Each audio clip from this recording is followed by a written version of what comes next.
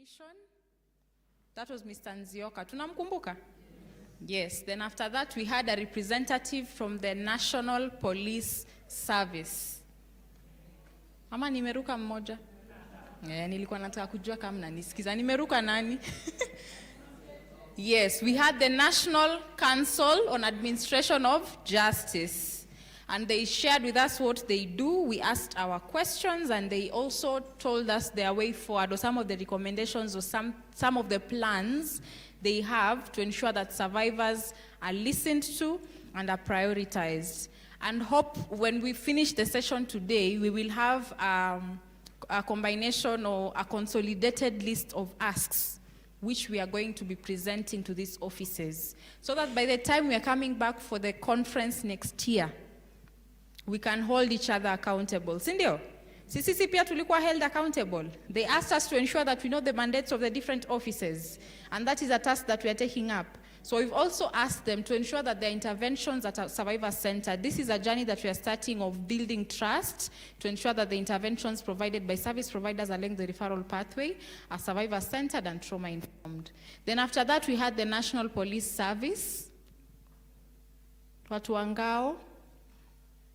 How was that session? Any feedback from that session? Jael, how are you? How was the session with the National Police Service? You over?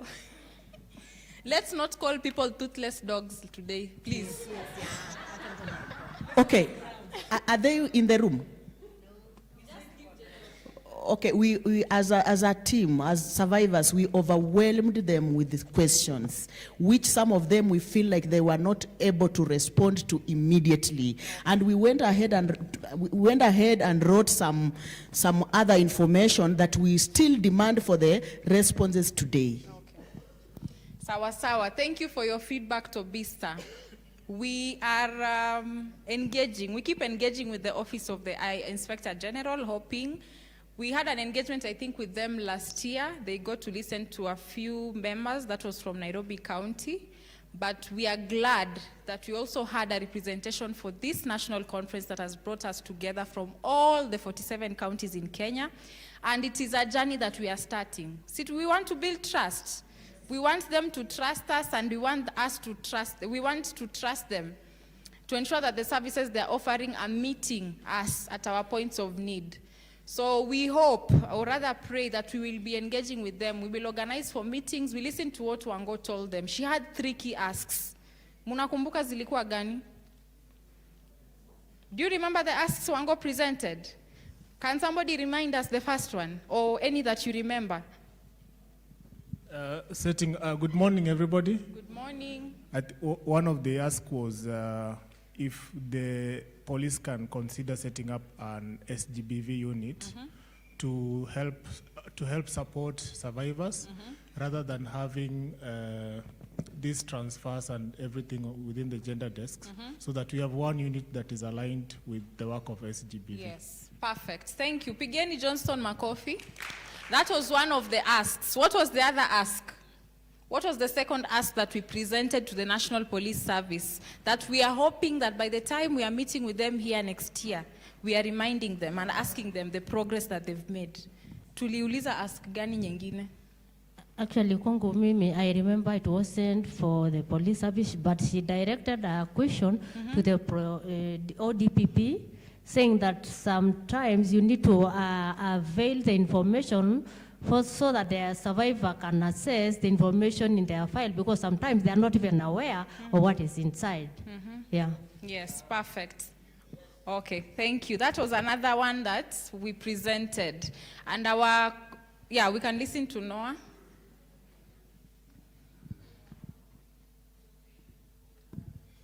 Another one was the reporting tools. Yes, the reporting tools. To be availed. Yes, to be availed so that the common mwananchi can access them, ama the survivor is able to easily access them. Yeah? Then after the National Police Service, I've had Tobista's feedback. Some of the questions were not responded to, but we are going to engage with them so that we find ways of having sittings, regular sittings with the National Police Service, regular sittings with individuals or representatives from the Ministry of Health or State Department for Medical Services, so that we are able to air or present the issues of survivors. So let's not tire. We have come fast, indio? Have we? Are we here? Yes. Morali imeenda wapi na tumetoka kudansa hapa chi? Sema chi? Yeah. So after the National Police Service, we had a representative from the IPOA. Na nimesema leo tusitumie hiyo neno tulitumia jana. So we had a representative from IPOA, and she shared with us their mandates. Did we take the flyers that were presented hapo nyuma? There were some flyers. Did we all pick them?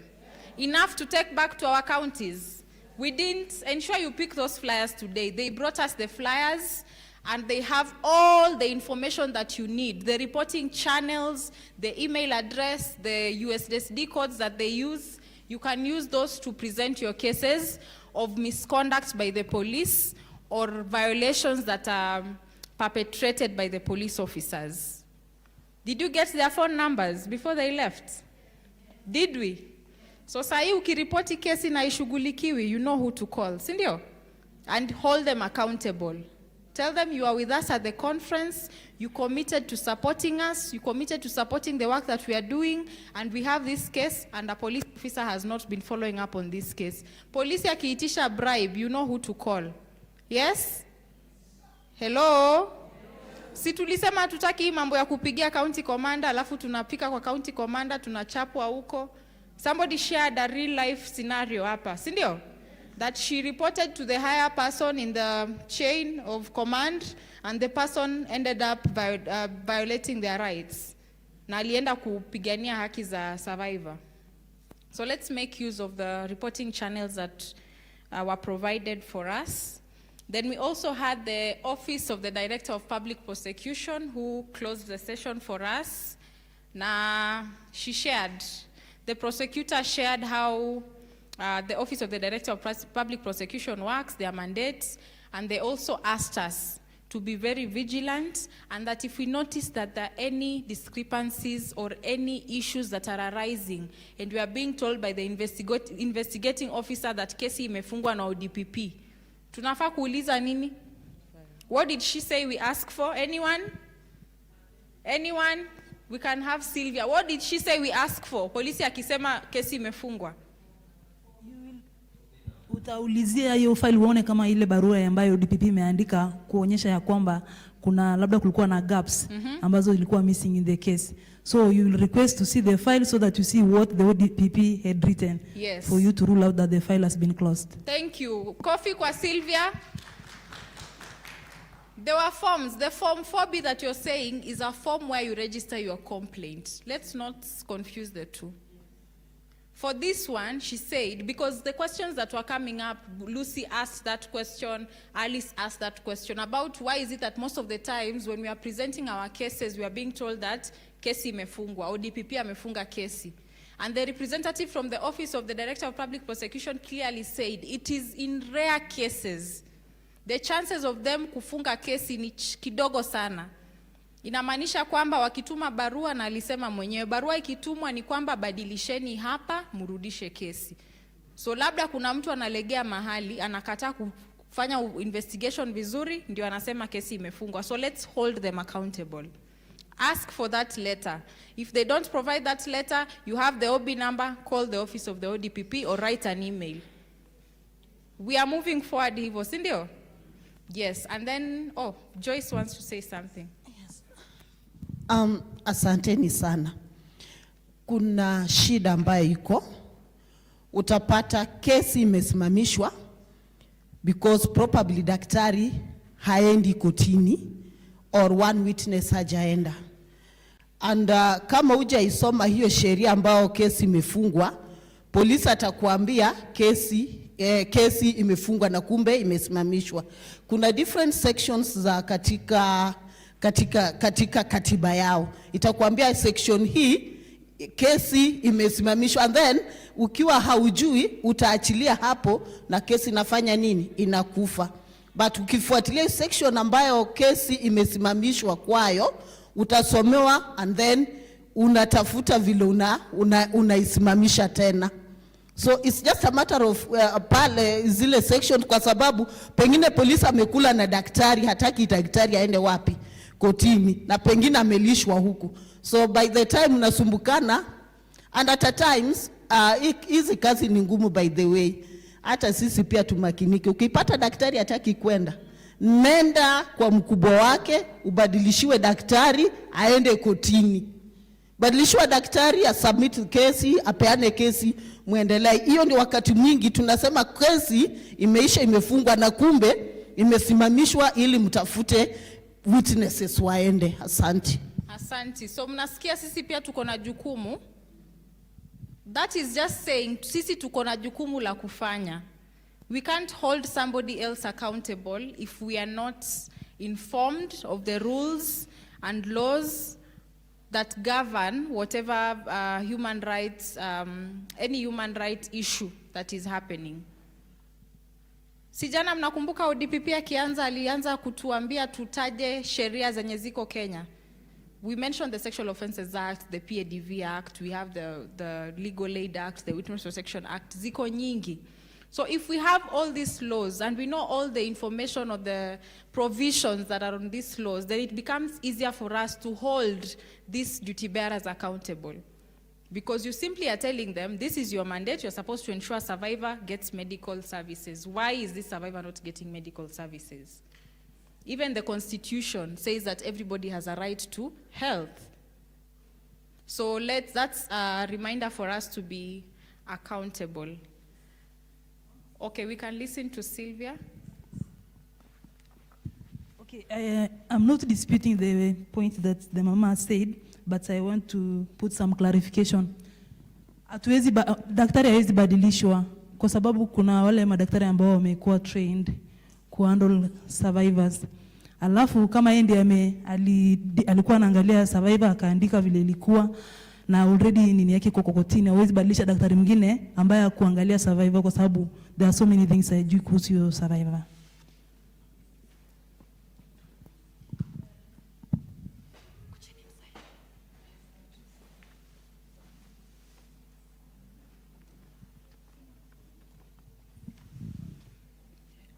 Na tena, when a survivor is in court, there are very many small things, just as we were told yesterday, that they are looking for.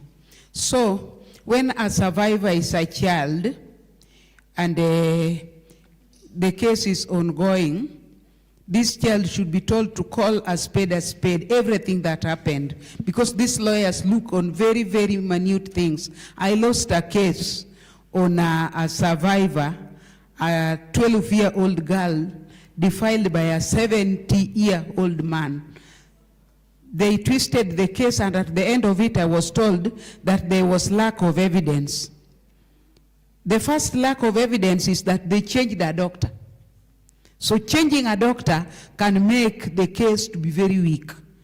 Two, this child could not say exactly what happened. The sister who saw it was a witness, said everything, a 7-year-old one. But the girl that the thing happened to her was coached by somebody somewhere. So she could not repeat the same words. She could say, alichukua dudu yake, akaweka kwa susu yangu.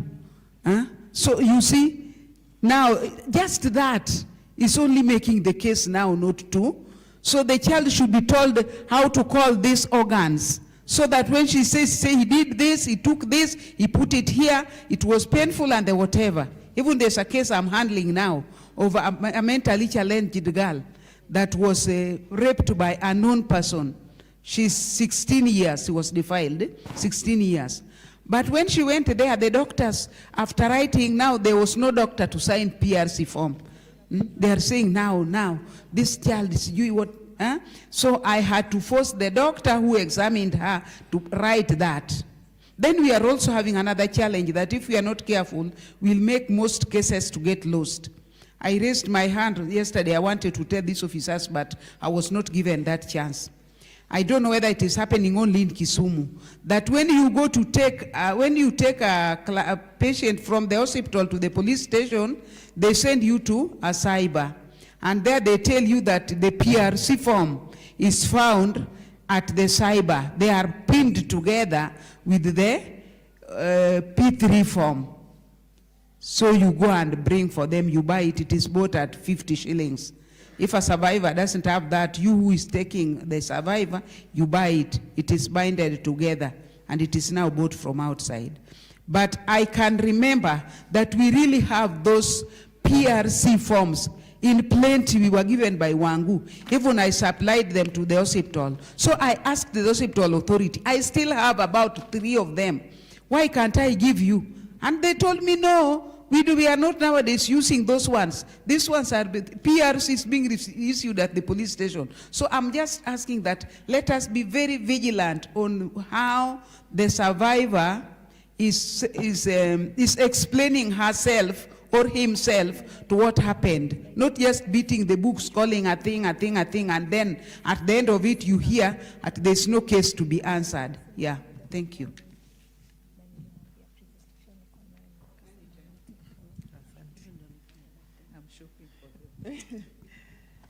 Anyone else?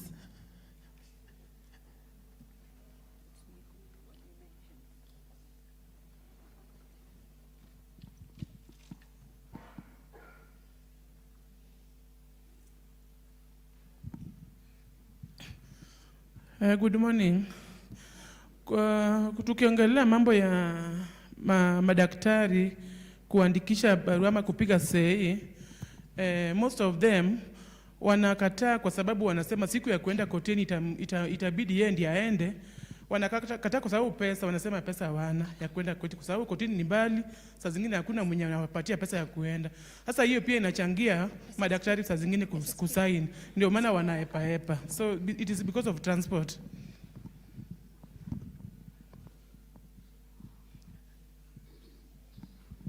Good morning. Overview ya jana, it was evident that the government, or rather these agencies, are not fully equipped with resources za kudeal na SGBV cases in this country. So I guess leo tutakuwa na watu wa treasury. Na it's our responsibility to jue how much money is allocated for these SGBV cases. Ningapi inaenda down to our counties so that we can hold our governors, our MCAs, our women representatives accountable. Wakisema hakuna pesa ya survivors, wakisema hakuna pesa ya rescue centers, we need to know how much money is going down to our counties so that we can hold these people responsible. At least leo treasury inafai tuambie, tunapatia county government pesa kitengo fulani ya hii pesa ya kudeal na issues of sexual and gender-based violence. Asante. Okay, just to add on what Clarice had just said about madaktari kukataa kufili hiyo PRC form. Me personally have experienced that, but I'll just say that it also depends with your working relationship with those healthcare workers at the facility level. And most of the time I remember calling the Wangukanja office, Waruguro can attest to that, and they normally come in and help. There is a case that I was handling and the healthcare worker had just refused to fill that form, and immediately I intervened. Sikutumia ile pressure, sikutumia nguvu, but I talked to the in-charge in a friendly manner. Wakati alikuwa anani challenge, I still called the office of Wangukanja and I got the help. So it depends on how also you relate with them, and you can even go ahead and inform the office, the Wangukanja. They have been supporting us. Mimi kesi mingi zenye nimewapigia simu, at least polisi wamefanya nini, wamemaliza wakatusaidia, na hata madaktari wamemaliza wakatusaidia. So it depends with your working relationship na how you will also inform the office to come in. Thank you. Okay, I want to try to qualify what my sister has just put across. he has thrown the ball to Treasury, but I feel it is the responsibility of the agencies to draw a budget and forward to Treasury for funding. So I think it is the agencies that are not putting resources or budgeting for funds to support sexual violences. I think that is where the gap is. If they give the sexual violence a priority, each agency to give a priority to this, then they will eventually budget for it and forward to Treasury for funding. So I think it is, we need to pull up our socks at the level of agencies so that it is factored in the budgets. Thank you. Okay, good morning everyone. I just want to react on what Toby has said, and my friend here is the relationship with the way you relate with the people. And you survivors join the county gender sector working committee. In that committee, it comprises of all service providers. The health, ODPP, kila kitengo chote kiko kwa hiyo committee. Na watu wanajuana kwa kazi, na hiyo ni link up. Ukikaa kwa hiyo technical working committee ama county gender sector working committee, your work will be easy. Madaktari wako pale ndani watakuwa wanakujua. Kuna daktari ameweka tu kazi yake ni kuandika hizo documents na nasaidia watu about the funding and empowerment of the survivors. Kiti ya survivors iko kwa women rep. I remember watu wale walianza with Wango. There was a time we were in Great Rift Valley where she had a budget and akatupeleka Great Rift Valley. Alijaribu kutulink up na hao women reps. Si ni kweli? Wale walikuwa kule, kila mtu alikuwa na women rep wake, lakini walikataa kabisa. Sasa kwa sababu tuko na these service providers with us, wajaribu Kenya watatusaidia, ndio wale women reps, because they have our kitty. There is a gender kitty which is in the women reps office. Tukua we can assess the money. Thank you.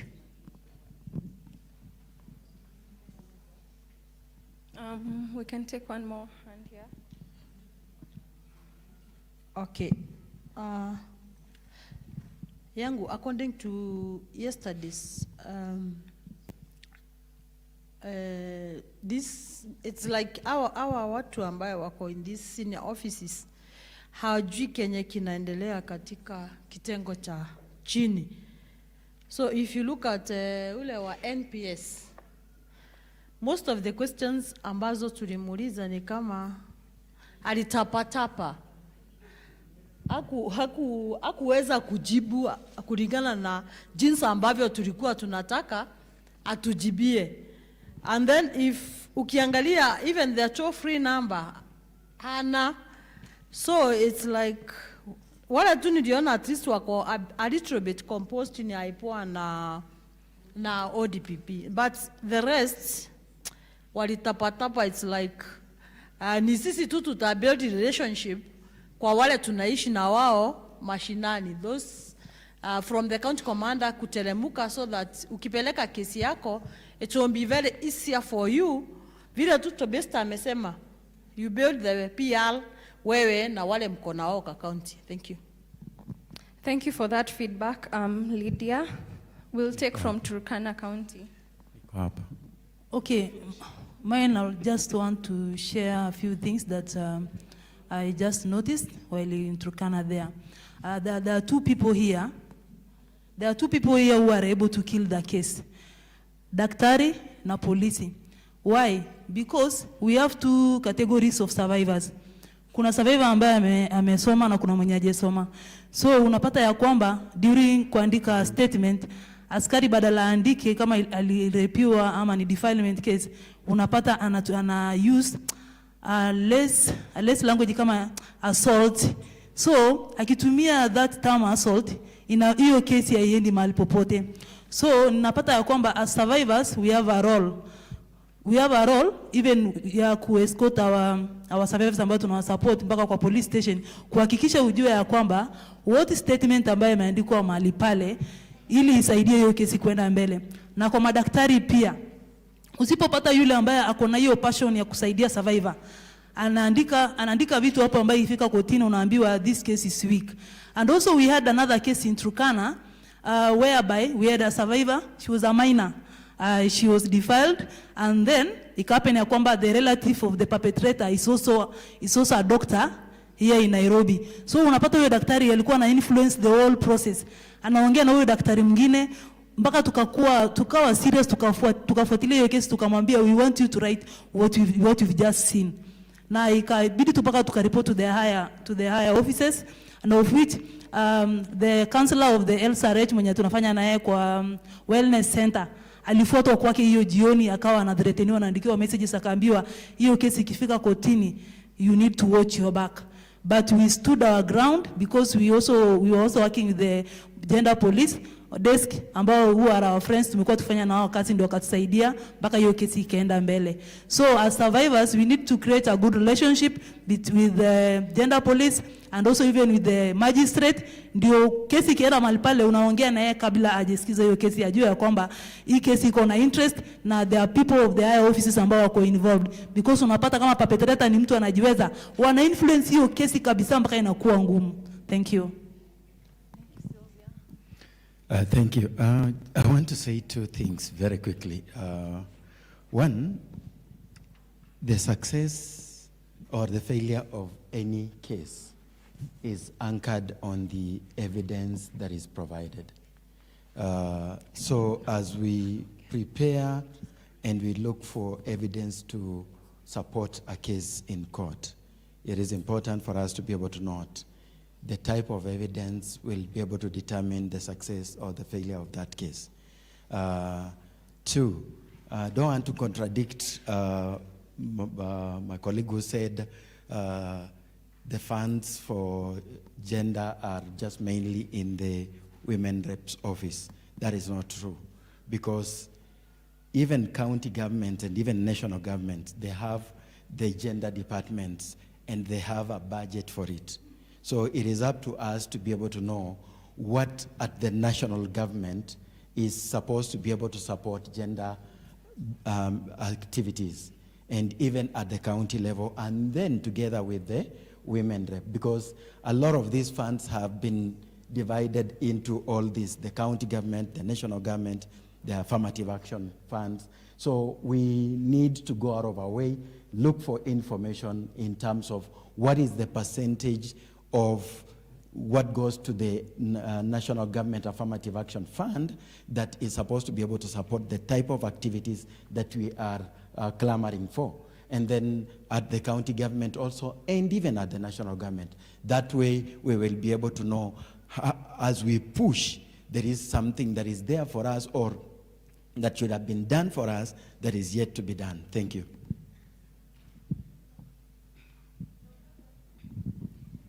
Good morning, everyone. Today I feel very energized. My name is Beatrice Carole from Nairobi, and I want to give my feedback of yesterday's meeting. I feel that most of the stakeholders or the government agencies are doing some good work, but still they need to be intentional and meaningful in terms of supporting the work we are doing, and also in terms of budgets. I also feel that as the people working on these cases of GBV, we have a lot of work to do. Yeah, I think in terms of the meetings, like the public participation, which do happen at the grassroots, we need to be availing ourselves to go and push so that the budgets could be so that the budget, so that when we push there as the GBV people, the the first responders or survivors of GBV, so that tusukume ndio hiyo budget yetu, ndio GBV ipatiwe budget. Na tusiwachie tu pale kwa sub county. We need also to go to the counties meetings, the county hall meetings, and push it there, so that as they allocate the budget of GBV should get, iwe inapata pesa mingi. So tuko na a lot of work to do, ni kuendelea tu kusukuma, because hii kazi ni mingi. Tusifikirie tumefika, tuko mbali sana. Thank you. Our last comment. Good morning. I'm Sarah Dafala from Nairobi. Regarding yesterday, my feedback would be to the ODPP's office, because that is where a lot of our cases huwa zinapotelea as per se, because hata jana alisema ya kwamba lazima kuna kitu mwendazi mmoja kati ya wengi. So jana nilikuwa nataka kumuuliza kazi ya ODPP's office na pro bono na probation office huwa inakuwa aje, kwa sababu kulikuwa na kesi ya, it was a rape that even ilienda mpaka ikafika kukua attempted murder, but to our surprise was hiyo kesi ilirudishwa kwa pro bono, kwa probation office, na siku ya ruling wakaita a patient. The survivor was really, she is still a patient because alipata fistula na akavunjwa mgongo, uti wa mgongo.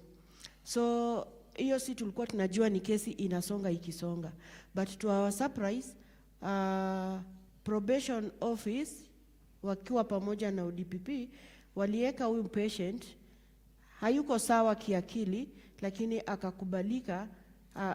Of course wakimletea perpetrator hapo, watu wanafanya dialogue, huyo patient akasema yeye anataka tu hataki mambo mengi. So to our surprise, the perpetrator went scot free, na huyo mama bado yuko Kenyatta National Hospital anatibiwa. So kwa hizi ofisi hizi zinasema ndo kama ODPP wanaangalia hii kesi, wakirudishia probation office, tunaomba pia waangalie huyu mgonjwa ako aje. Kuna kuwa survivor na kuwa pia mgonjwa, because yule mama hata akiingia pasa hizi sisi wote tuta break down, lakini kesi yake iliishia hapo. So sijui kama pia hapo ni nani anatakikana angalie mental health ya mgonjwa na pia angalie health well-being ya mgonjwa. So hapo kidogo mimi na ofisi ya ODPP naona ni kama kuna penye kesi zao wanarushia ofisi zile hazifai. Asante. Thank you so much. I think the health services will be here, the State Department for Medical Services as well. So tunaweza fuatilia now and see how we can push that matter forward. So thank you all of you for sharing your feedback. It was a long day, but it was a fruitful day. From all of your reflections, I think we learned a lot. Us, as the survivors and those of us who work with you, as well as the duty bearers, I think they also learned a lot, especially because you kept them on their toes. You asked them the hard questions that needed to be asked and told them the uncomfortable truths that they needed to hear. So today, we're continuing with our program, and I hope we continue in that spirit. But before we continue, I realized yesterday, I stood up and just started talking, and I didn't even tell you who I am. And today we've also continued talking, and I didn't tell you who I am. My name is Yvonne, or Anyango. At home, they call me Anyango. If you come to my father's house and ask for Yvonne, they won't know who you're talking about. You can call me either. And I've been your co-moderator with Wendy. We've worked with Wango Kanja since 2023, a while. And I look forward to continuing on this journey with you. So today, our first presentation will be shared by the State Department for Gender and Affirmative Action. We are dealing with gender-based violence. So it makes sense that the State Department for Gender would be here to share with us what their thoughts are on building trust, survivor-centered interventions for restoring dignity and justice. You heard our chief guest, Madam Flo, say that the Office of the Women's Rights Advisor is an oversight. Yeah? Kazi yake si ku-implement, kazi yake ni ku-oversight. Who are they oversighting? Different state departments and seeing how they are implementing. And one of those very important institutions that we should and have been partnering with is the State Department for Gender. So this morning, Mr. Jaffrey Sangaro, who is the Senior Gender Officer at the State Department for Gender and Affirmative Action, will come and share with us what the PS has prepared for us this morning relating to the theme. So please, as he steps up onto the stage, as is our custom, tumsindikize na makofi.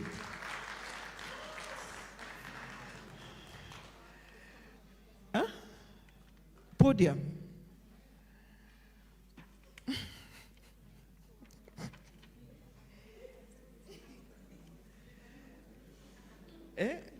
Rasad, tutafanya nini sasa na ameuliza podium?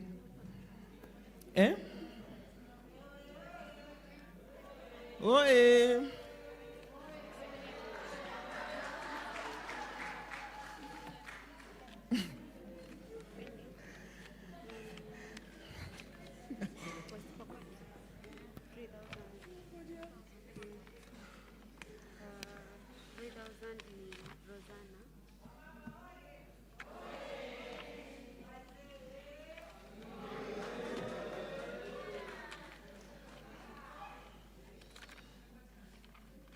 Utapresent tu bila podium. Pole.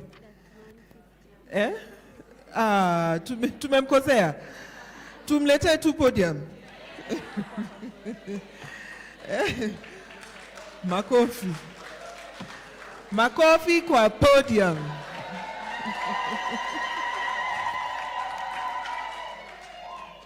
Ndio hii wanaileta.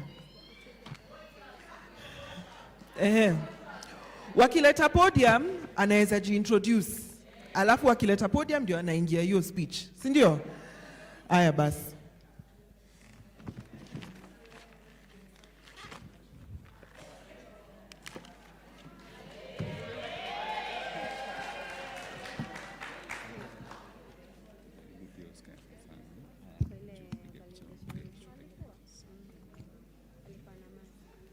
Ladies and gentlemen, good morning.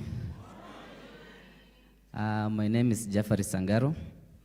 I work at State Department for Gender and Affirmative Action. And I have the honor to represent our peers at this important gathering.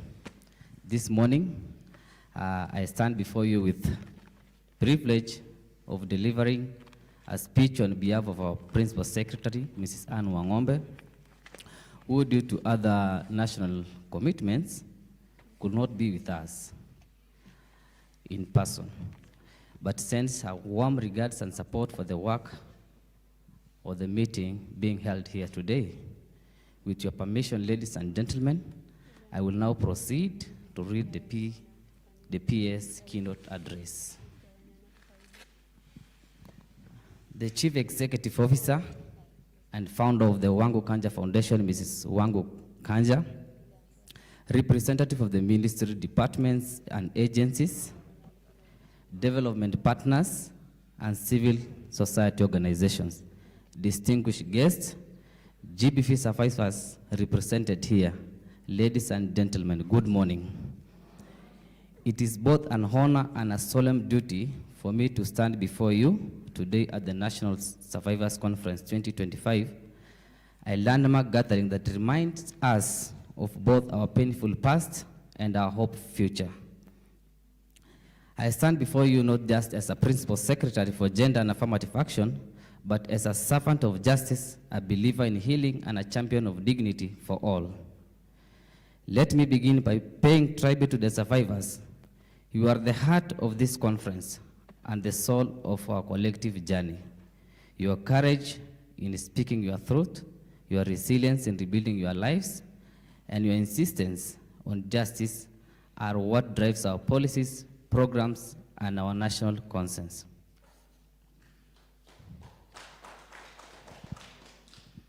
I am especially grateful to Wangu Kanja Foundation for organizing this important platform and for their tireless work in supporting survivors of gender-based violence in Kenya.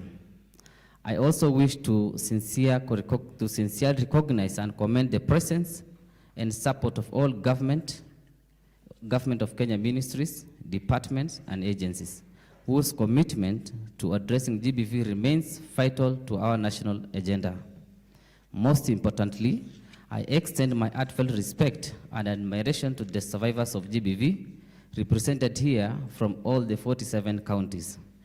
Your presence here today is an act of courage. You are not just survivors, you are leaders, change makers, and the soul of this movement. The theme of this year's conference, Building Trust, Survivor-Centered Interventions for Restoring Dignity and Justice, speaks directly to the core of our responsibility. Trust is not given, it is earned. And for far too long, survivors of GBV have felt betrayed by broken systems, slow justice, and silence from those who should have protected them. We are here to say no more survivors, no more will survivors be an afterthought. No more will interventions be designed without their voices. No more will dignity and justice be delayed or denied. Progress is made as State Department for Gender. The mandate of State Department for Gender and Affirmative Action is to promote and coordinate gender mainstreaming, the fight against gender-based violence, and socio-economic empowerment of all people for sustainable development. As a ministry, we have made deliberate efforts to develop and review policies, strengthen laws, and expand GBV survivors services through enhanced responses and prevention system through gender sector working structures, coordination, right from the national level to the county level. 2, support the construction of safe spaces and shelters in some counties, and some are operational with support from our stakeholders. Invested in affirmative action funds, such as Women Enterprise Fund and National Government Affirmative Action Fund, to economically empower survivors of GBV and other vulnerable women in the society. We've launched national anti-GBV campaigns, i.e. the 16 days of activism against GBV to challenge stigma, harmful cultural practices, stereotypes, and to accelerate interventions that focus on elimination of GBV, including femicide. We have developed national male engagement strategy to engage men on matters ending GBV. We have also reviewed the National GBV Policy 2014, and it's now at the cabinet level waiting for approval. We have trained police officers deployed at the gender desk in more than 20 counties and a number totaling of 500 officers. Conducted community dialogues across 20 counties in efforts to address escalating GBV cases within the communities. We have also provided a toll-free helpline, that is 1195, to offer telecounseling services and make referral to survivors of GBV to access not only healthcare services, but also justice. But we acknowledge these are only the first steps. Survivors must be at the center, not just in our slogans, but in our systems, budgets, data, and decision-making processes. Our commitment moving forward, the government is committed to work with survivors to create policies and services from trauma-informed care to access justice, because only survivors can truly define what healing looks like. Ensure the system that promotes healing, reintegration, and dignity. We explore models that honor survivors' voices and uphold accountability. Build trust by engaging families, communities, faith leaders, and men as our counterpart. Strengthen our monitoring and evaluation frameworks to ensure transparency in how services are delivered and results are achieved. A call to action to the government. Let this be a reminder that survivor-centered policy is not optional. It is urgent and non-negotiable. To our development partners and CSOs, continue pushing us, hold us accountable, and collaborate with us. To the media, report responsibly, protect identities, and challenge stereotypes. To the survivors of GBV, you are not alone. We see you, we hear you, and we are here to walk this journey with you. Not just today, but every day.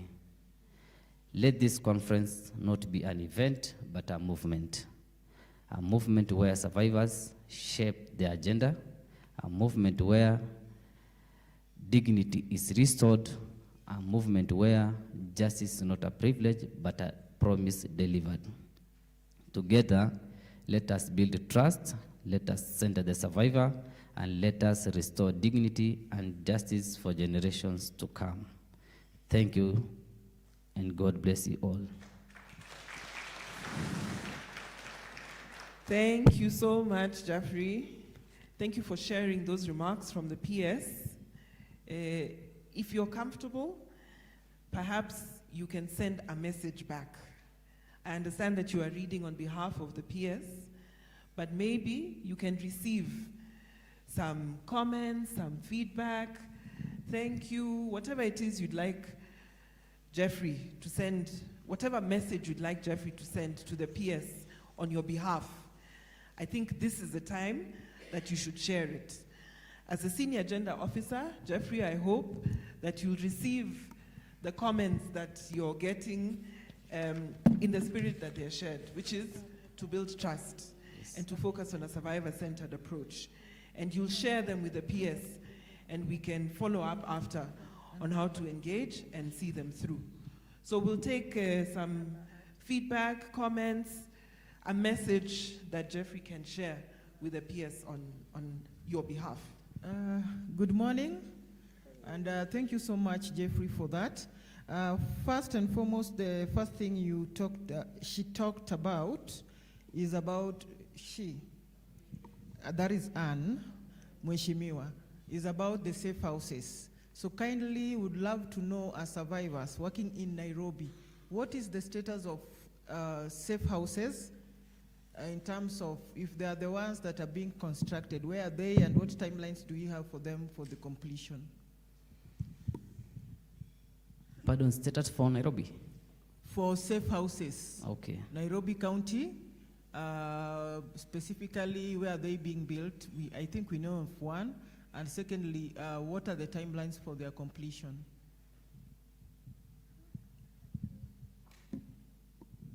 I've seen 2 hands, or 3, but kindly, so that we are able to generate as much information, please keep it short and direct. Yes, please. Yes, I want to give my thanks to the CS. On behalf of Sierra County, may I request that you escalate the issue of safe houses down to our county. Thank you. Safe houses in Siaya.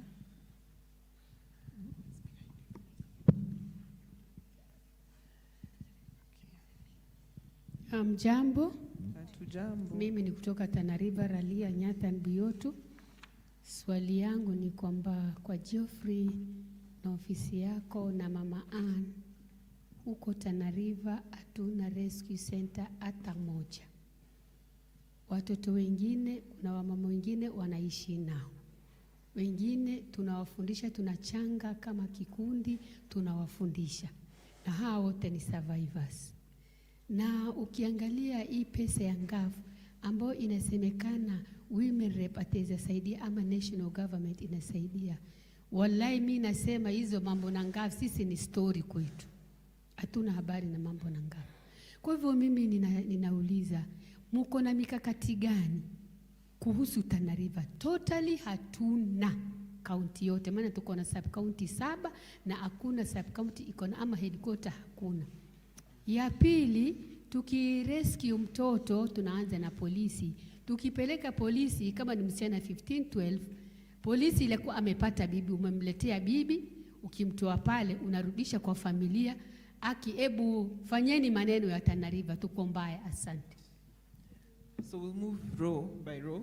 So I'll take yours and then I'll come on this side and then we'll work towards the back of the room. Please go ahead. Okay, thank you very much for the opportunity. And I'm Tobisto Sundwa from Busia County. My question is, as a department, are you aware of the presence of survivors within the communities? And if yes, what are strategies or plans do you have in place to ensure that as survivors at the grassroots level receive direct support and are empowered to thrive and become more visible? Thank you. Thank you. Where did I see a hand? Here? Yes. Morning. Pupusa Jael from Vika County. One, let me appreciate your office. Through our women rep, she managed to build for us a safe house. And along the way, when we were talking to her, she told us that your office does not allow her to equip, it's the county office. The house has been there for the last 4 years not being used because there is no that equipment and the doors cannot be opened. Would like you to send a word to your office that would wish if those houses are built by the women reps, they should also be equipped by the women reps and the doors should be open for the houses to be used because we get more challenges when you have the survivors.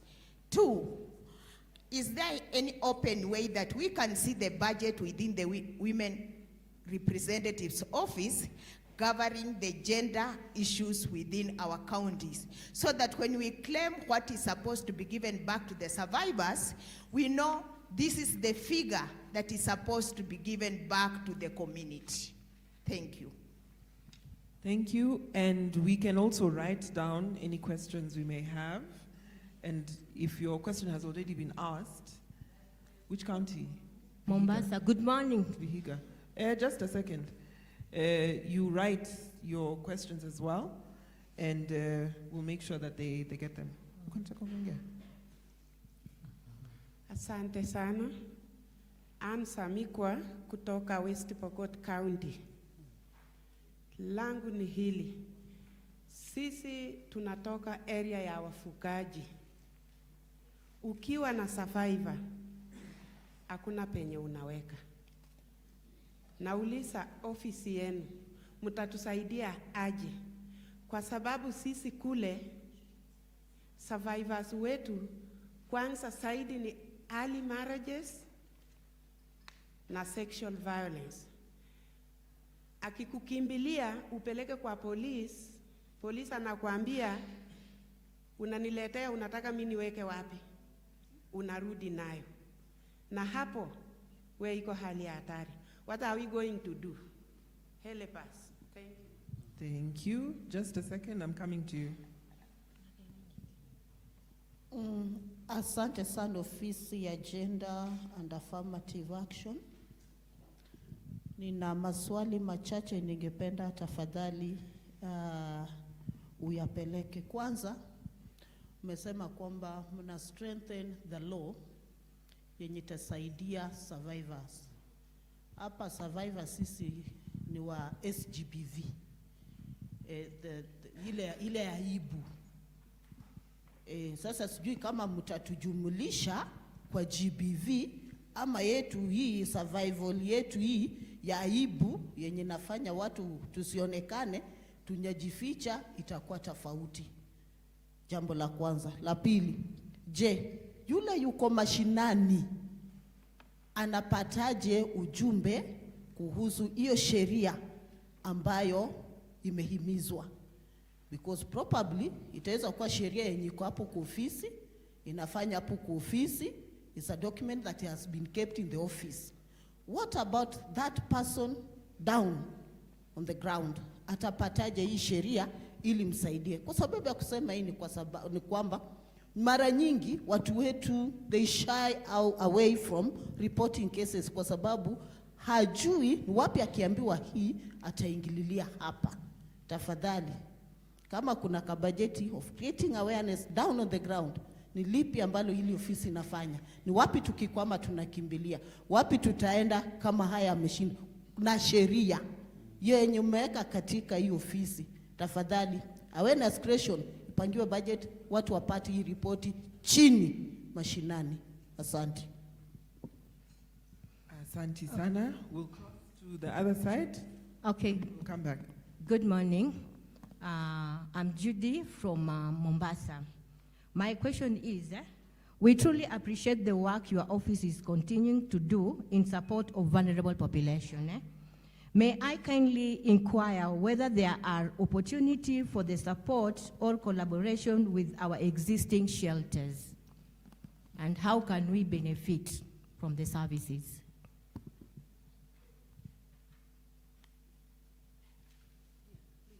Brief, but yes, please.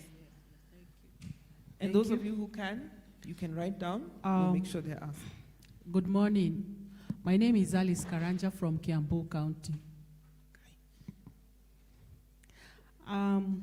My concern is that in Kiambu, everything runs like it's only political. As survivors of sexual violence, there are no activities that your office is offering. What we are hearing is about boy-child and the empowerment through the political side. So we would request that that office in Kiambu styles up and gets to the reality that survivors of sexual violence are everywhere and they are also part of Kenya. Thank you. Thank you so much. I'm Lucy Itiola from Busia, and my concerns is that in Kenya we have good policies, we have good laws, but no effective implementation. Why? Because there's no coordination, dedicated funding, and trained personnel. Now my question is, how can the Department of Gender ensure that there is effective implementation of SGV-related policies and laws? Thank you. Okay, my name is Rose Temos from Bungoma County. Okay, ningependa nishukuru sana ofisi yenu na ningependa kukuuliza ya kwamba ofisi ya Formative Action munafanya kazi mzuri, mumejenga Bungoma since 2013. Na hiyo ofisi iko tu hapo ikikuwa ni building. Nyinyi kama ofisi ya Formative Action, munafikiria nini? Kwa sababu Bungoma County iko na survivors wengi. Anytime tuna rescue watoto na hakuna mali wanaenda. Na mtu amechukulia hiyo ofisi, amechukulia hiyo building kukua ni ofisi yake na ameishikililia. Hili hali magari zinanunuliwa ya kwamba ni ya Formative Action GBV Rescue. Na tuoni kitu inafanya kule mashinani. Nauliza ya kwamba ni lini mutaequip hiyo rescue center ndio ifanye kazi, kwa sababu tunaumia sana kama GBV survivors. Thank you. Thank you very much. Wendy, you'll, as the mic is reaching that side, short. Fupi, short and sweet. Sindio, where is the mic? Thank you. I'm Helen Brigitte from Kisumu County, and my concern, part of it has been raised by just my immediate speaker, but I still ask that in Kisumu, I don't see anything done by the Office of Affirmative Action on the issue of survivors, because the money distributed is only given to women empowerment, not putting in place the survivors. So I just request you kindly to let those people know that we have survivors who need also assistance from that money. We'll cross to the other side. Okay. If your question has been asked, kindly don't. I ask Mine that will you don't just be very repeat it. short. Uh-huh. My Okay. name is Honorable Caroli Lesaya from Baringo County. The challenge you have in Baringo County is just a safe house.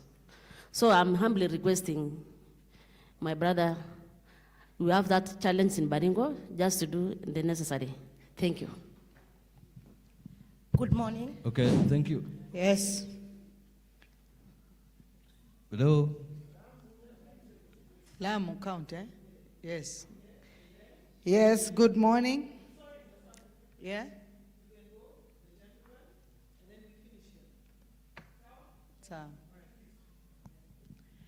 Yes, good morning. Yeah, all protocol observed. I'm Hindu Salim from Lamu County. Happy to have this opportunity, alhamdulillah. But my concern is about Lamu. We kindly ask you to have at least your office or a risk somewhere, office, so that to help our boys. Now the problem is people, they're dealing with the girl child. So in Lamu, the worst thing is you can leave your girl playing there outside, there is no problem with the girl child. But with the boys, that's a very, very big problem we are having in Lamu. Our girls, soon they'll have no husbands. Wallahi tena, it's a very sad stories. So kindly please, we ask you to have you in Lamu County. Thank you very much. Thank you so much. Sir, the speech from the CS was very passionate, but when it comes to actions, we are not feeling the effects of your office in the communities. Why must you as a State Department work with a political office, that is the Women Rep office? Two, you've not informed us that you have structures. Where else apart from your office in Nairobi? And the part of safe shelters, it is casting across all the counties. No, yet we have so much. If you visit our communities, there's so much in terms of sexual survivors, but they are nowhere to be kept. So, look for funds. You are a state department. Why don't you ensure that there are enough funds to support the survivors? Thank you. Thank you, Ikweta. Good morning. I'm Janelle Fayo. I have two concerns with your office. One, I would like you to send this message to the CS for Nairobi County about the transportation of the survivor. We used to rely on MSF, but for now, MSF are not picking the survivors. If you come across a survivor, you have to take the survivor, look your ways to take a survivor to the hospital, yet we have ambulances which are not functional. And if you try to call or to follow up on how you can get the survivor, you end up even endangering your life, because sometimes we get even called at midnight and maybe you don't have a way of how to transport the survivor maybe to the facility. Number two, if you go to the facilities, I would like to understand more. Is there any allocated money to support our facilities like Mama Lucy Bagadi and the level 4 hospitals that support survivors? Because when you go there, we get charged. Recently, we had like 3 cases whereby even the admin from the hospital told us, we are not going to wait for you because we don't have that money allocated in our facilities. Number 3, we know that we have a challenge on safe houses. We have other self-existing safe houses. What effort does your organization support the existing safe houses? Because we rely on CSOs, yet we understand funding has become a major challenge in our country. Thank you. Thank you. Thank you so much, Jane, and other colleagues from Migori and the other counties. I have most of the questions are about shelters. So that's one major concern that has been raised, and we are hoping that you're going to send this message back to the office so that something is done about the shelters. Something else that has been raised is that we also want, or the survivors present want to understand your collaboration that exists between the ministry or the State Department at the national level and at the county level. How are you working in collaboration to ensure that survivors are able to get the support services they require? The other question was about budget allocation.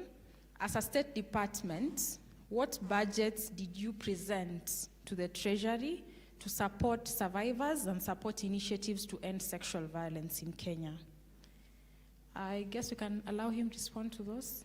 Yes, because the comments that I have here are also related to shelters, the lack of coordination between the different offices.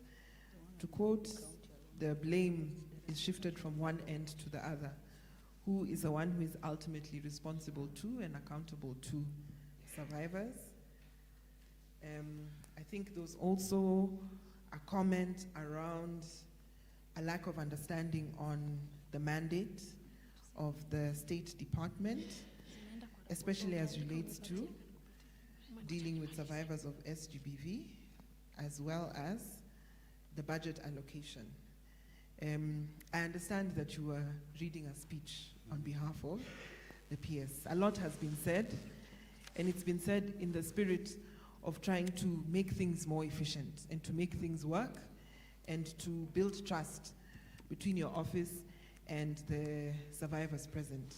So I'll give you an opportunity to sort of wrap up what you can answer. If you can, please go ahead. But also, just an assurance that you've received the messages that we're sending, and we hope that your office will receive them and that we'll find a way to work through them together. So over to you. Thank you so much, Yvonne. Thank you so much also everyone who have asked a question and the feedback as well. So I will start by the status of Nairobi County and in terms of shelters. Maybe after tea break, I'll be able to provide the feedback on the status of that the safe house in Nairobi, the status of that. And then the other question was, are you aware of the survivors at the grassroots levels and what structures exist for us as State Department to make sure that they get our support? First of all, I told you that from the speech you heard that we have gender sector working group that works on the 4 thematic areas. I think now it is 5 because we have male engagement as a 5th thematic area that has been added. And then in that, the women empowerment aspect, we have the issues of, we have NGAF, which is able to provide support services to the survivors of GBV through KITIs. We have also support of bursaries to the survivors. We have also the back to school strategy in GAF for the school dropout girls who are the survivors of GBV. At the same time, Ngava has an obligation to support in constructing of safe houses for the survivors of GBV. Above all, when it comes to reporting, we have also provided the 1195 as a way whereby our survivors at the grassroots level can call, seek for services, and be able to be referred to either places of psychosocial support, health facilities, and that. There was a question on how do you disseminate those GBV laws, the policies that we have put in place, or the ones that have been enacted. On this one, after a policy after a policy is passed or approved by the cabinet, we normally do the launching. After the launching, we do dissemination. So dissemination, we do dissemination to the 47 counties, either by virtual meetings. At the same time, we used to go to the community levels where we discuss these issues of GBV, and we are able also to disseminate those policies to the grassroots level.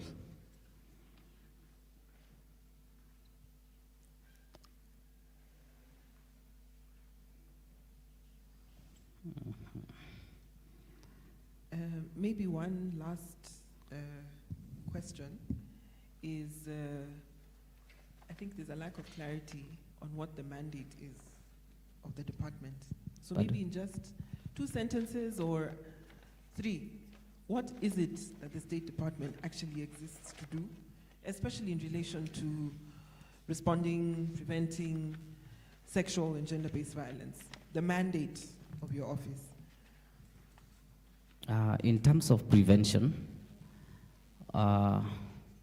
we work with the police officers. In terms of prevention, I'd say we work with the police officers, all the duty bearers, and we have put the structures whereby you can report those issues of gender-based violence through the 1195. So that's one of the prevention measures we have. The police officers, when you have been abused, you are able to report the cases.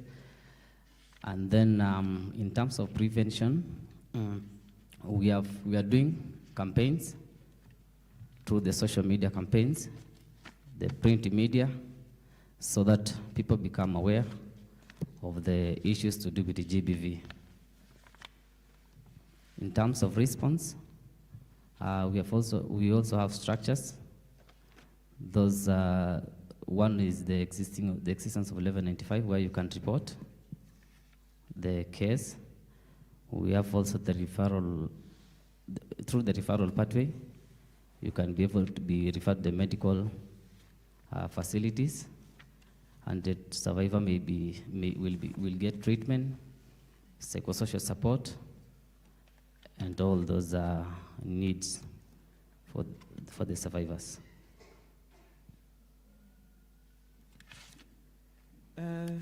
Thank you so much. Last one. And it's only because you're Shosh Manyanga.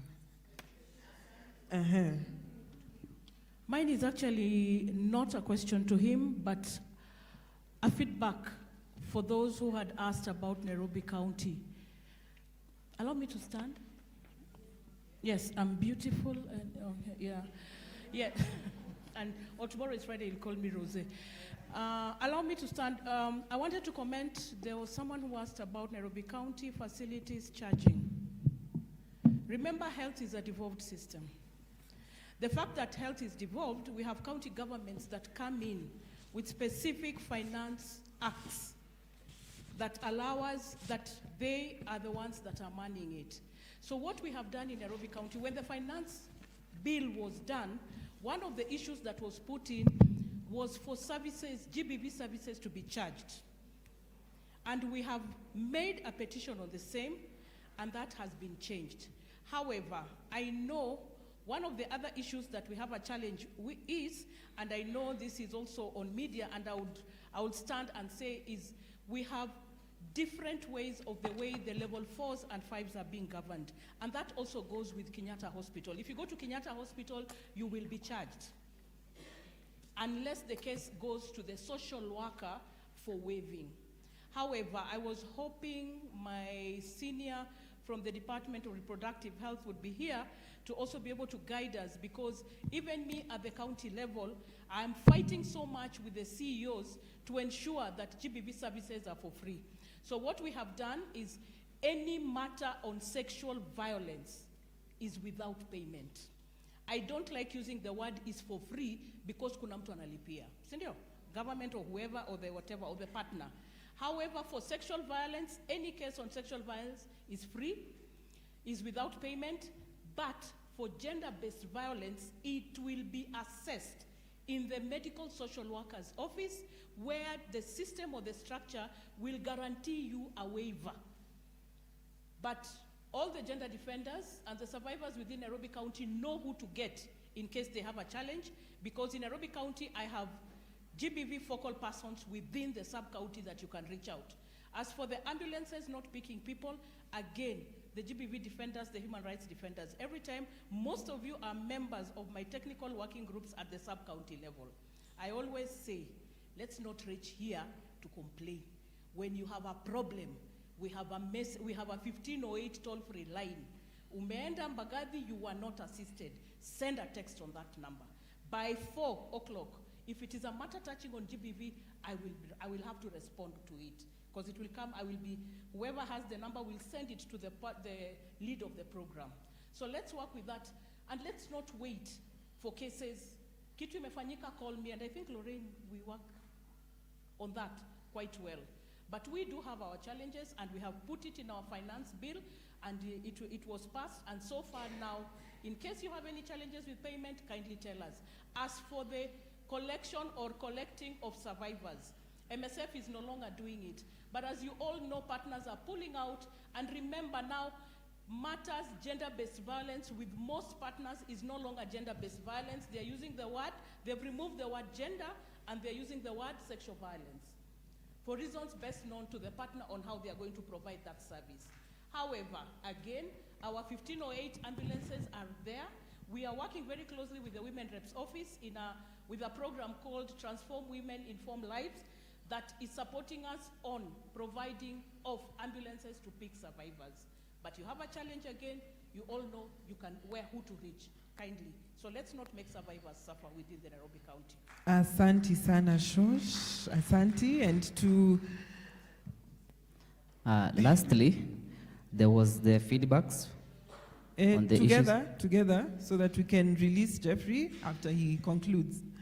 Please go ahead, Jeffrey. Lastly, on the issues raised about shelters, the one for Bungoma, the Tana River,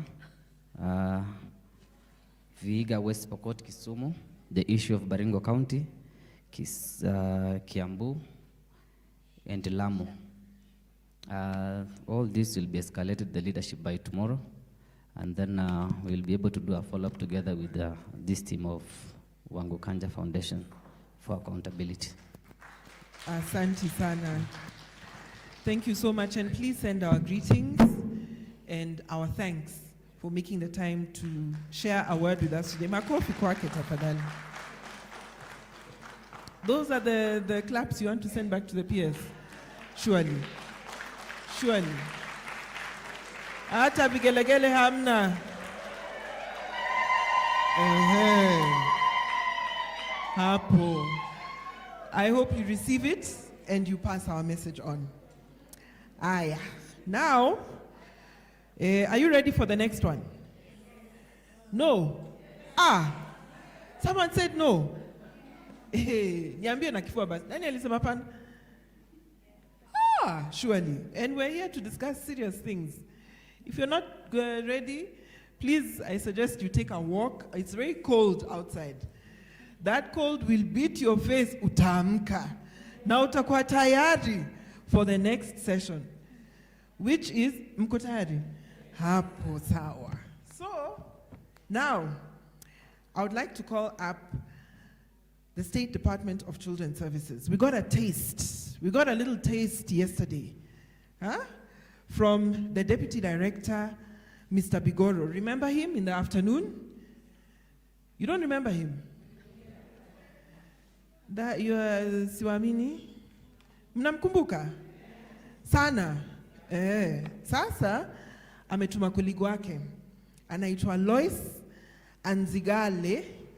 Ndio huyu amesimama. She's preparing her presentation.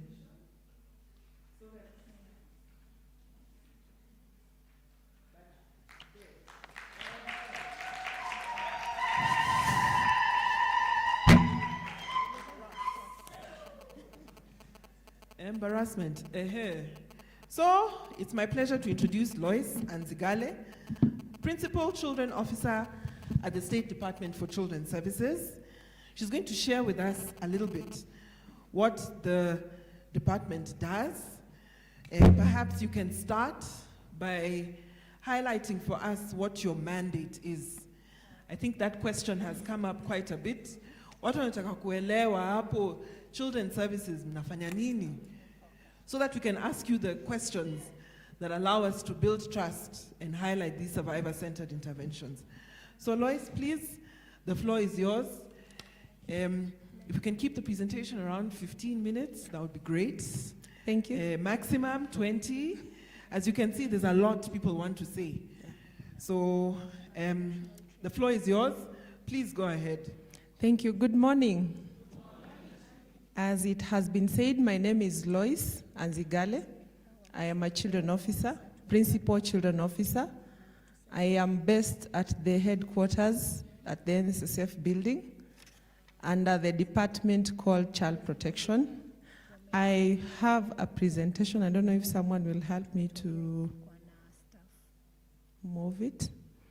That will highlight exactly what we are doing. I am doing this presentation on behalf of my colleague who was here yesterday, the Deputy Director, Mr. Henry Bigoro. He was supposed to be here today, but unfortunately, due to other pressing activities, he was not able to come today. So I will do the presentation, I will take the questions, I'll answer to the best of my ability, and I hope we'll be able to move on. So thank you so much. So the Directorate of Children's Services, over time we keep on evolving. We are in one ministry today, the next we are in another. But yes, oh sorry. So currently we are domiciled at the State Department for Children's Services, which is a state department under the Ministry of Gender, Culture and Children's Services. That is as per the executive order that was Executive Order number 1 of 2025 that placed us in that ministry, as you're able to see. We draw our mandate as a Children's Services from the Constitution, Article 53 of the Constitution, which I know most of us are aware, and Article 60. Article 60 simply defines who a child is and who an adult is, so that we are able to say, so what is the confines of a child and who's an adult, who is not a child. The core values of how we operate as the State Department for Children's Services, we are based on child friendliness, integrity, accountability, and professionalism. And as you all know, we are dealing with children. So who is a child? A child is anybody under the age of 18 years old. There are times where we might be able to go to court and get an extension order where a child is still in school, maybe they're 18 or 19, but we get parental order.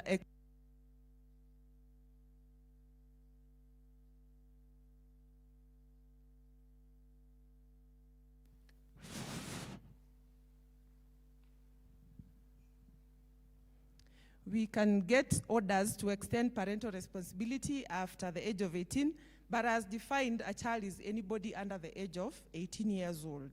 So the guiding principles on how we deal with children, number 1 is the issue of non-discrimination. Non-discrimination in terms of age, sex, religion, we stand with the principle of non-discrimination. All children deserve to be treated equally and with dignity. The principle of best interest of the child, that in whatever issues we are handling regarding children, the paramount interest is the best interest of the child. Does it amount to the best interest of the child, or is it to harm the child? And then child participation, that we need the child to be able to also give views depending on their evolving capacity. Their right to life, survival, and development. That whatever we are doing with children, or however way we are serving them, whatever we are doing should not infringe on their right to life, their right to survival, and their right to development. As a summary, I've already talked about where we draw our mandate. Also, the Children Act is one of the legal instruments, and actually the main legal instrument that seems like, in quotes, the Bible for the children officer. And on part 4, it outlines the functions or the roles of the secretary. And when you're talking about the secretary, you're talking about the one in charge of the Directorate of Children's Services. There are actually about 20 functions, so I could not put all of them here, but when you get hold of the Children Act, you can be able to go through and see what those functions are. There are quite many. Also, part 7, excuse me, part 7 also talks about children institutions. And when you talk about children institutions, then we are able to know what are the functions of the children officer or the Directorate of Children's Services in relation to children institutions. They are all outlined in that part of the Act. That is the Children Act, Cap 141. In summary, the issue of the mandate, I know it has come out since yesterday. So let me be clear about this. The number one, in summary, I know there are a lot of issues that you want to say under those 4 bullets, but number 1 is the implementation of the relevant policies, including the first one is the Children Act, and all the other acts that our colleague yesterday talked about, the RODA from DPP. All those acts you talk about, we also ensure implementation of the laws, the policies, regulations, and guidelines regarding children issues. Number 2 is coordination. We do a lot of coordination in terms of linkages and partnerships and ensuring that children get the services that they require. We have many stakeholders and line ministry that are represented here, like the Ministry of Health, the police, and the others. And there are issues that concern children that the Children Office does not necessarily offer, like health, like issues of law enforcement. So coordination is a very big part of what we do as the Directorate of Children's Services. Supervision, also supervision of services that relate to children, and partnerships. I've talked about partnerships, ensuring that the child is able to get the services that they require by ensuring that we link the service provider to the child, and also in the same way, we link the services that are provided to the child in a way that there's no duplication of services, which unfortunately sometimes it happens, but it is our role to ensure coordination of these partnerships to avoid duplication and maximum support to the child. The summary of the roles now in relation to SGBV, because I've talked about the mandate of the DCS in general, that's what we do. But in relation to SGBV, I guess I might not go into the nitty-gritties, but number 1, we have the prevention and awareness raising.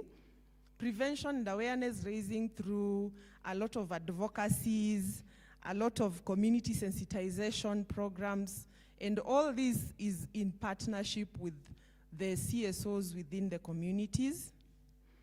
And then case management and child protection response, where we talk about cases that are reported to the children officers and taking step-by-step case management process to ensure that the child gets the services that they require and Yes. And then rescue, temporary shelter, and alternative care. This involves rescue of children who have undergone violation of in one way or another.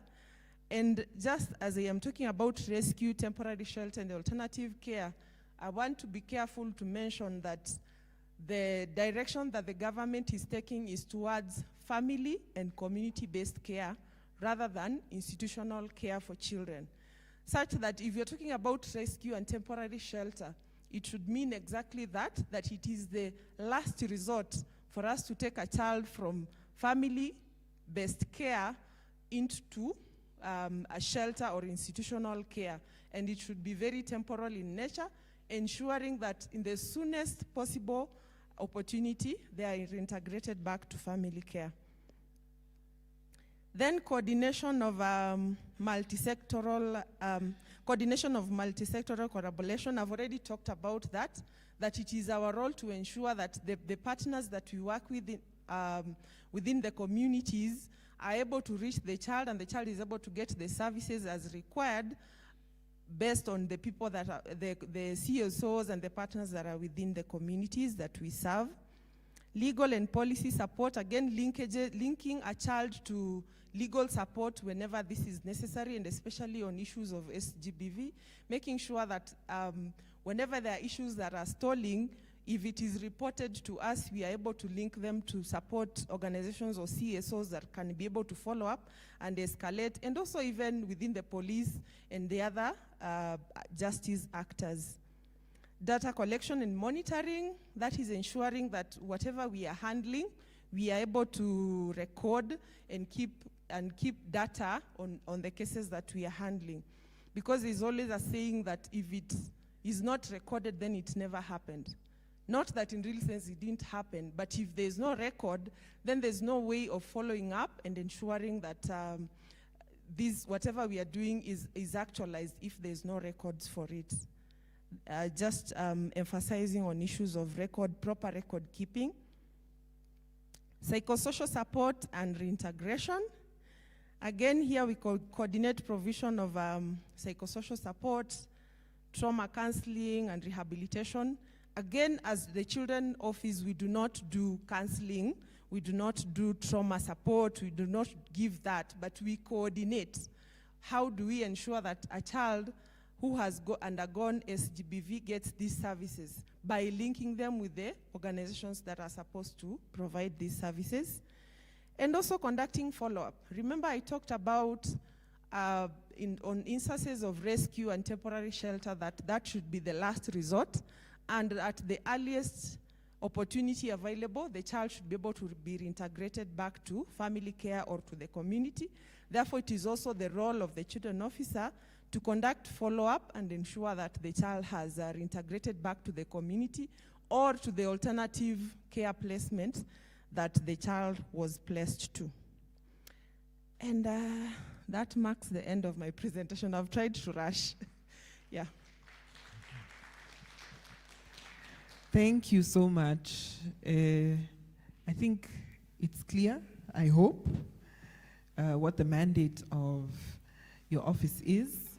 And I think we can hand over to the main reason why we're here, which is to engage with survivors.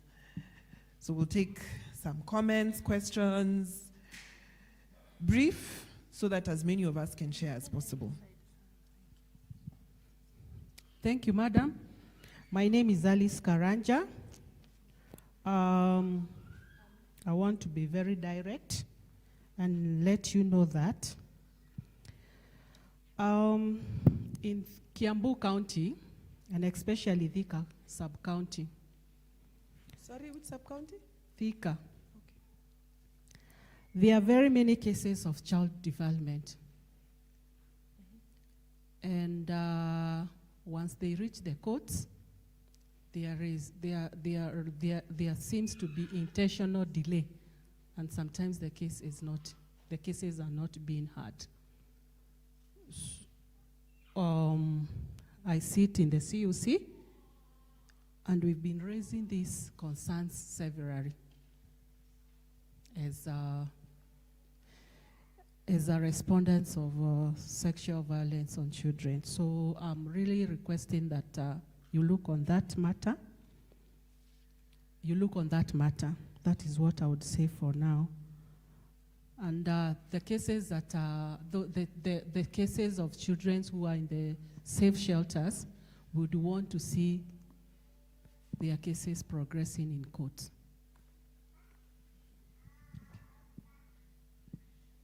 We'll take Josephine here, and then we can switch. My name is Josephine. I just have 2 questions. One is, when you have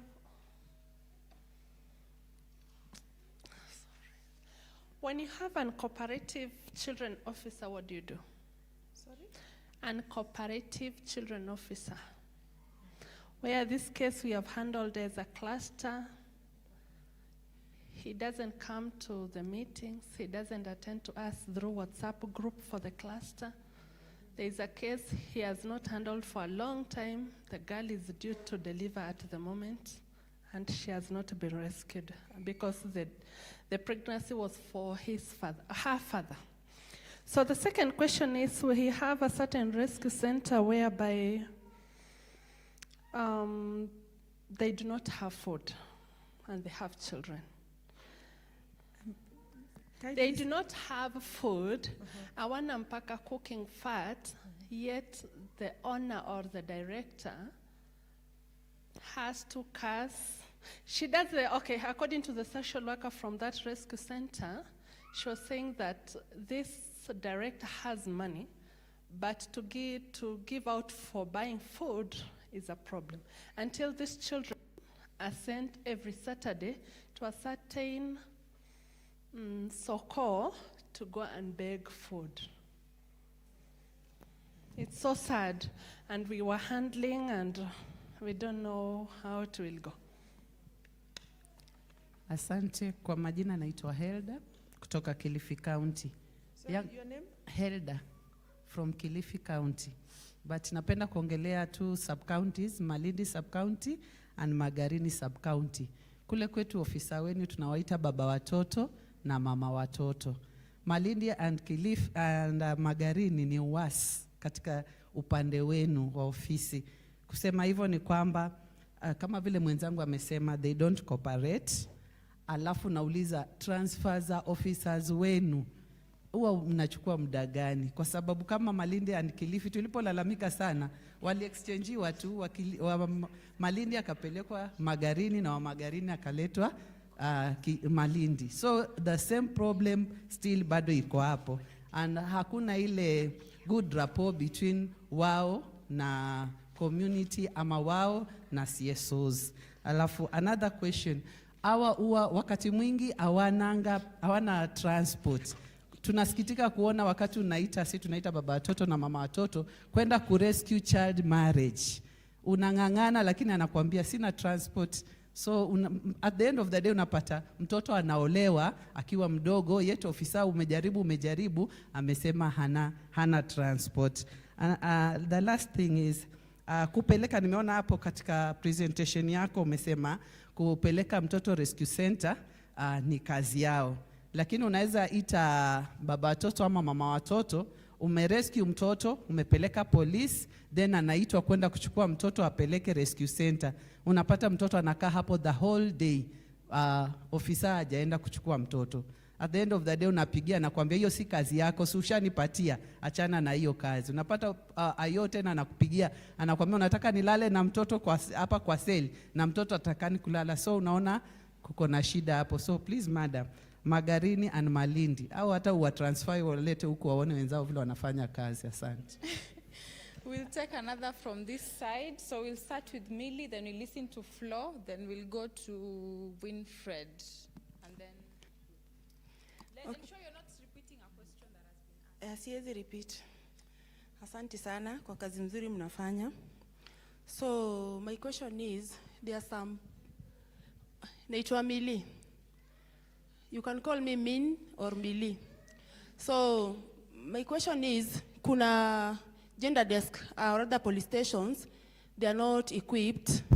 Na equipped na maanisha unaweza pata case ya defilement, mtoto mdogo kama toddlers 5-7 years hivi, then ni usiku.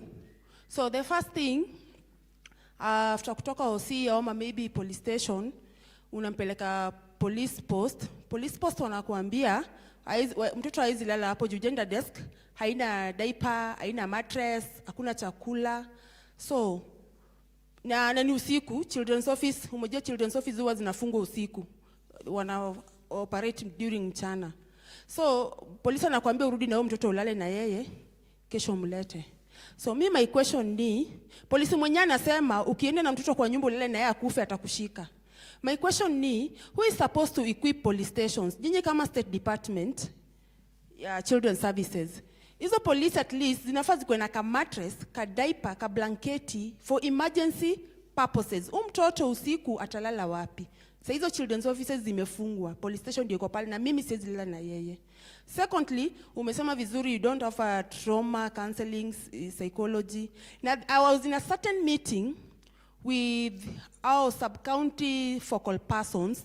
Mmoja akasema the government ina offer psychosocial kwa huduma centers. Kuna room kwa huduma center ina offer psychosocial services. So the teen moms, our watoto wanafaa pelekwe pale. I was like, huduma center is not a safe space hata kama iko pale. And you know that is a government officer, ni focal person wa sub-county. So nimeona pale umeandika through linkages and support. Is that a linkage ya kupeleka watoto pale huduma center wafanyiwe psychosocial, or which are the linkages? Thank you. Thank you. That's Nairobi County. So we'll listen to Migori and then we'll listen to another individual from, another member from Nairobi.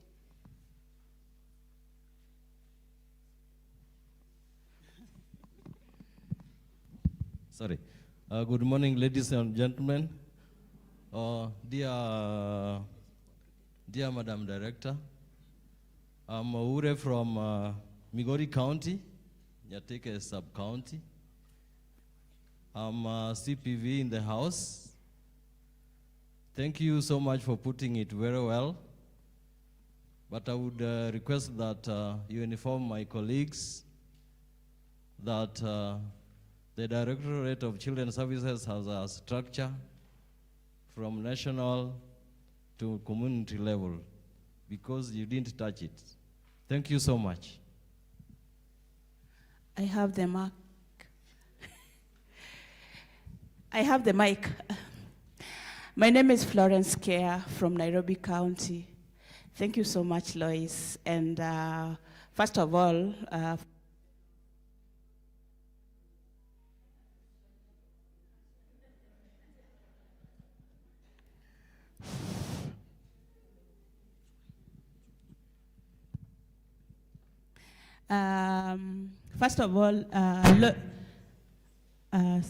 Lois has been one of the best children officers in Nairobi.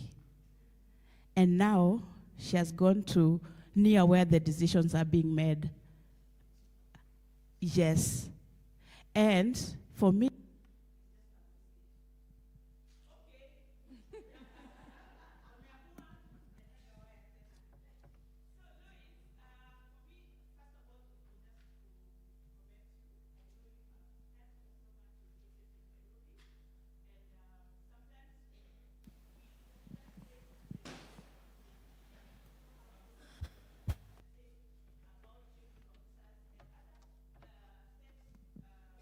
actors that are doing a great job. And now that you moved uko juu, yangu tu ni moja. Currently, I don't know if it's happening in other counties, but in Nairobi County, we have so many new children officers that were recruited recently. And these are people who have done accounts, construction. You know, you can understand those courses that people do that are not related to humanity. And they're the new and they're very young. And for the first time, we have so many men in this category that was recruited just recently. And because they are probably the graduates, I think we have just missed out on something, because children issues are so delicate that they need people who really understand issues or people who have the humanity in themselves. And we will keep on saying that. Ukienda kwa children office, unatritiwa hivi. The offices for me are working. But the people sitting in the offices, how are they vetted? How are they given jobs? Can you please just take this one from this conference? If you forget everything, from this conference, just take to your bosses up there. I don't know who does recruitment for the children officers. For the new ones, can they be given, even if it's in emotional intelligence training that they can do so that they come back and now they act on issues that concern children? Because when we say in the best interest of the child, the first person nowadays who is even violating that best interest of the child is even the children officer. And that is where the problem is. And the last one is just to let you know that kindly give channels of conversation within amongst the children officers and the survivors who are working on issues of sexual violence that are related to children, because there is a miss somewhere. Yeah.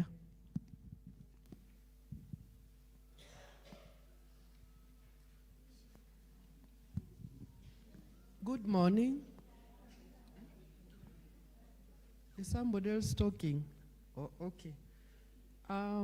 Thank you, Florence. You just picked words from my mouth, especially on the caliber of the children officers who are being recruited currently.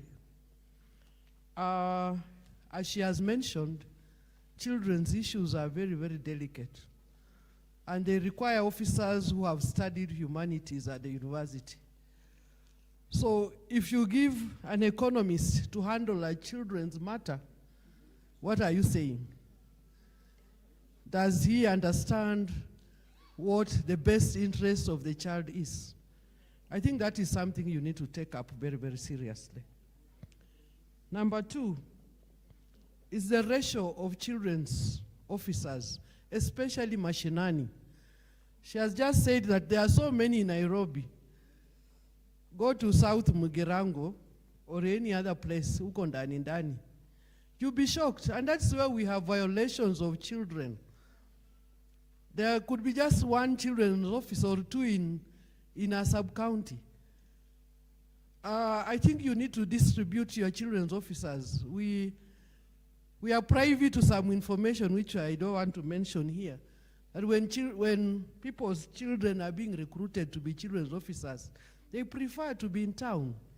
They don't want to work mashinani. So I think that is something you need to look into. Let them, okay, they have been recruited, yes, let them go mashinani, waanzie kazi mashinani, so that they know their work. Wasikae Nairobi, because Nairobi has its own challenges. Now back to the issue of child protection units. I think that is one of your mandates, to ensure that you establish child protection units, especially where we have courts. We've had children who come to courts and they are survivors. Na utapata mtoto anahang tu hapo kotini, up and down, hajui akae wapi, hajui akae na nani. But if we have a child protection unit, perhaps that child can stay there as they wait for their matter to proceed. My colleague from Kiambu mentioned that in Thika sub-county, through the CDF, they set up a child protection unit within Thika police station. But now it has been turned into an exhibits office. So I think somebody is sleeping on the job, because how do you turn a CPU into an exhibits office? Yet when kids come there and they're coming to court, they have nowhere to stay. Finally, keep channels of communication open. Most children's officers hawapatikani na wasikiki. Madam, you need to talk to them. Mara nyingi mko mkutano, sikia children's officer hayuko na simu yake ni mteja. Thank you. We have 3 interventions, and then we give our speaker a chance to respond. briefly, if you can. So Okay. we can go for tea. I'm from Kisumu. My question or issue is this issue of reintegration, removing children from the institutions and giving back them to their parents or their relatives. It is not bad because they are supposed now to know how the society lives and works from those institutions. But my concern is parents should also be educated on positive parenting so that we may not have many children going to the streets and being treated and being reintegrated to these institutions that the government is planning to do away with. So my kind request is, the survivors you are seeing here, most of them have got brains. They can be capacity built in some trainings so that they train other parents to know how to live positively in their families. I know that program, you have it as children's officer in your department, but you are giving it to the wrong people. You are leaving the right people who are these survivors and these adult women who can do it. So kindly, when you go back, reconsider that and liaise with our Ebo Daktari wangu to give you the names from the counties of those people you can train to assist, train others, so that the parents should not integrate their children.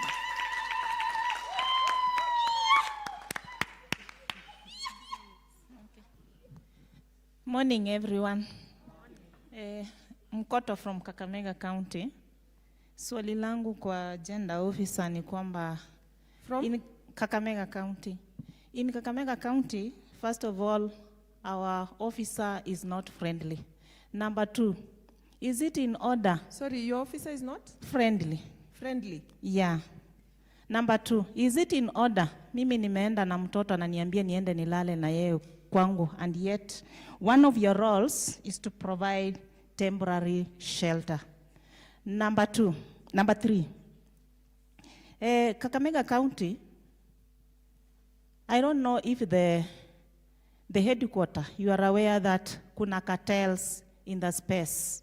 Watoto wanauzwa.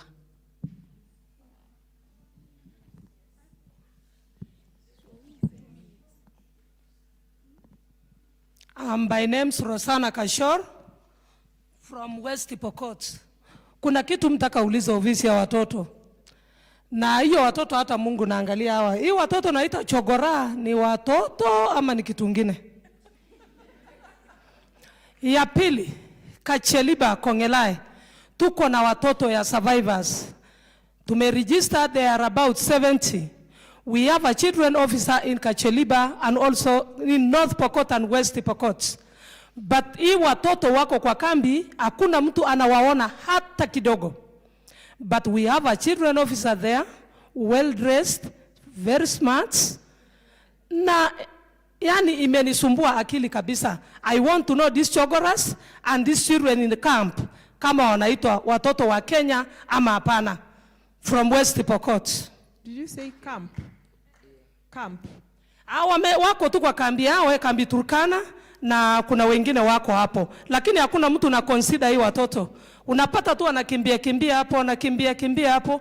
Hakuna mwenye anashughulika na hawa hata kidogo. Nimejaribu na koliki yangu kuandika, but we were told to take them to our homes. Sasa sijui mimi ni children officer? Are they children on the street or camp ama sijakupata vizuri? Do they have families ama wako kwa barabara ama camp unamaanisha? Hii wa mama walitoka Lodwa, some of them. Na hii wa mama wamekaa kambi inaitwa kambi chafu, kambi Turkana. Sasa ukiona kabisa the leadership which is there is against the law of Kenya. Mimi kama mama, kama survivor mwenye nimehangaika na nimeona shida, nimeona uchungu kwa hao watoto. Tumekanyaga ofisi, tumechoka. Sasa nichukue kwangu mwenyewe ni survivor, moto tampa nini?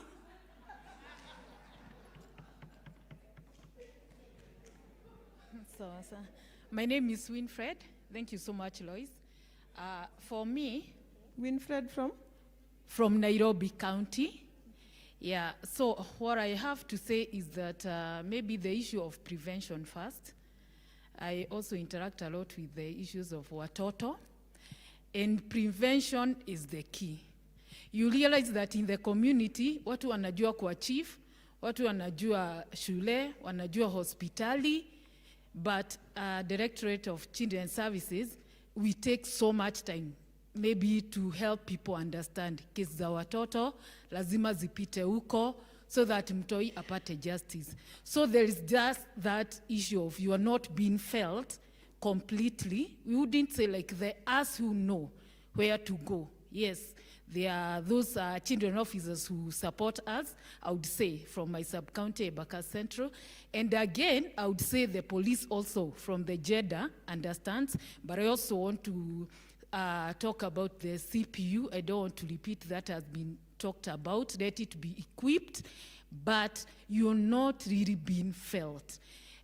Is it okay if you do adverts? Let people know there is Directorate of Children Services who deal with the matters of children. It's not so much about the chief. It's not, yes, they are good, they are partners, and we have to work with them, but hiyo inakaanga ni story kwa community. Directorate of Children Services, you have to keep nasisitiza hapo. And then again, when we come to this kind of forums or elsewhere, when you call us like child protection volunteers, sometimes the CSOs are able to equip us with information. Where do you come in to support information zifike kwa ground? Kama sahi, we are talking of emerging issues, mambo ya online child sexual exploitation and abuse. OXEA, from the top there, it's been talked about and all that, but mashinani, how are you going to equip us? Like many people are saying here, the matters of children, to be the voice of children, lazima ujitole. But are we going to be calling meetings, creating awareness as just the mere community workers, and we don't have resources? Kaidri, we need to feel you to the ground as we feel other people as well. CSOs, sio lazima, yes, they are good, but you can't just rely on them in everything. Thank you. When do we close? We close and allow... 1 minute. Ukipitisha. Hii ni Trans Nzoia County kwa mambo ya watoto na children's homes. Mara nyingi kwa sababu hatuna safe homes, tunapeana watoto kwa children's home. Na children's homes zenye tuko nazo ama zenye nimetumia Trans Nzoia, wanakuwekea pia gharama hata na ya huyo mtoto kuenda shule. Kwa chakula wakati mwingine unapigiwa simu, elewa tuko chini kwa chakula, tuko chini kwa mambo fulani. Sasa sijui mnaweza saidiaje ili tunapopeleka hao watoto wapate support before tupate nini home zenye safe home kwa hao watoto kwa county. Asanti. Naomba tafadhali tufunge hapo. Yeah. So that we can allow Lois to respond as much as she can, and also allow us an opportunity to go for tea. We are still receiving your comments and your questions. Mnaweza ziandika. As you can see, the State Department for Gender and Affirmative Action are still responding and reading through all of the comments that you gave them. So please, you can write for us what your comments or your questions are to the to Children's Services, and they will be sure to receive them. So I have 2 here, but I shall share them with you directly, Lois, and you can respond. But please, we'll give you an opportunity to respond as much as you can. You don't have, I'm sure you're not able to address everything in this moment, but please, your response, and then we can close this session for tea and continue after. Thank you.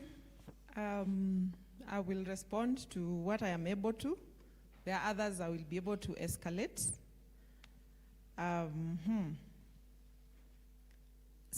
Probably I will also respond based on my experience as a field officer.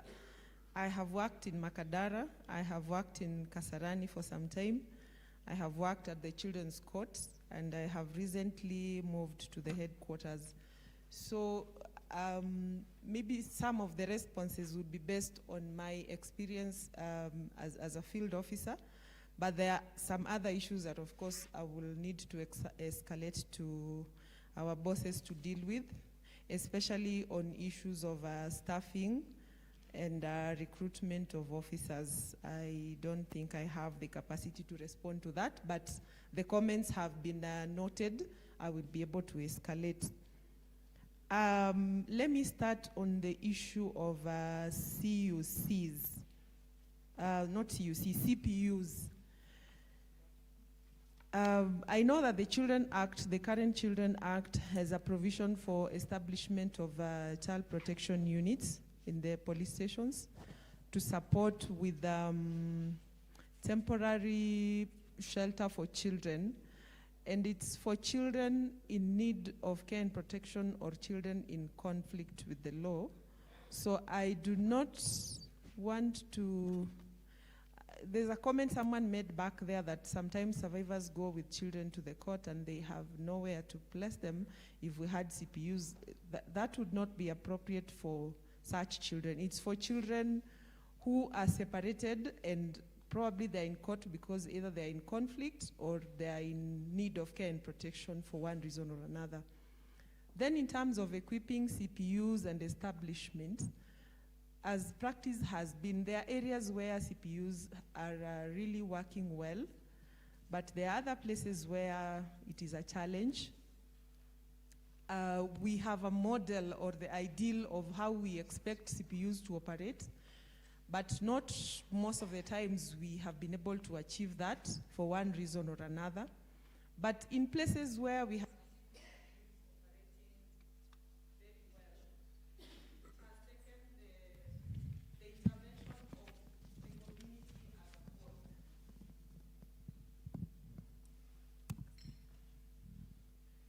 we have had partners who come together, and through the county children advisory committees, which initially we used to call the AAC, the Area Advisory Councils, they have been able to mobilize for resources and been able to equip some of the CPUs.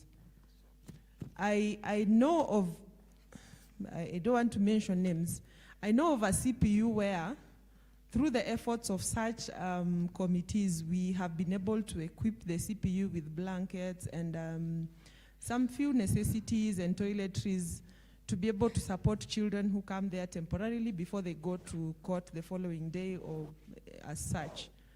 But then again, the challenge comes in, and as the representative from the CPU who attends our CACs would tell us, that sometimes how we relate with our partners within this children's sector requires some policy level interventions.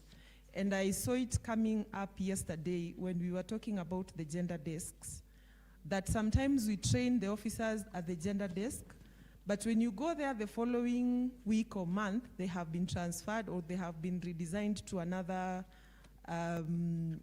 roles within the department, whether they have gone to some other section. So the person who has been brought to the gender desk is not the person that you trained. The same happens with child protection. We train officers who are working within the child protection units, but it is within their work, I don't know, assignment of roles that they cannot stay at one place. So there have been recommendations that the way we were making recommendation yesterday that we relook at the curriculum for their training, that they are trained on trauma responsive care, they are trained on child protection and how to respond to issues of SGBV. It really seems like it does not work if we are targeting the officers within these stations, unless probably we target this through a curriculum within the police so that all of them have the knowledge regardless of who they are, so that in the event that they are changed and redesignated to different areas, even to the gender desk or the CPU, they are able to respond to the issues because they already have the knowledge. But we have seen our efforts sometimes going to naught because we train them. The next time they have been taken to the anti-terror, they have been taken to somewhere where probably they are not necessarily dealing with children. The same way, we equip the CPUs through support of partners. And the person who was there was working very well. But when they get transferred, the one who comes, probably they don't have the heart to do what pertains to a child protection unit or a gender desk. And we see misappropriation of whatever was provided. Because the particular police station I'm talking about, we had the CPU, it was equipped. After a few weeks or months, when we went back, the mattresses were not there, the blankets were missing, the utensils were missing. So, and you see, you cannot really go to the police station and start asking for accountability for this, and you are not an officer there. I am a children officer, that is a police station, it is another house, and their rules are different from ours. So it might take us giving recommendations like this in different forums, and as we escalate, probably we are able to inform the policy at the policy level to be able to see how best this can be able to be addressed. But at the level where I sit, I have seen challenges from the stations I have moved. It is not only in Thika or in Kisumu or somewhere where I had someone talk about the issues of CPU and gender desk. But we have seen, and we are working on some of these issues. We are also raising the issues because as children officers, we are at first-hand meeting these challenges, and we also raise them during our meetings and we escalate. Hopefully, and now that we are a state department and the other benefits that come with that, we are able to get budgets for such and to be able to even inform policies and how we handle children matters, even within the other sister ministries and departments. Then there's the issue of defilement cases being delayed, hearing being delayed in court. I think this was talked about yesterday, that we are looking at ensuring that they are heard in the earliest opportunity possible. It might not be the case in every other court, but of course that is our desire.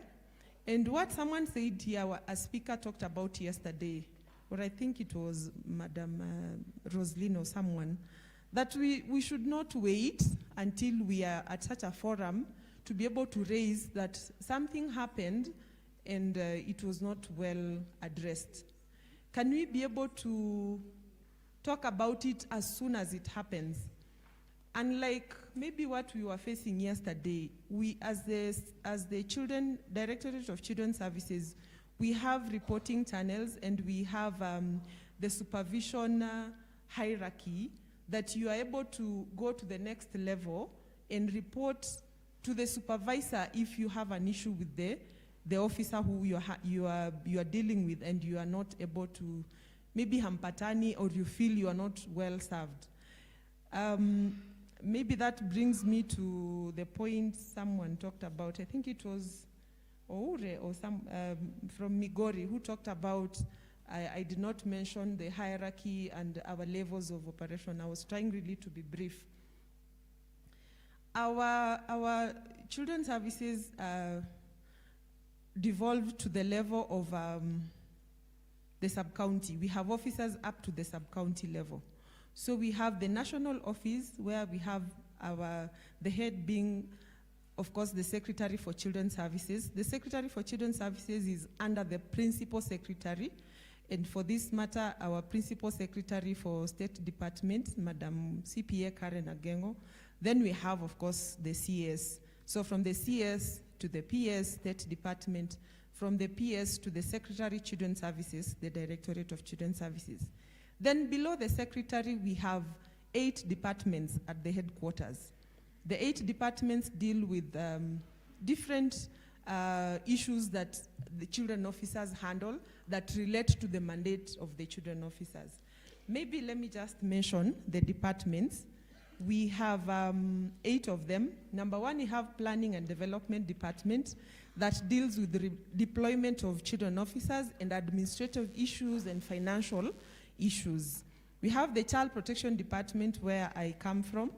We have the Institutions Department. We have the Strategic Interventions Department.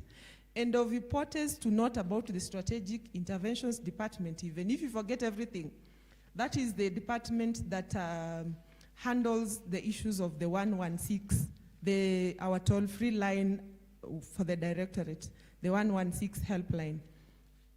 That is domiciled at the Strategic Interventions Department.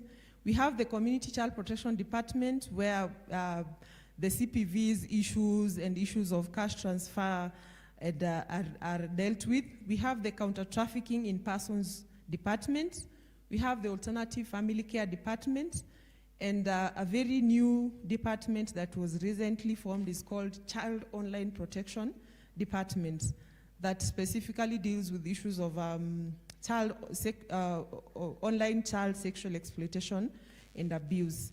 So from that level, then we come to the regional level.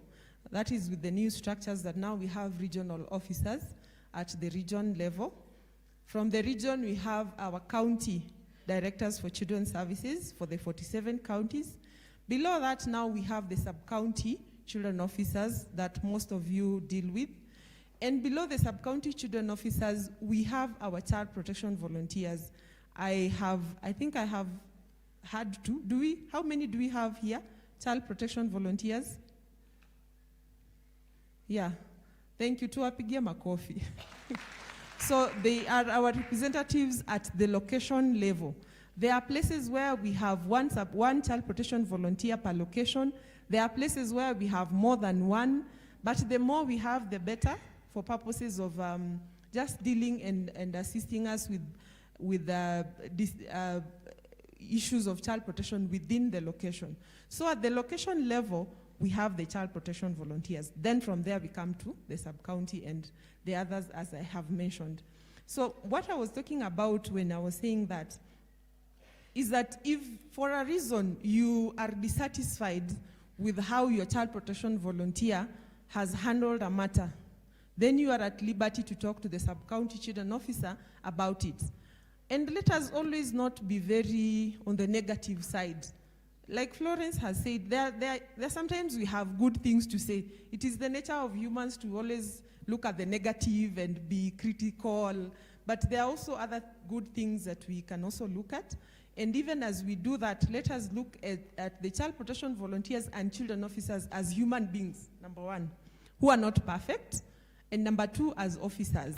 So whenever we see something that they have done that is probably not as you would have wished, can we try to do it in a good manner that they can be able to take the correction for the best? We would always want to improve.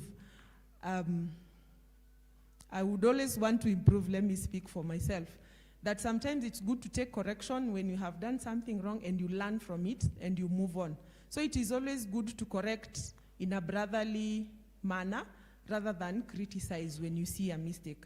But now if you feel that your sub-county officer has some shortcomings or is not executing the mandate of a children officer as they should, you are at liberty to go to the county coordinator. Every county has a county coordinator who's based at the county headquarters of that county. In Nairobi, we are based at Nyayo House, 10th floor. That's where you'll find our regional coordinator. That's where you'll find our county coordinator. So for anyone in Nairobi, if you have any complaint with your sub-county officer and you feel you're not able to talk, you can always walk into Nyayo House, 10th floor, look for the office of the county coordinator, and you'll be able to discuss and get some solutions to that. So that is as regards to if we have issues with our sub-county officers that we would want to escalate or get resolved. I think I've done. That relates to the issue someone talked about uncooperative children officers and what you should do. On charitable children institutions and how they manage themselves. Someone talked about children home that does not provide for the children that they have. It is a movement that I talked about in the morning, that it is our desire that children are brought up in family setup rather than in institutions. And based on that, we have the Kenya National Strategy on Care Reforms, 2022-2032. It's a 10-year strategy. Let me try to escalate, to finish quickly. So the strategy talks about how it has 3 pillars, and the first pillar is be able to strengthening communities and families to avoid separation of children from their families.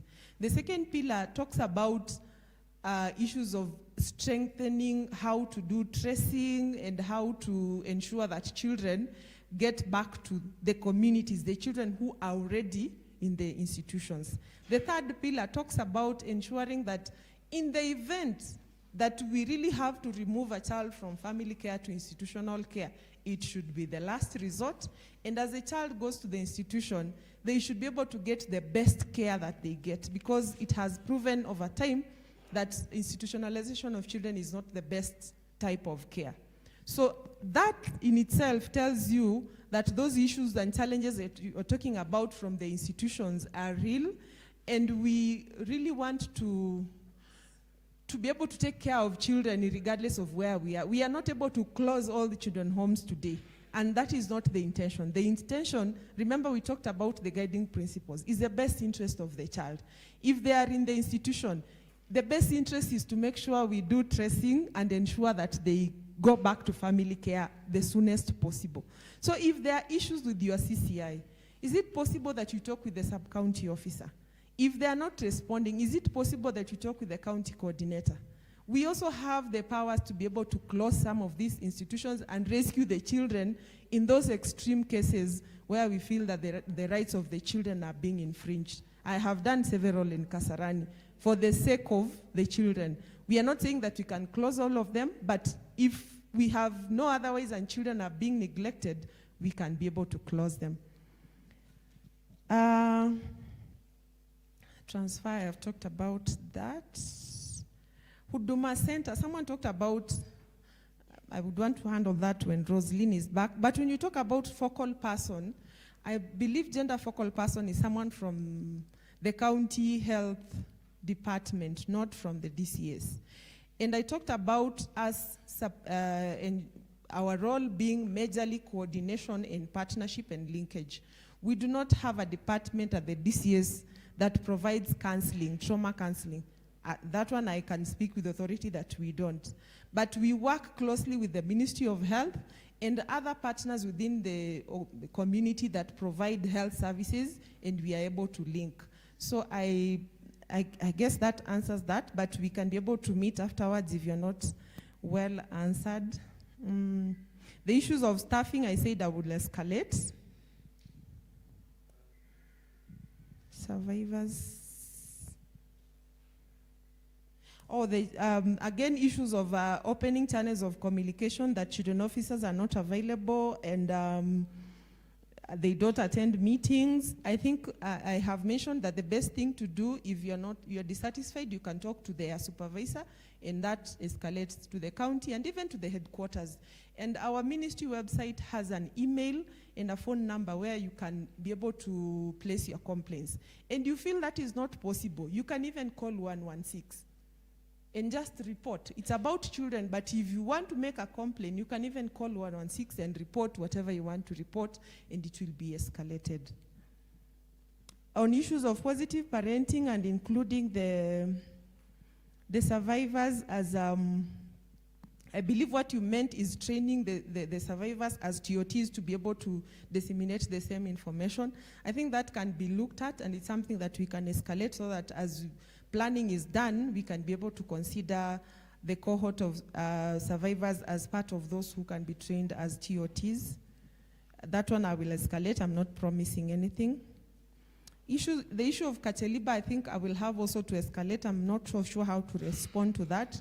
And children on the street are children like any other children. They have the rights like any other child in Kenya.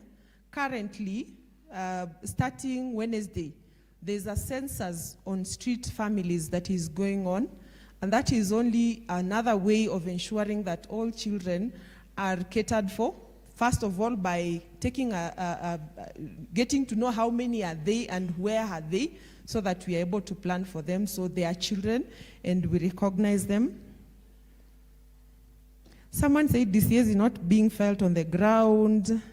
Maybe on issues of resources. Again, I said on issues of resources, I cannot really respond, but I know we are having new policies, and that should be able to ensure that we lobby for more funding based on the projects, on the programs that we are having, and probably that would increase. But also being a CPV, I would also want to ask that we as duty bearers, what are we doing in the field? If you know about OXEA, how many people have you talked about OXEA? If you have been taught issues about trauma, how to deal with issues of SGBV, how many people have you talked to? It takes me and you to be able to talk to at least one person and another person, and that way we are able to spread the gospel of child protection to every other person. So let us not wait for DCS to do an announcement in NTV or somewhere, or even do flyers. Of course, that can be done, but the best way is person to person, spreading of the gospel of child protection. I want to stop there. If there's anything, you can write and we'll be able to respond. Thank you. Thank you so much. Thank you for going through a good number of the comments that were raised, and I'm sure it will keep flowing. I can see there are notes that are still coming, so we thank you very much, and we also hope that we can get a copy of the presentation. Some people had asked for it. Okay. Sawa sawa. I think this has been a good morning session. We've spoken about a lot, and I think it's time for a break. What do they call breakfast? Kiamsha kinywa. Msha. Saa hii tea break inaitwaje? Nyongeza. Inaitwa? Kichemsha kinywa. Sio ni breakfast. Kuchemsha. Saa hii tunachemsha? Chemsha kinywa. Kichemsha kinywa. Maana sukari zimeshuka. Aya. Kwa sababu sukari zimeshuka, tunataka kuchemsha kinywa. Bas. Mnaomba? Mi sina shida. I think so I think we can break for tea now. We can start with the guests. In my father's house, the guests serve first, and then the host.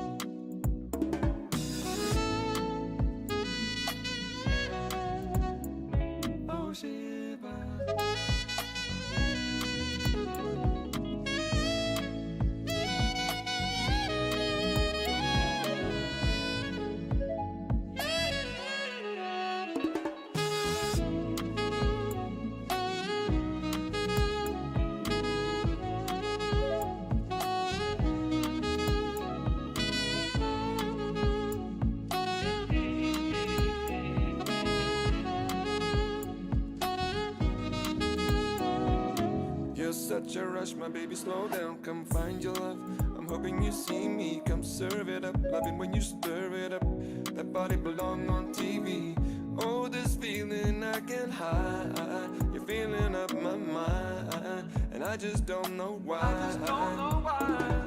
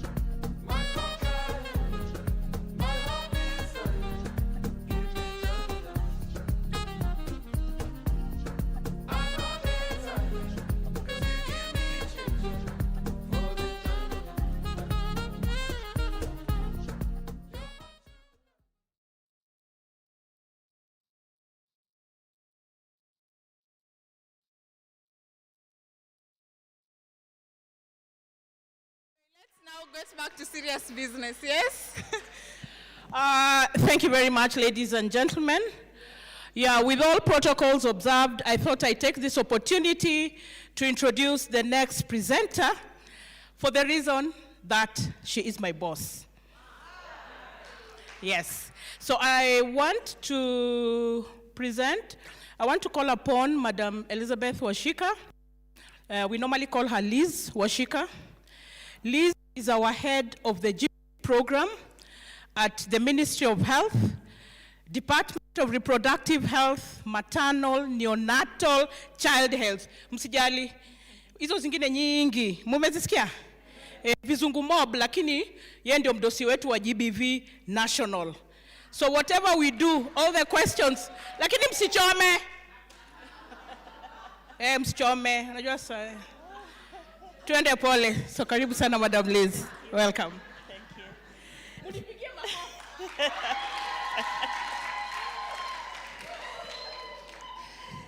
Thank you very much, Roslyn, and good morning, everybody.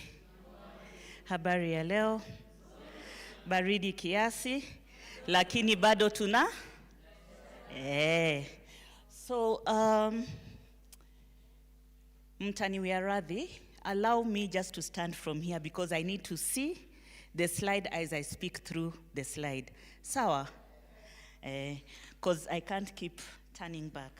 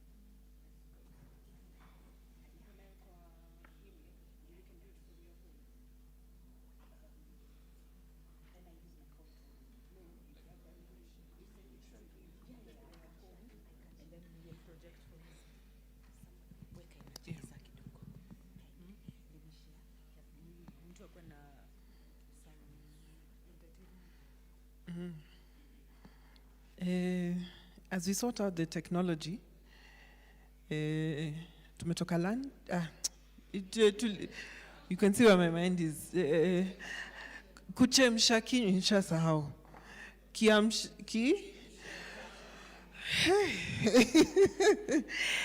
You know, my people struggle with Swahili. Kwa hivyo mniwie radhi. Good job. Nataka tufanye energizer kiasi. So, because this is your meeting, mtanipatia energizer yenye tutafanya saa hii.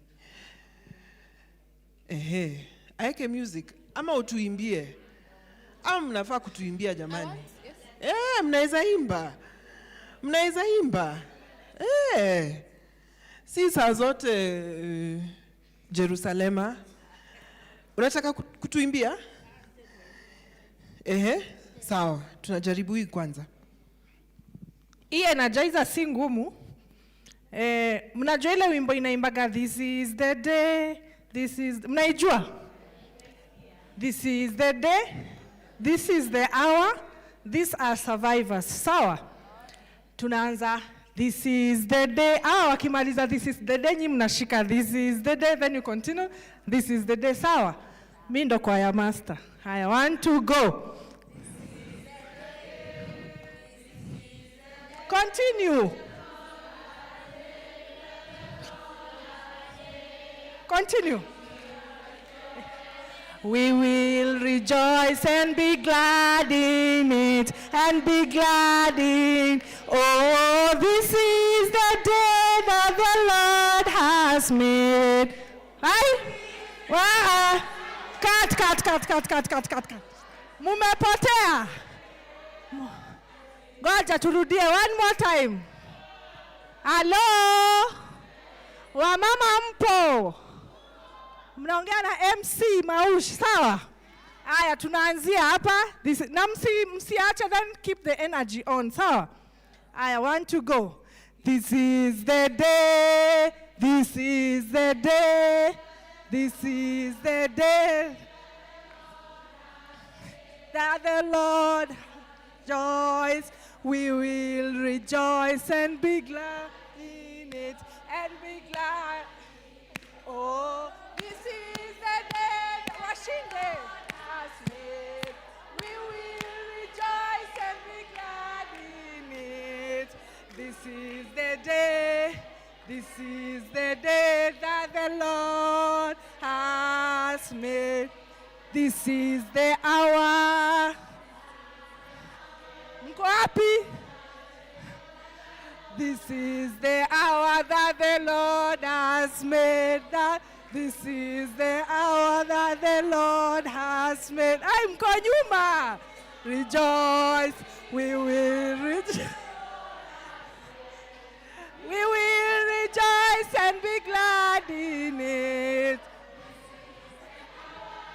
This is the hour that the Lord has. Survivors ya mwisho, these are survivors. These are survivors that the Lord has made.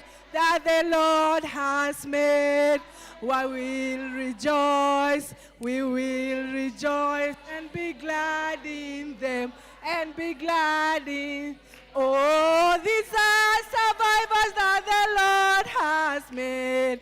We will rejoice and be glad in them. These are survivors. Washinde. These are survivors that the Lord has. Hey!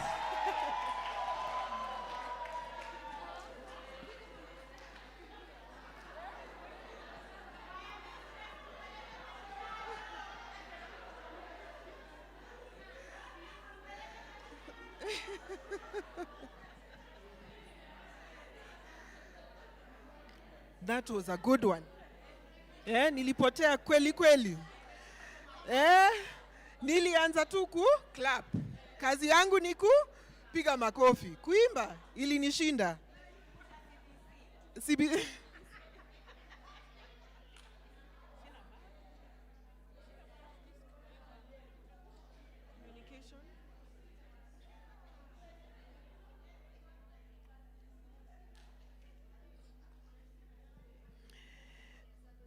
Ndio hiyo.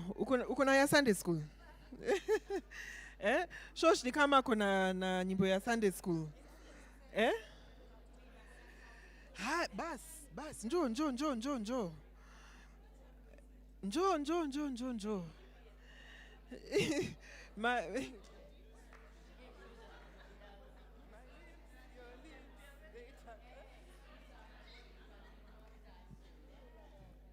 Bwana asifiwe. Bwana asifiwe tena. Tumekuwa na ya Mungu, sasa tunarudi kwa ya mpeka ya wanaita Kaisari ama Kaisari? Kaisari. Kwa hivyo tunataka kurudi kwa ya mapambano sasa. Sisi ni watetezi wa haki. Sisi ni watetezi wa haki. African women on the front line. African women on the front line. Organize. Liberate, celebrate. Mtaimba mapambano kama mmekaa. Kama mmeketi. Haya, hololo iya we. Iya. Hololo iya. Iya. Himba iya we. Iya.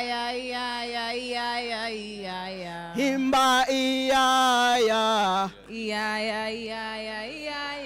Mdosi Si ameenda nje. Imba iya yawe. Imba iya ya. Iya. Ufisadi ukija, sote tuko tayari.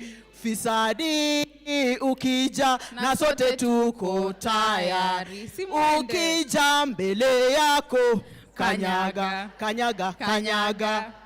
Kanyaga, kanyaga, na sote tuko tayari. Ikija nyuma yako, kanyaga, kanyaga, kanyaga. Kanyaga, kanyaga, na sote tuko tayari. Ikija kando yako, kanyaga, kanyaga, kanyaga. Kanyaga, kanyaga, na sote tuko tayari. Ikija pande zote, kanyaga, kanyaga. Kanyaga, kanyaga, na sote tuko tayari. Ikija pande zote, kanyaga, kanyaga.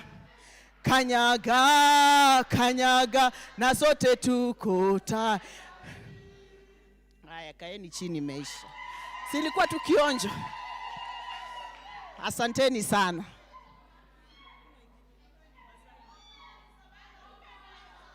Wanasema tuendelee. Wanasema tuendelee. Tuendelee ama tusiendelee? Tuendelee ama tusiendelee? Kwa hivyo nitakaribisha Florence akuja tupatie wimbo ingine tusaidiane hapa. Ikija pande zote, kanyaga.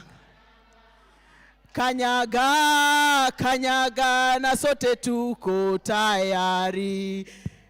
Dhuluma zikija, sote tuko tayari. Dhuluma zikija, na sote tuko tayari. Zikija kando yako, kanyaga, kanyaga, kanyaga. Kanyaga, kanyaga, na sote tuko tayari.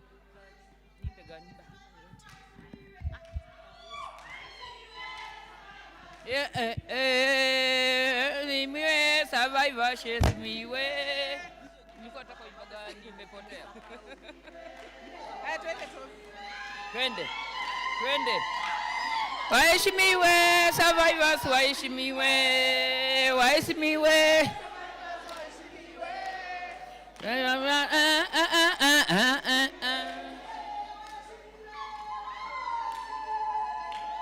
Waheshimiwe survivors, waheshimiwe.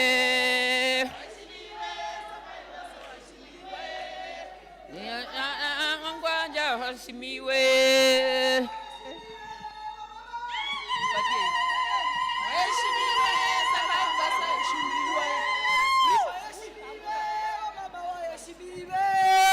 Ndio maana tunasema waheshimiwe, waheshimiwe viongozi, waheshimiwe, waheshimiwe viongozi, waheshimiwe, waheshimiwe viongozi, waheshimiwe. Ndio maana tunasema waheshimiwe. Haleluya, ya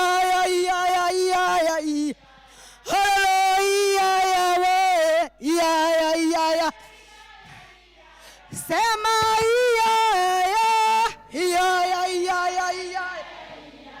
sema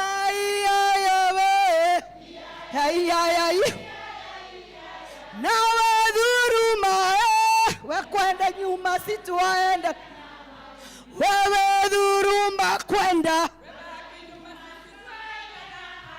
wewe dhuruma kinyuma situaenda, na wewe dhuruma kwenda. Haleluya,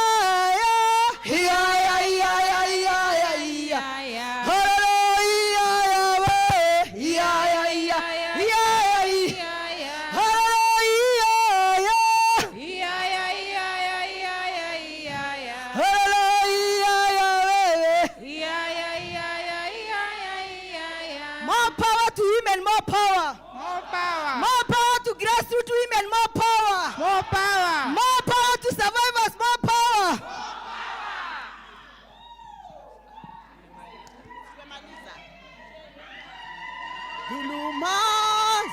zikija, sote tuko tayari. Dhuluma zikija, na sote tuko tayari. Zikija kando yako, kanyaga, kanyaga, kanyaga, kanyaga. Zikita tuko tayari. Zikija mbele yako, kanyaga, kanyaga, kanyaga, kanyaga, na sote tuko tayari. Zikija nyuma yako, kanyaga, kanyaga, Kanyaga, kanyaga, kanyaga, na sote tuko tayari. Oleye. Yo.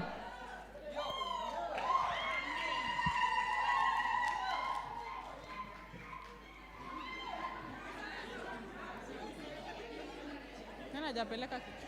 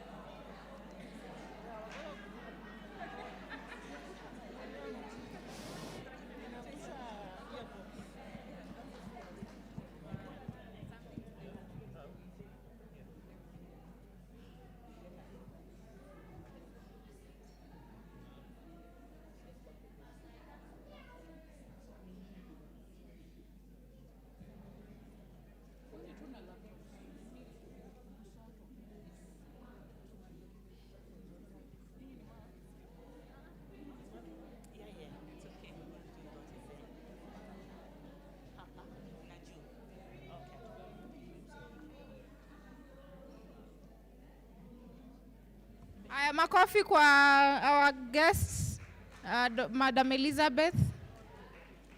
Sasa tumeimba wimbo wa mapambano hapa tukadance, alafu guest akifika ni pigeni makofi. Asante.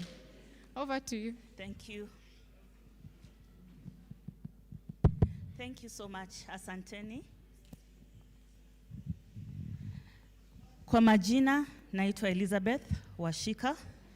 I work with the Ministry of Health at the national level, coordinating the gender-based violence prevention and response program. So I will share the structure of how the program is, both at national and at county level. So at national level, we have the GBV Prevention and Response Program that is headed by me, who's the program manager, and we have officers who I work closely with. Now, I am answerable to the head of the division, and the division where GBV Prevention and Response sits in is at the Division of Reproductive, Maternal, Neonatal, Child and Adolescent Health. Tuko sawa paka hapo? Then now, from the division falls under a Directorate of Family Health, and the directorate is directly under the Director General. That's Dr. Moth. Now, at the county level, all the 47 counties, we have officers who are known as the County GBV Prevention and Response Programs. Huwa tumewasikia? Hamjawasikia? Aya, ni 50-50. Kuna wenye wamewasikia, kuna wenye bado hawajasikia. Sasa tukitoka hapa, tukirudi nyumbani, let us make an effort to be able to see how we can be able to link, because you need to know these people for us to be able to work hand in hand to address these issues of GBV. So we have the county GBV coordinator, and then we have in the sub-county, there is also a sub-county GBV coordinator. From the sub-county GBV coordinator, we have the facilities that offer the GBV services at the different levels. Now, what we have tried to work through is to ensure that every facility that offers the GBV services has got a focal person. Yeah, this focal person in the facility is the one who ensures that when a survivor comes in, anapata kuonekana, anapata usaidizi, huu survivor halipishwi, hatakani kutoa pesa yote kupata huduma kama amedhulumiwa. Tuko pamoja paka facility level. Kisha tuko na community health promoters. Community health promoters wanabeba mambo mingi, different areas of health, GBV being one of them. Tunawafahamu? Tunawajua? Kisha tuna wale ambao pia tunawaita community owned resource persons, who also at times is the community health promoter in some of the areas amongst other people. Tuko pamoja? Yeah, so that is how the structure is. So in case one experiences violence and has no idea how to go about it, remember the structure I've talked about. Tukitoka hapa, tunarudi makwetu, na tunaanzia kutoka CHP, kuuliza mambo ya GBV. CHP, aya, kwa hii facility, focal person nani? Sub-county coordinator nani? County coordinator nani? So that when you need help, you know who to go to. We move. So as health, there is what we do, which is majorly response. Kazi yetu ni kurespond to GBV. Yeah, we respond to the survivors of GBV. Na hii response yetu, hakuna sekta ingine itawahi fanya, ni sisi tu watu wa health ambao tunaweza fanya. So what do we do? When we have the survivor coming in, we are able to offer care to them. And the care I'm talking about more is on clinical care, where we'll be able to give some preventive therapy to the survivor of sexual violence. We'll offer HIV prevention. We'll also be able to offer prevention of sexually transmitted infections. We will also be able to prevent pregnancy for those girls and women who are within the reproductive age. Then we move in and we understand the nature of violence. Kuna wale wanakuja akona kidonda, amekatwa, amevunjika mkono. We treat the injuries. We treat the injuries based on how the survivor presents. And if it is an open wound that needs to be kushonwa, itashonwa, atapata tetanus, atapewa antibiotics and all that. Then there is this very important aspect of collection of forensic samples. For survivors of sexual and gender-based violence, our role is to aid in the justice system. And how do we aid in the justice system? One is being able to collect the forensic samples, which some tests are run in the facility, na zingine zinaenda kwa government chemist. Kisha tunafanya nini? Tuna offer psychosocial support. Tunafanya all the necessary documentation ya medical legal, mambo ya post-rape care forms zinajazwa, P3 ikiwa kama survivor amekuja nayo tunajaza, and ensuring that all this is done. Kisha we are able to also link to other service providers. Ikiwa tunaona mtoto, hatutaachia hapo, using the structures that are there within the hospital based on the level of hospital. Zile zenye ziko kubwa zitakuwa na medical social worker mwenye sasa ataenda out and reach to the child protection officer, so that now the care for this survivor continues. Out of health, tumemaliza yetu ya health, na yeye anafanya nini? Ana link to the next person to continue with the care. Tunafahamu mambo ya GBV si ya sekta moja ama ya mtu mmoja. It takes collaborative effort for us to be able to support and assist a survivor of sexual and gender-based violence. Now, when they come to hospital the first time, we'll be able to do this. And we usually give a return date for the survivors to come back. When they come back after 2 weeks, there are things that we check on, there are questions that we ask, and also continue with issues of the counseling services that are being offered to this survivor. But we have a little bit of a problem because the number of survivors that we see in the hospital and the ones that come back, wale ambao wanakuja mara ya kwanza, mara ya pili ile namba idadi imepunguka. Ya tatu sasa tunaelekea kama hata hatuoni mtu yote. 4 na 5 very few. And where we have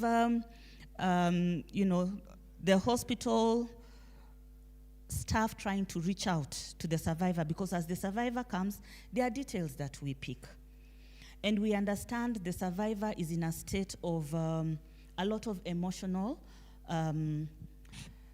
imbalance, hayuko stable because of what the survivor has undergone. But again, others, because of that violence may undergo, some may not give the truthful contacts. So when it comes to us trying to reach out, unapata namba ni ya mtu mwingine, au unaweza pata ya kwamba hiyo namba does not go through. So those are the few challenges that we get a little bit, but we also understand based on whatever the survivor is undergoing at that time. Some may not even want to be seen again, so maybe that is why they may offer a wrong number, or some are not ready to come back to hospital, but there are many reasons. But that is one challenge that we experience. But we are saying that despite having that challenge, we will not tire, hatutachoka, to create awareness for survivors to know that they need to come back to hospital to continue getting counseling services. When you receive counseling services, it helps you even emotionally and mentally to be able now to move on and continue with life, and not being able to just wallow within, getting into depression and all those other things. Tuko pamoja? All right, next. Sasa kuna very many things that we have done as a ministry just to ensure that we've put in place all the necessary things that will aid and assist us offer quality services to any survivor who comes for care in the facility.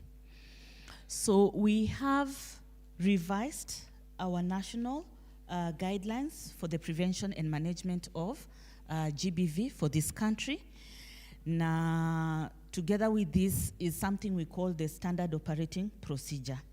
So if it is a matter of, say, collecting samples, survivor amekuja, tunahitaji collect different samples kutoka the survivor. The standard operating procedure, hiyo SOP, inaongoza the healthcare worker jinsi ambavyo anastahili kufanya nini? Collect the sample na kuhakikisha ya kwamba ni sampuli nzuri ambayo ikienda government chemist na wafanye zile tests zao, itaweza onyesha ya kwamba ikiwa perpetrator amepatikana ama yuko suspected, inaweza link perpetrator to the violence. Tuliona ya kwamba tuko na gap kubwa sana tukiona watoto ambao wame dhulumiwa, children who've undergone violence, and how to offer psychosocial support to these children. Hatukukuwa na guideline, hatukuwa na kitabu, hatukuwa na mafunzo yoyote ambayo inatuongoza jinsi ambavyo tunaweza handle watoto. Mtakubali na mimi ya kwamba mtoto na mtu mzima, ukiwa una engage mtoto na mtu mzima, the approach is different. True? Yes, the approach is different. Jinsi ambavyo nitaongea nawe ni tofauti sana na jinsi ambavyo nitaongea na mtoto wa miaka 5. Mtoto wa miaka 5 ni mtu mwenye pengine hataweza nieleza vizuri sana, lakini nikimwambia fulani, ningependa unichoree kitu ambacho kiko kwa akili yako, in your mind, or what transpired that day, mtoto atachora. Mtoto hana uongo, as in they are very genuine in what they say. So all those things is what we have in this guideline number 2, National Guideline for Psychosocial Support for Children Survivors. Na tulidevelop hii guideline na tukafanya TOT. All 47 counties, we were able to do TOTs, and in total we have, within our database, we have 150 TOTs in this country for psychosocial support. We went even further with support that we had and did on-site orientation or sensitization for other healthcare workers, so that now we were able to even have more numbers. Within the sensitizations that we were having a class of about 25-30 participants, so you can multiply that times 47. It comes to about 1,400. We sensitize those number of healthcare workers when it comes to psychosocial support. Then we also found out that we still have a gap when it comes to issues at the community level. We have many organizations at community level with several materials touching on GBV. But a national standardized package is what we didn't have, because some of the information was varied in one way or another, and we felt the need to come up with one package, community GBV sensitization for the community-owned resource persons. Community-owned resource person, tunawafahamu? Tunawajua? Wale watu ambao the community has like selected or appreciated that this is somebody who is resourceful, this is somebody who we can be able to engage and use for different work. So when we are looking at health, we are looking at different entities within health, these community-owned resource persons. And the community-owned resource persons, we have the community health promoters there, we have teachers, we have religious leaders, we have, who else? I can hear somebody talking. Religious leaders, village elders, msimamizi wa nyumba 10, nani mwingine? All those form the community-owned resource persons. So we developed a package for the community-owned resource persons that is able now to be used and to sensitize on more community members when it comes to issues of gender-based violence. We did TOTs for all the 47 counties. And we also did community meetings to sensitize using that package in all the 47 counties. I don't know if we have anyone here who participated in that community engagement. Do you have anyone? Anybody? At the county, yes. At the county level, there was some sensitization done. Did people participate? Ama mlisikia kuna watu ambao walikuwa? Asante. Thank you. So you can see? Oh yes, it is something new. We actually did this early into the year, and we needed to start from somewhere. So we started off with having the TOTs, and we started off with sensitizing. All this has got resources attached to it. Kuna pesa inatakikana. Kuwaita hivi pamoja na kusensitize, kuna pesa inahitajika. So ile pesa ambayo ilikuwa at that particular time was only able to cater for 30 people. Yeah? So we left it upon the county, sub-county, and the community focal person to be able to identify for us the COPs. They did the TOTs that we trained, they did the sensitization of those people, and we were just able to support. Now, we have, jamani, kuna vile time nimepewa hapa na mambo ambayo nilitaka kusema kuna vile, lakini nitajaribu. We developed something called Court Etiquette Guide. The healthcare worker must know how to present survivors in court. True or false? Jinsi unajibu maswali, jinsi ambavyo unadefend your findings wakati ambapo ulikuwa unaona huyu survivor. Na tuliona ya kwamba there are a number of healthcare workers hawakukuwa wanataka kwenda kotini.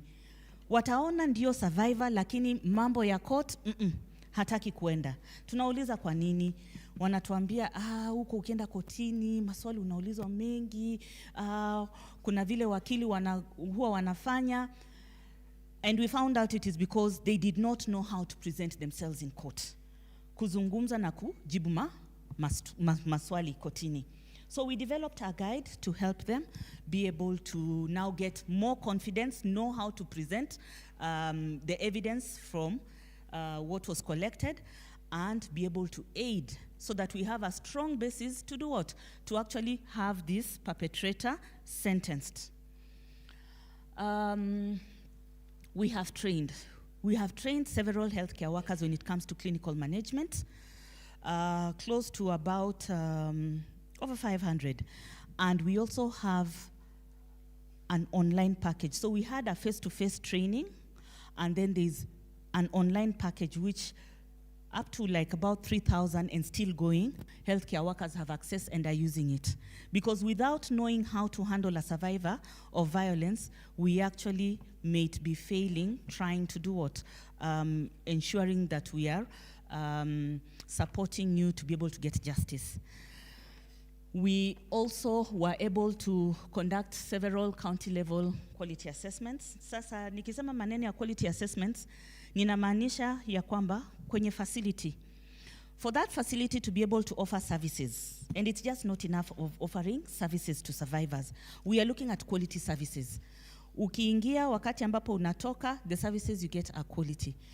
We have a structured way in which the facility, the healthcare worker, and all the other necessary things, equipment need to be in place.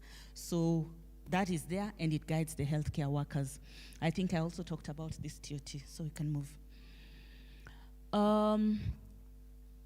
As we were talking, I think I was talking, we have built capacity to train several healthcare workers. We've reached all the 47 counties. Hatukubagua, hata Mandera tulifika, Wajia tulifika, and we were able to train, on these different aspects. We trained on clinical management, kitu tunaita hii clinical forensic, ile mambo ya collect samples, quality assessment, and also on how to do documentation of GBV na pia community GBV. Next. So these are just the documents that I was talking about. We have the guideline, and we have the standard operating procedure. So these ones mainly are for the healthcare workers to guide them as they offer services to survivors of violence. Next. Tunai ya kwanza on this side, that is the guideline for psychosocial support for the children that we developed. Na ile nyingine on the other side is the one that touches on quality. What are the things that need to be in place before a facility is able to offer quality GBV services, post-GBV services. Next. Hii ni ile ya forensic, na hii ni ile ya community-owned resource persons that we developed. Next. So we have them both in English and Kiswahili. At least we needed to start from somewhere, and we are open to be able to share the same so that if there is a, support to now translate that to the local language, then the same can actually occur. Next. So there are things that we are doing that we want to see how we can sustain this work of GBV. And one of the things is the multi-sectorial coordination and partnerships. So we have the multi-sectorial engagement. Kuna what we call the technical working group. Na hiyo technical working group ikona representatives of the different sectors that are involved when we are offering services to a survivor of violence. So we have representation from health, we have representation from children's services, from the Department of Gender, we have representation from judiciary, education, National Police Service, ODPP, CSOs are also there, and any other stakeholder who we feel that would be of importance and strengthen our technical working group. We are at liberty to co-opt, to invite those other people to come in. We also want to strengthen the public-private partnerships. Things are taking another turn. We've had a lot of now withdrawal of partner support, not completely, and for the ones that are still there, we are still engaging with them and we are still working to be able to ensure that we are delivering issues around GBV in terms of services and also quality. For funding, we want to continue advocating. This is a continuous process. It's a continuous process where now we need to be able to get support both from national government, those are the county government also, be able to lobby. I know of some counties that have never tired.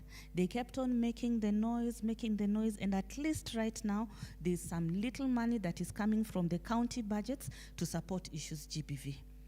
And that is a progress. And we will not tire, we will continue until we actually are able to get the necessary support. Because right now, we are feeling it, we are hard hit with a lot of withdrawal of the partners. So it's time that now, as government, we are able to now sustain and be able to provide when it comes to support of the GBV services. Next. For data, I want to say that we collect data and we actually are able to use that data.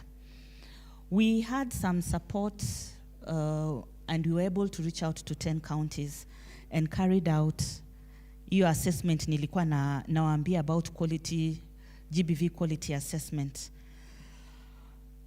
Na kutoka hapo tulifind very many gaps which now they came together as stakeholders, not health alone. Remember I said we don't deal with GBV as health alone.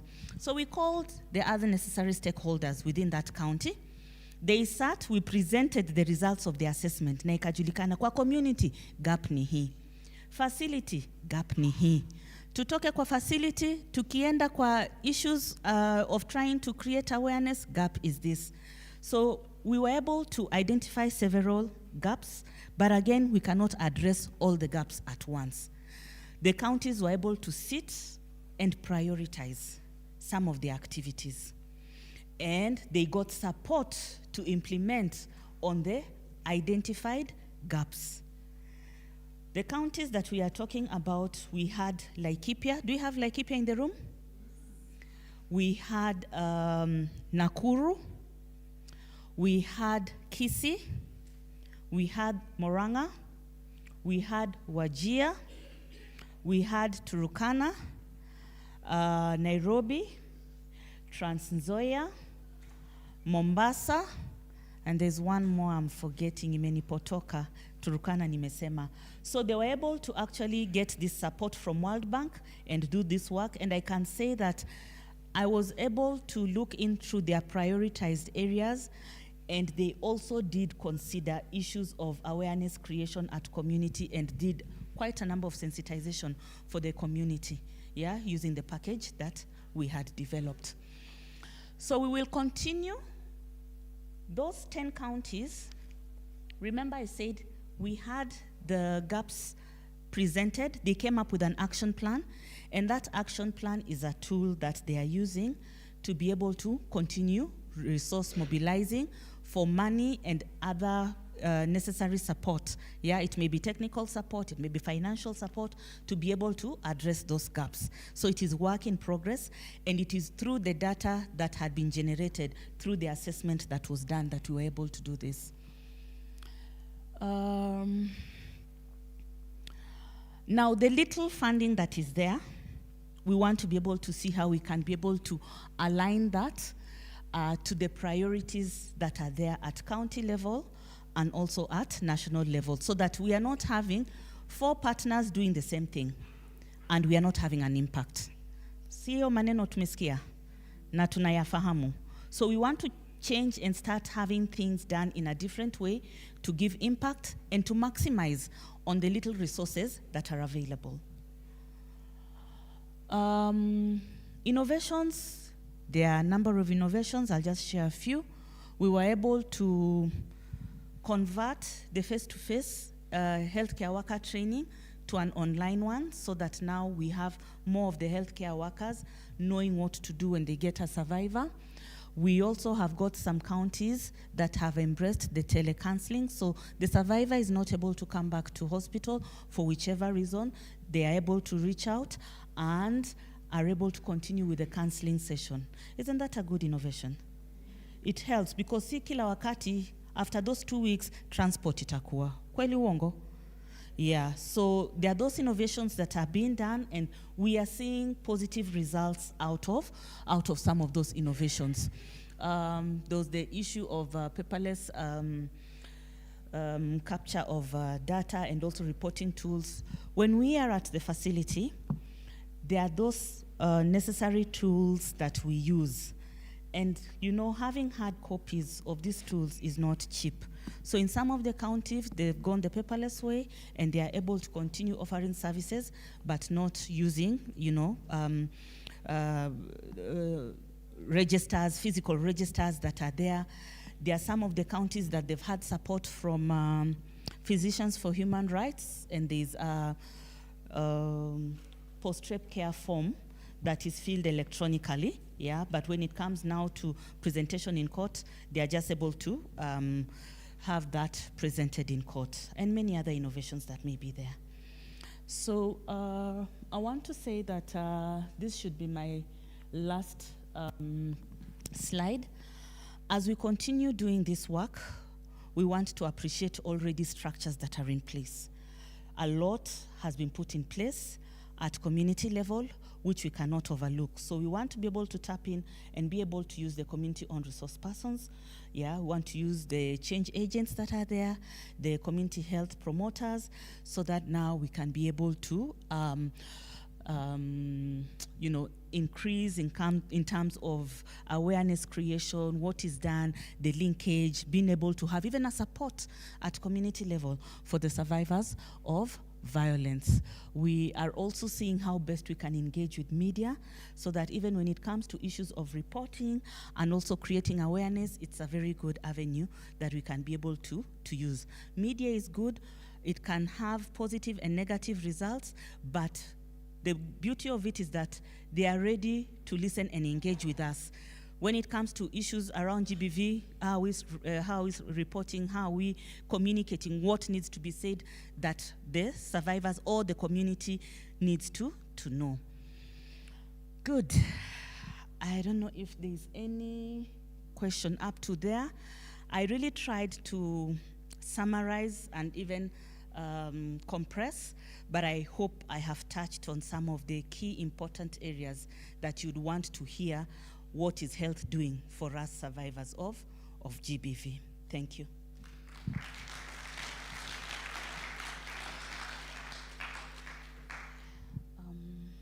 Can you help me with the book?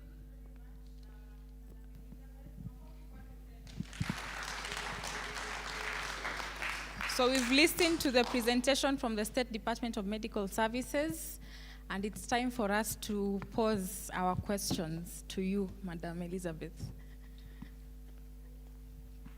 Who's going to go first? Short and straightforward, si ndio? Na kama mtu ameuliza tusirudie. So we'll start with Bungoma County. Asante sana, majina yangu naitwa Rostemus, natoka Bungoma County. Ningependa kushukuru sana jinsi mweza kutuelekeza. Ningependa kushukuru Bungoma County. Focal person, Madam Janet Hisa, anafanya kazi mzuri na survivors, na ningependa kushukuru kwa sababu kila organization yenye inakuja, Janet ana make sure survivors wana attend any meeting ya GBV. Kitu ningependa kukuambia, upande ya kwenda kotini, tafadhali muweze kuimprove, kwa sababu tunafuatilia survivors wetu, lakini ukifika kotini inasemekana daktari hajakuja kutoa ushahidi mara 2 mara 3. Kwa hivyo tafadhali hapo hivi muweze kuimprove. Thank you. Thank you. We can have one from that side.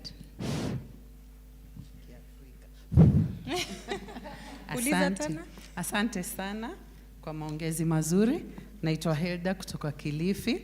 Kilifi, ofisi yako inafanya kazi mzuri sana sana sana, na ni mambo tu kidogo yanahitaji kurekebishwa. Umesema mnafanya kazi katika collaboration na watu wengi. Nasema about age assessment. Mtu wa age assessment naona ajui about SGBV, na ajui kama it's a private and confidential. I think mtu wa age assessment, mtu wa lab, mtu wa scan wanahitaji wafanywe capacity building.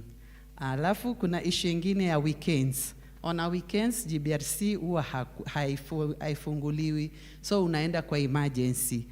Pale emergency hakuna confidentiality, mnatibiwa tu na wagonjwa wote. Alafu wanapenda kutumia hawa interns kwa upande pia wa SGBV. Kunakuwa hakuna, unapata wengi kama vile umesema anakuwa handled vibaya na harudi tena. In fact nimepata cases nyingi sana, the rape cases ambazo wanahandoliwa vibaya on our weekends.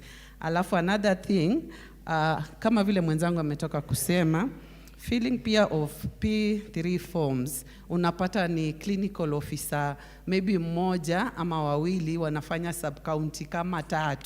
So unapata hawa CEOs wanakuwa overwhelmed na kazi, ambao sasa huyu CEO anatakana aende kotini, anatakana tena akuje ajaze P3 form, inakuwa ngumu.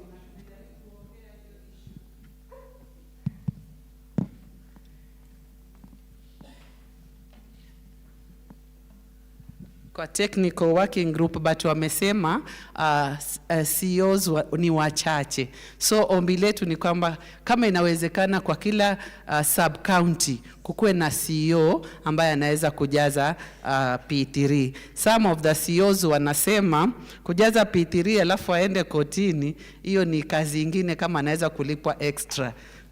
Wengi huwa wapendi kazi ya kujaza P3 na kwenda kotini. So hapo pia tunaomba tuweze kusaidiwa. Asante. Thank you. That's Kilifi County. Let's hear from Kisii County. Nilikuwa naulizia, ulisema juu ya focal person and ensure, ulisema juu ya focal person and ensure the survivor does not pay. Alafu ukasema juu ya clinical care inapewananga free. I don't know that, sijui mtu anikonfirmie kama ni ukweli wanapewangwa free.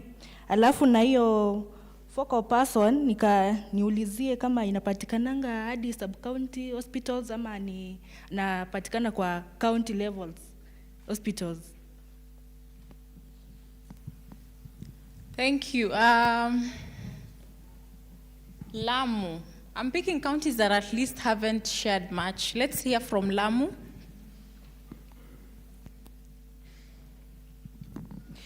Yes, good afternoon. Yeah, I'm Hindu from Lamu County. Thank you, Madam Elizabeth. Surely about medical services, I would like to add on this. In gender-based violence in Lamu is ndio donda sugu. So I heard you talking about you visited most of the counties. I didn't hear you talking about Lamu County. Most of the people, they say that Lamu is very far from here. So I don't know if we are not Kenyans. I kindly ask you, you also visit us in Lamu. Okay? Thank you very much. But it was a very nice presentation. Thank you. Thank you, Hindu. Abukuza Jail Vihiga. One, let me appreciate you, and you also as Vihiga County, we appreciate our reproductive health rights officer, Madam Abigail Essendi. There is only one challenge we face, and this during the weekend, the way they have said. But then the worst part comes on court representation. We have a great challenge with the clinical officers to appear in court. And that at times makes our cases to delay. Then finally, we have seen there is a manual for counseling ya watoto. There is a great challenge. Watoto akishaonekana, hakuna counseling ya watoto ufanyiwa. In fact, they are the survivors who take an initiative ya wenyewe kucancel watoto. And a part of, what I would say, a part of the survivors wamekuwa lucky enough in Vihiga kupata some small training on child tackling counseling from mashirika tofauti, like Maldme, Hirdo, supported the survivors to do a bit of counseling. And that's what we do to our children, which I know it's very bad because we don't have the skills. Whatever we are doing is shallow. Would wish all the 47 counties that are here, if through Wankanja Foundation, if we can get that manual, it at support, tunajua kusoma kidogo.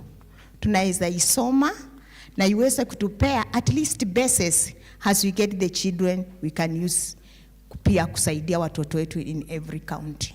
Thank you.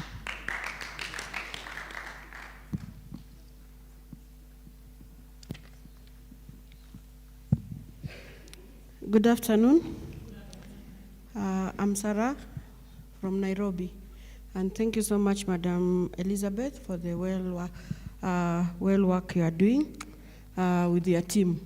For me, I don't have a lot to say. I come from the other side, the Kibera, and I think we are coordinating very well with Madam Roslyn, and my focal person is Kitui, Madam Kitui.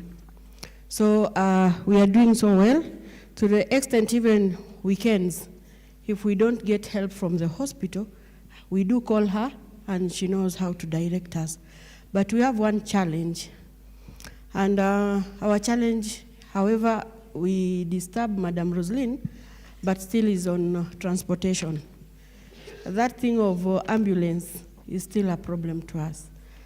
She at times calls, but before, by the time that ambulance reach where we need that ambulance, it takes even 6 hours. So that is where we have a challenge. Thank you. We can take one more from this side before we cross back for fairness. Okay.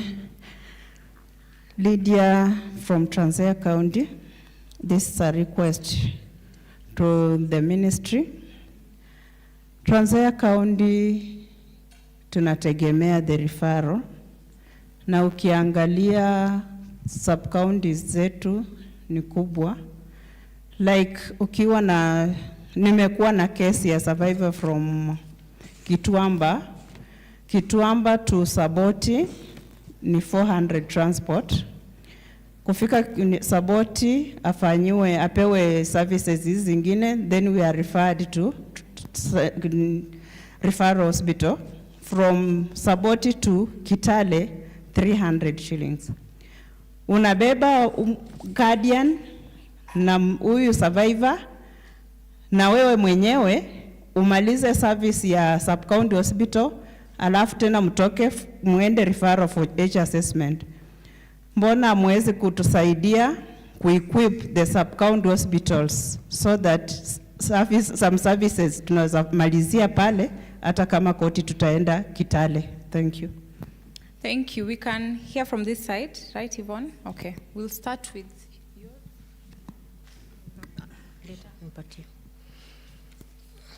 Okay, my name is Judy from Mombasa County. I would wish to get some clarification on the share for the survivor of sexual violence in accessing biomedical services. And then the other one is, have you rolled out the telecounseling services? Thank you very much, Madam. Mine is that requesting, first I want to say that I have a contact person, CHP, based in Kiandutu. She's doing a great work. She's called Eunice, helping persons with disability. I wish mnaweza msaidie hata angalau apande juu. She's doing a very good job.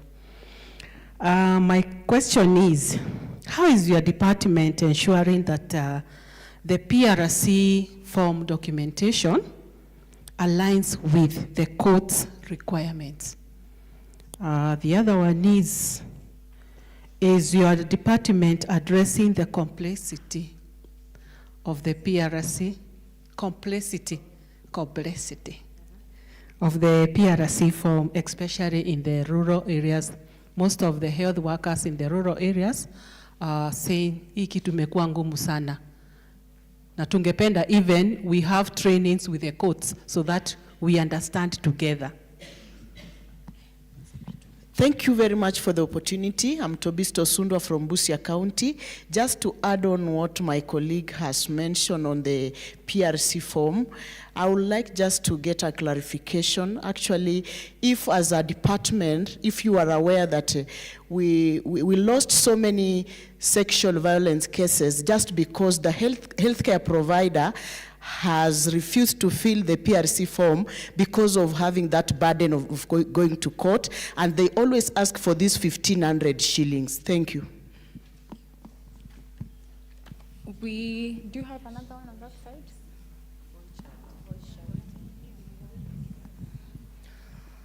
Mimi bado Rosana Kashor from West Pokot. Ninashukuru sana ofisi yako kwa upande ya Health Committee. Hiyo watu wanafanya kazi vizuri na tunafurahia. Alafu kuna mahali pengine inasumbua kidogo kwa upande ya department yenu. Survivor anaweza kuwa ameshindwa kujifungua kwa ile hospitali iko karibu, anatakana wachukue referral. Lakini anaweza kuambiwa atoe 3,000 ya transport ya ambulance, whereby she cannot afford it. Mpaka inafika mahali mtu nasema nifanye nini? Anaamua aende nje afanye nini? Sasa hapo kama inaweza tu kurekebishwa, waambie tu kuna watu hapo wajiwezi kama survivors na wasaidiwe. Thank you, Madam Elizabeth.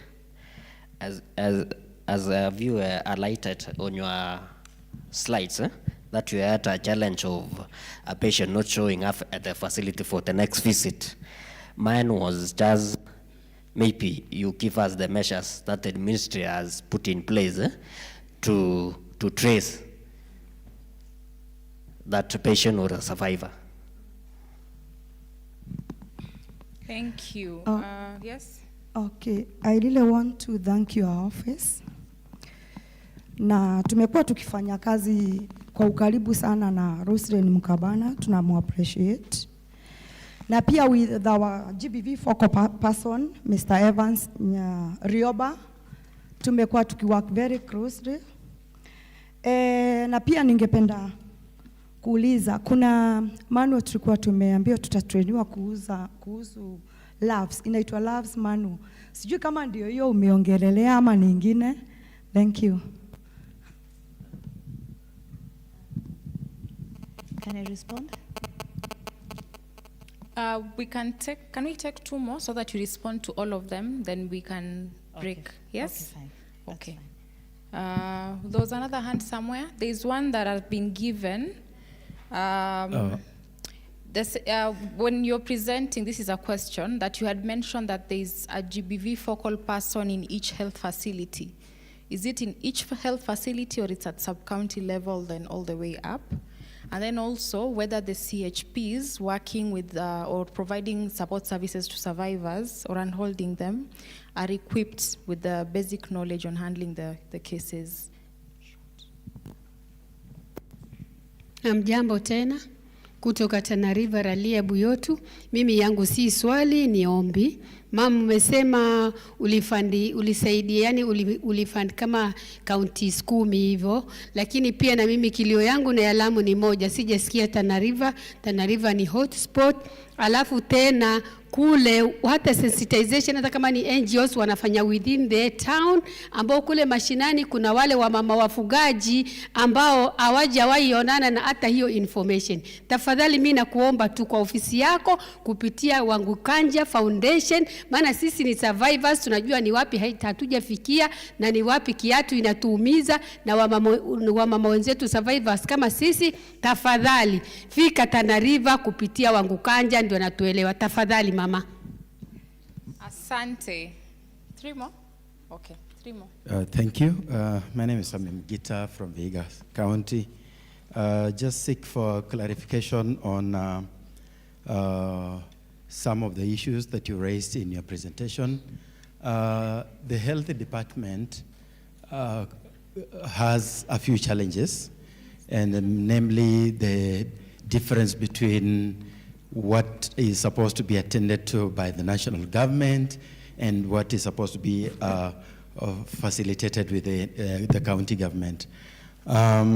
Just wish to seek your clarification on the policies, the guidelines, and the tools that you talked about, so that it's clear, is it just developed to serve at the national level, or it's supposed to be a trickle-down effect? Because even at the county government, sometimes you hear the national government has developed something, but at the county government it's not adopted because it is like this one near national government and not county government. Thank you. As I'm walking to the next, there's a question here. If a clinical officer fails to appear in court completely and a survivor fails to get justice, what measures do you take as a department? Go ahead. Thank you. You talked about organizations that are governmental.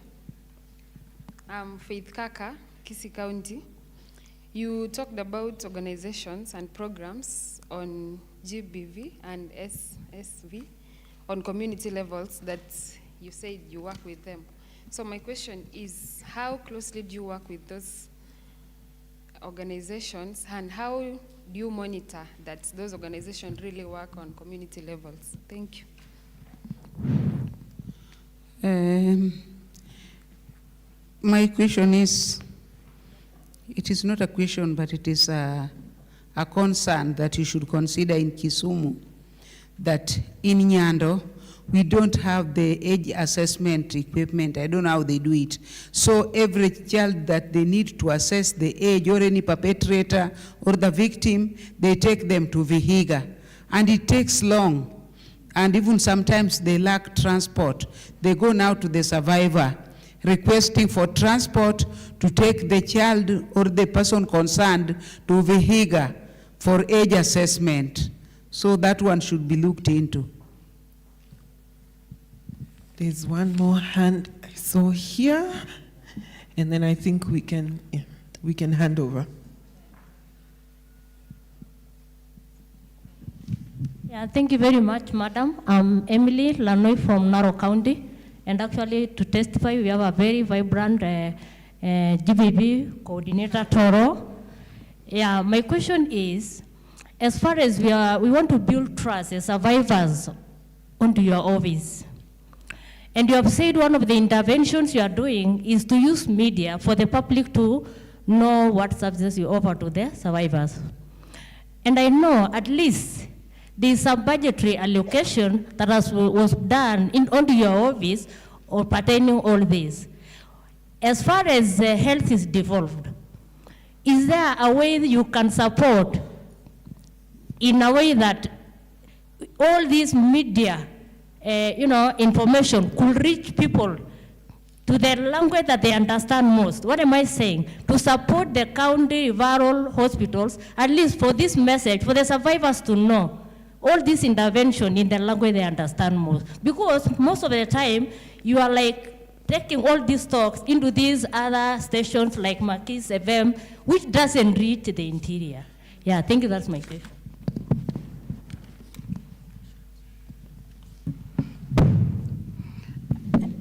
I'm Betsy Chepkoech from Kericho County. I want to say that the report from the medical officers play a great role in justice to the survivor. There are cases, especially in Kericho, where somebody has been raped, taken to the hospital, but the report that will be written by the medical officer may not be incriminating enough to be used by the courts. I have an example of a lady who was raped, and the report that came from the hospital is that the hymen had been broken before. So that one, when it was taken back to the police officer, he said that the report was not enough to incriminate. So what happened is that the officer had to try to change the report so that it incriminates somebody, or the perpetrator could be incriminated. So I think it is important enough for the health personnel to write exactly what they see, so that the victim is able to get justice. Thank you. Madam Elizabeth, sorry, I'm told there are two hands somewhere here, but colleagues, I ask, if it's a question that has been raised, do not repeat it. I hope it's something that has not been mentioned. 1 minute each.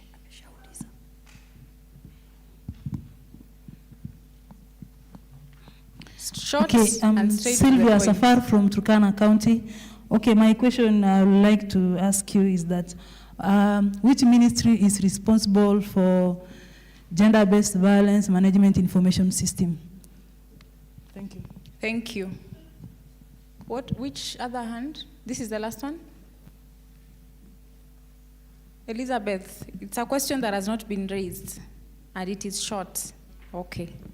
Then we hand over back to Madam Elizabeth to give us feedback.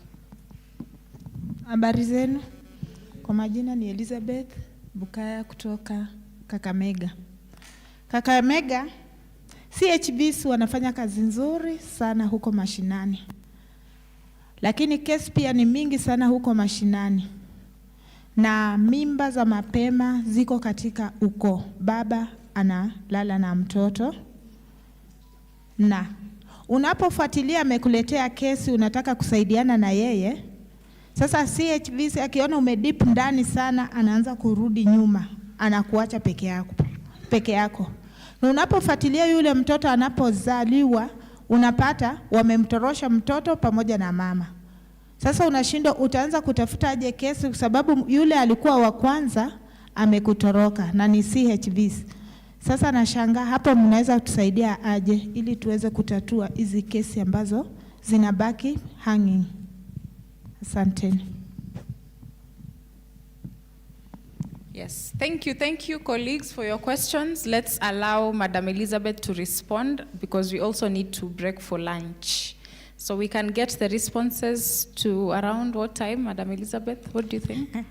There are 20. There are 20, but I know some are connected. Some are repeated. Yes, yes. Yeah. Okay. So I will try to take the shortest time possible to be able to answer the questions.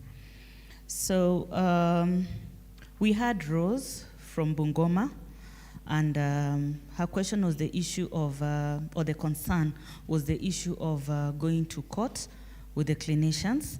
I have heard you, and that is why it was important for us to be able to understand, one, the structure that is there at the different levels, and then number two, understand the work that we do, yeah?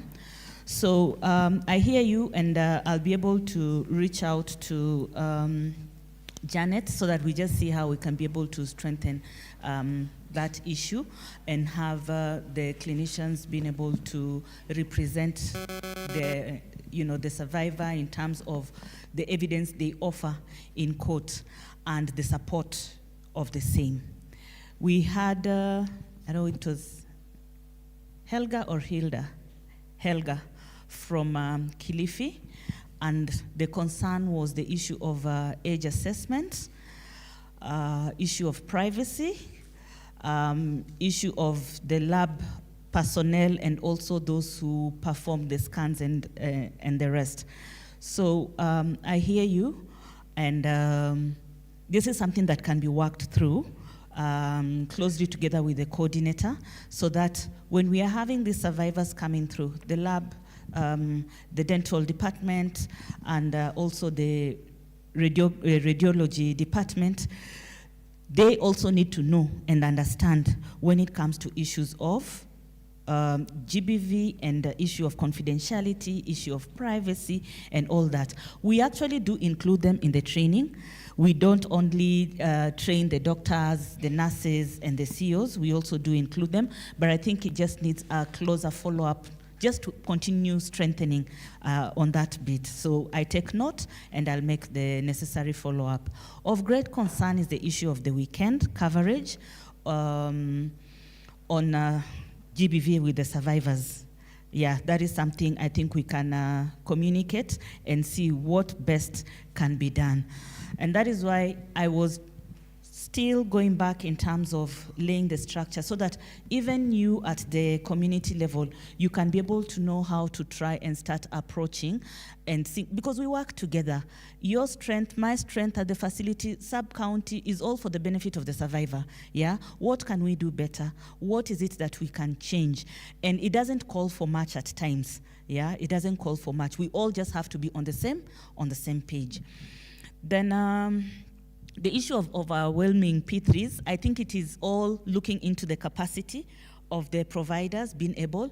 Remember, with the Sexual Offences Act, which touches on sexual violence, we have nurses, we have clinical officers, we have medical officers who are able to do what? Fill the P3. So I think it is just to strengthen the capacity of these officers so that we have more of the officers who are able to fill the P3s, and we don't have that overwhelming of the few who are there. For Kisii, there was a concern in terms of payment, and I still want to repeat. For survivors of sexual violence, it's very clear with the law. The Sexual Offences Act has stipulated the services need to be free. So it is something I will pick up with the officer responsible so that we can be able to see. A concern also, or wanting to understand in terms of the focal person. So I said the focal person, ideally, in each and every facility that offers GBV services, we should have a focal person to coordinate and help the survivor even as they come in to seek for care. We may have some facilities, maybe they have not yet reached to the level where they now have appointed a focal person, yeah? But it is something that now I can pick up with the county responsible so that we have that streamlined. We saw there was need. There was need to have a focal person in the facility because survivor anakuja, anaenda huku, and is not been, getting the necessary support that is required, and also just the preparation, just to ensure that we have the necessary commodities, the drugs, the equipment for collecting samples. If we do not have somebody to coordinate that, we'll have a survivor coming in, those things are not in place, and then now we start wasting a lot of time, and it's quite frustrating, bearing in mind what the survivor has gone through. For Lamu tupo. Mimi personally nimetembea Lamu, nikafika paka Mpeketoni.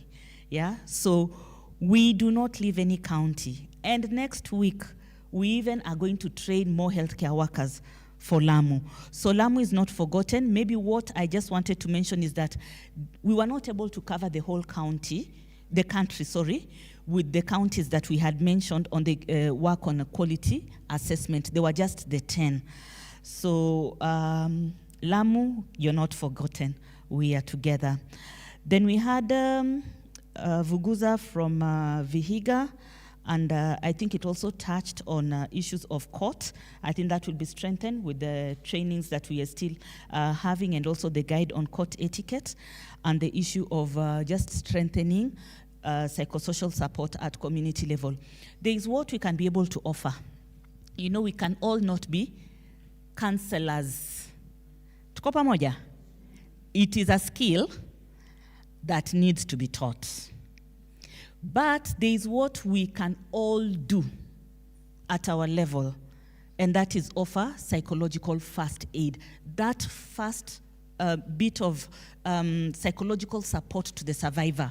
Then now, anaendeleza with getting a specialist to continue with the counseling services and appointments.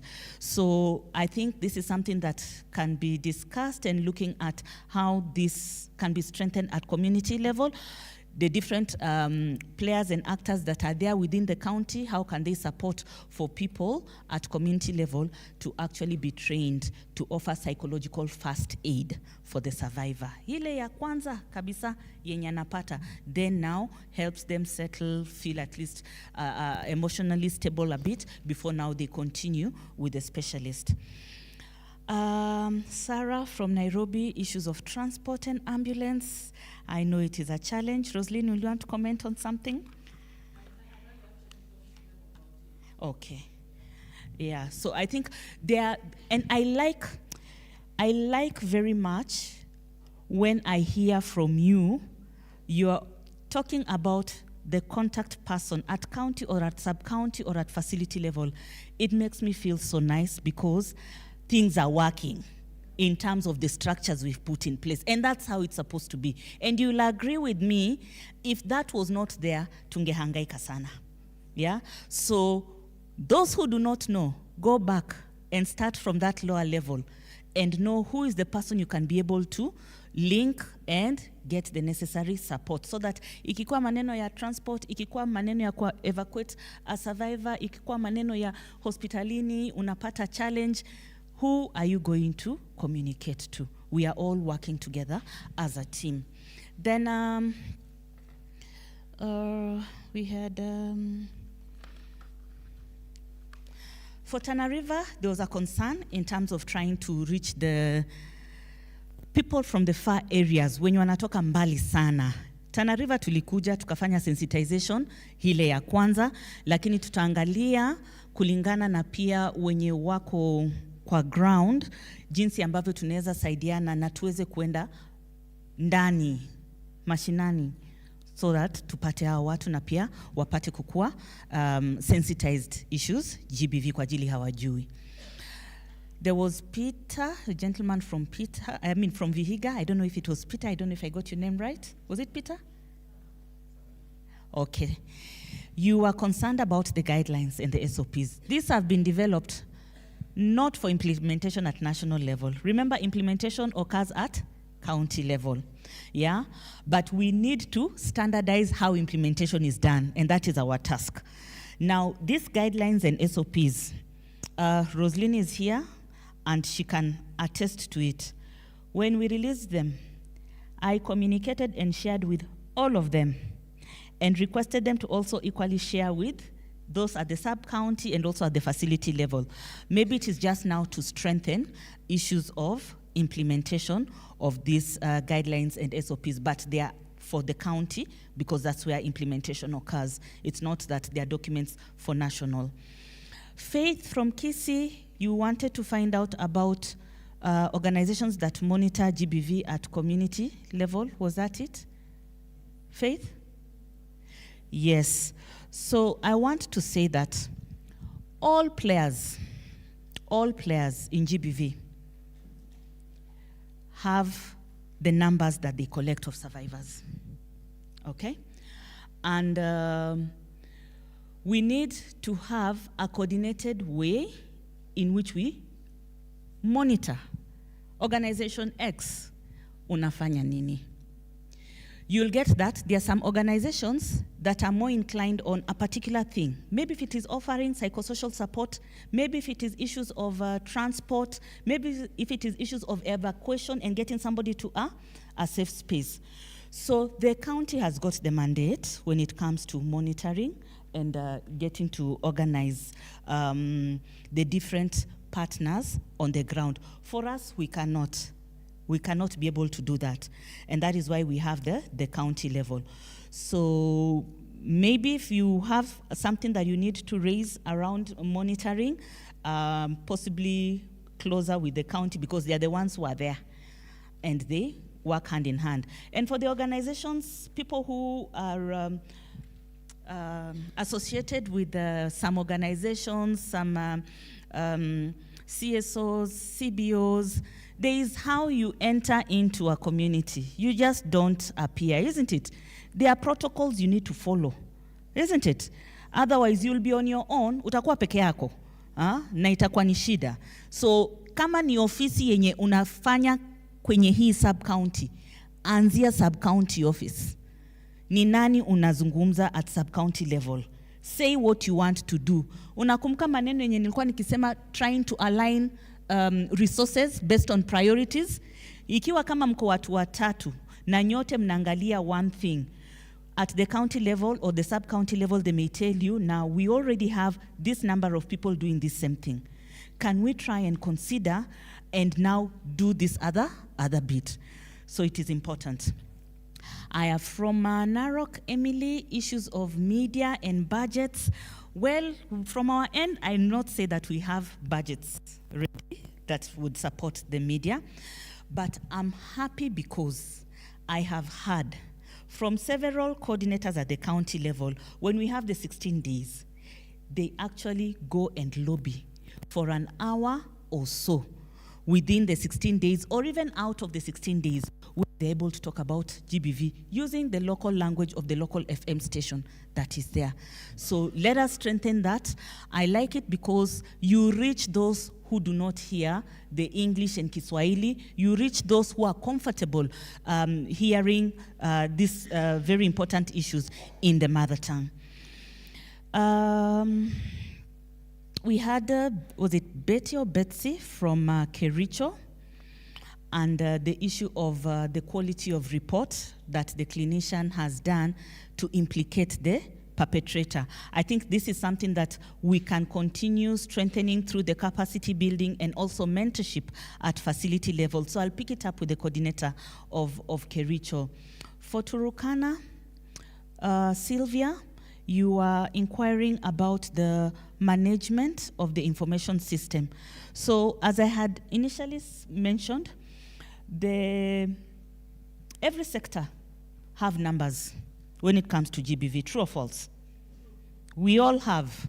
Police have, health have, judiciary have, even at community level, with the different organizations that work at the community, they will tell you, this month we have reached this number of people.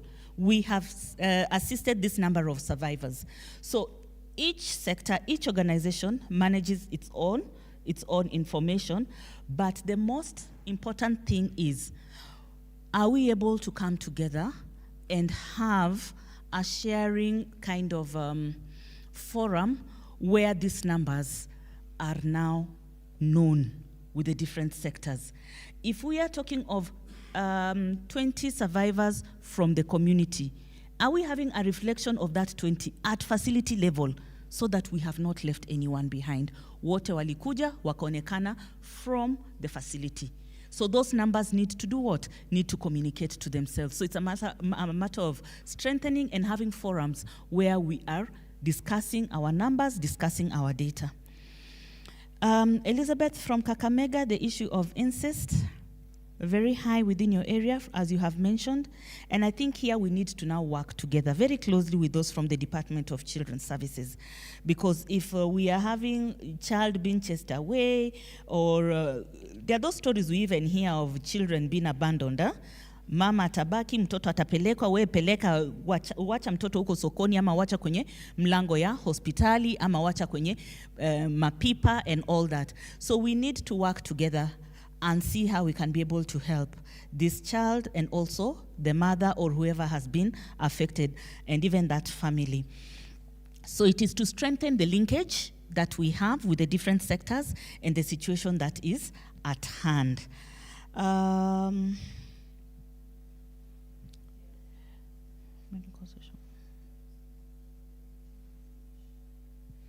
So, Roslyn, you'll allow me just to allow you comments on what had come through here. And then after she finishes to comment, I will sum up and step down. Sure, briefly. She will be brief. We still have some colleagues from the Protection Agency who'd like to share with us. So briefly, please. Thank you very much. Mine was just on the issue of the facility GBV champions. Within the facilities where you take survivors, we have medical social workers. They're the ones who are seen as the GBV focal persons or the GBV champions. So if you go to a facility and there's a medical social worker, they're supposed to guide and walk with you all through. If not, we also have the counseling department or the HTS. HIV testing services, and that I think is in most of our facilities, both, in the 47 counties. Thank you. Thank you, Roslyn. Otherwise, mine is to say asante sana. Tutatembea pamoja. What we need to realize is that we need to work together, and so far we are making some good strides. Hatutachoka, tutaendelea ku walk this talk and support the survivors as much as we also create awareness within our communities and our different areas on issues around GBV and trying to see how we can prevent GBV. Thank you so much. In the last 1 minute, just 1 minute. Yeah. There was a question here on telecounseling that they had asked about, as well as SHA. Briefly.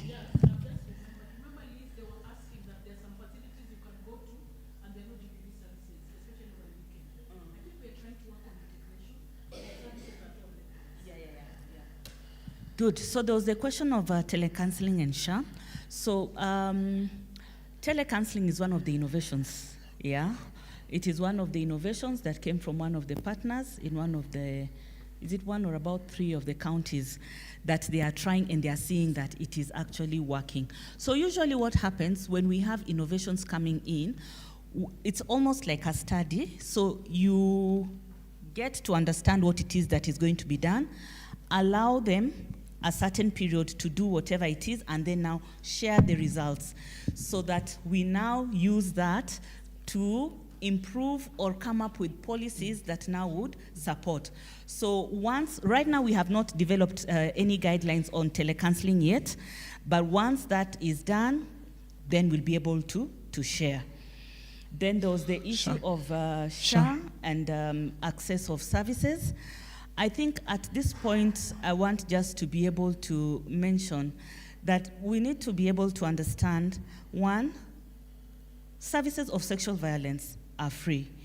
Number 2, we need to be able to know who to link. I think where we are having a problem is where we do not know who we can be able to approach. If it is at facility level and having the facility focal person being able to walk through with the survivors so that now they are not being charged. Yeah, because the law is quite clear when it comes to issues of sexual violence. I know for some of the counties have defined some, policies and guidance when it comes to other forms of violence. Yeah, but for sexual violence, it is free. Okay. It should be covered. And you're still with us at lunch and a little bit after? Maybe just a little bit, and then you'll allow me to leave. Sawa. I was saying that because I think there's still a lot of things that people would like to discuss. So I encourage them to take advantage of your time here and come and speak with you directly before you leave. Please feel free. Wherever I will be, you see me and you have a concern, just come and talk. We air out issues. Sawa. Thank you so much. A round of applause. I think we could have given you a whole morning because there are a lot of concerns. Yes. Remember who your focal person is. That's where we start the talk. Usipomjua utaanza kuhangaika. Sawa. Asante sana. So the team is only ready for us at 2, which means we still have another session until then. And this is another agency that you really have been requesting. There have been a lot of comments or questions directed to the Witness Protection Agency. And thankfully, we have them here with us this afternoon. So I'd like to kindly call them up to the floor to tell us, first of all, who they are. I think the team would like to hear from you. Who are you? What is your role within the Witness Protection Agency? What is the function or what is the mandate of the agency? And then we can take it from there. So I'll call you up to come and share with us. Makofi, tafadhali. I know lunch is almost here, but you can give them a vigelegele as well. No? Surely. Hata moja.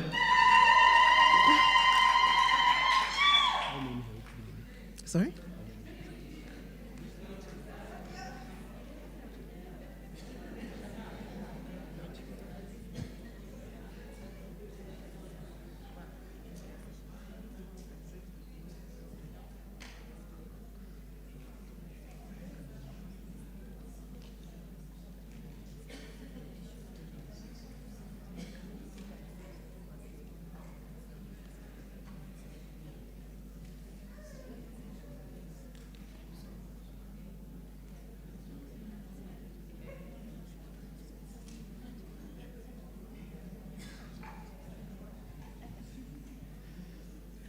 You have a PowerPoint presentation?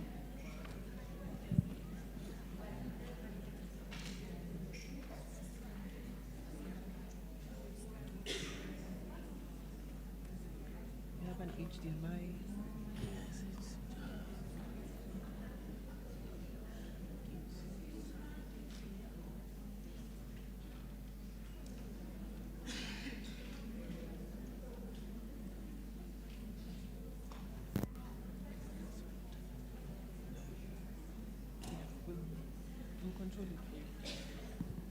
Aya basi.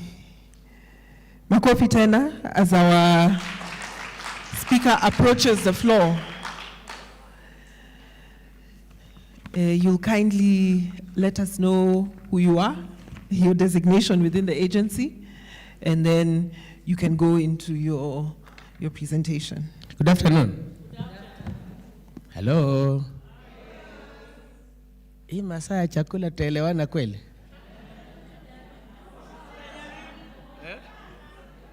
Mnaonaje? Mko sawa? And you look good. Ambia jirani yako umesalamiwa, umesema unakaa poa.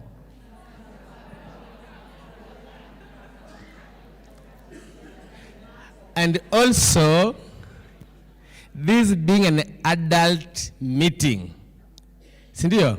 Na mmekaa for almost 45 minutes, simuamuke tu hata kwa second 3. Up, kila mtu amuke kwa hiyo kiti.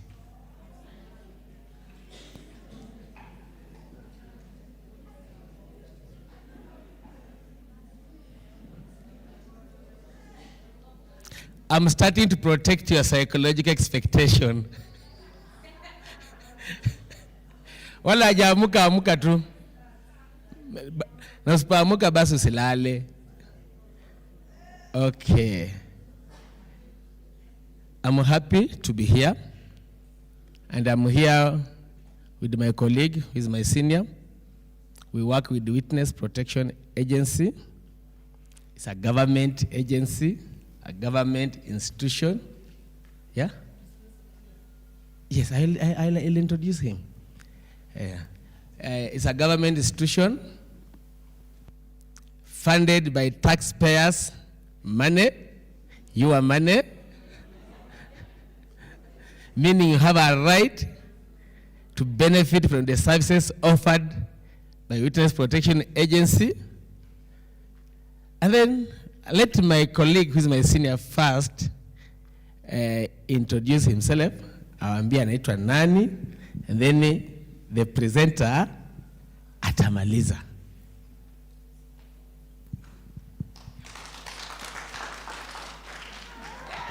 miaka imekataa. Hapo miaka imekubali. Hello, good afternoon. Good afternoon once again. So we shall give that the presentation. He will do it, Mr. from Dr. Zachary Mwangi. The voice, I have a problem with the voice,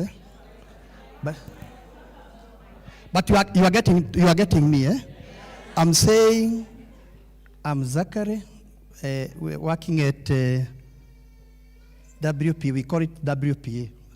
So if I say WPA, just know it is this one. We work very closely with the survivors, though we may not have interacted much, but we do it the best way we can. So what I can ask you, just pay attention, you can ask the questions, then we shall be able to answer, the ones which we will be able to answer. And as we have said, it's a government department funded from the Exchequer. So feel free to ask whatever you need to ask, the clarification, how we do our business, under which environment, and those ones whom we have interacted with, maybe we can still get the experiences which you have gotten from us. But feel free, welcome. I know we have quite some short time to do it. We shall try to go very fast through it. I coordinate the protection services within the Central Region, Rift Valley, and other places. Because we have only 4, we are coordinating this within 4 regions. Western region, we are at Kisumu. Coastal region, we are doing it, we have offices in Mombasa. We are also doing it in Eastern, and we are doing it within Central, covering Nairobi and Central Rift, even some parts of North Rift. Then we have other satellite offices within which Mr. Wafula will be able to articulate so that wherever you are able to reach us. Because you are such very, very critical players. And we, as the agency, we are actually facilitators on matters of criminal justice in this country. And we are referral agency in terms of where we get the applications, in terms of what needs to be done from you, from the members of the public, and also from the police, from ODPP, among others. But the bottom line is we try as much as possible to do it with the highest effort of professionalism. Professionalism, and even in terms of trying to reach out to all the players in the criminal justice, and also for matters which have high level of public interest. And GBV cases, they are cases of public interest. And we have a lot of concern as far as they are concerned. So thank you very much. God bless you as he does the presentation. Maybe we shall clarify later on. Thank you. Thank you. Thank you. Simpigie tu makofi mzuri. Angalia miaka lakini anaweza ile iwe jana hawezi. Now, me I want to preach. I don't want to teach. Okay? You can sit. Si mungaje tunaambie mkae. Nilikuwa naopea. Hello. My name is Alexander Wafula. I work with Witness Protection Agency, and in witness protection, number one, we have different departments. We have a department that's purely for protection, ya ulinzi, ya kulinda. We have a department for the legal. I want just to mention the 3 departments for the purpose of this presentation. Legal, kwa ajili ya masuala ya kisheria, legal advice and support. And then we have the department for psychosocial, kwa maswala ya kisaikolojia na hali zingine za kawaida, the psychosocial services. And the reason why I'm saying I want to preach for these 15 to 20 minutes ambayo nimepewa, ningetaka mhubiri mzuri afanye kwa 1 hour, but nimepewa tu kidogo, because I want to win souls, so that these souls, they become the advocates kwa community, the way you are asking questions here. So I want to use the analogy of Jesus of fishing, that you become fishers of men. Now I want to fish people here, mukwe fishers, so that when the society will understand there is a witness protection agency, so that the vulnerables, they don't die or intimidated or threatened na wanyamazie. Because we say what is not shared may not receive justice. Justice will come because of speaking out. Ukweli mwongo? And somebody somewhere may be determined to ensure that you don't speak out.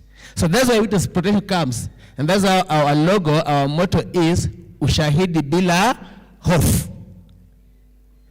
We are giving you the opportunity as a government agency kutoa ushahidi bila hofu. Give me the next slide. There's another slide. Umeacha. Wacha. Nyuma. Kuna ka slide umeacha. Nyuma. There's an overview.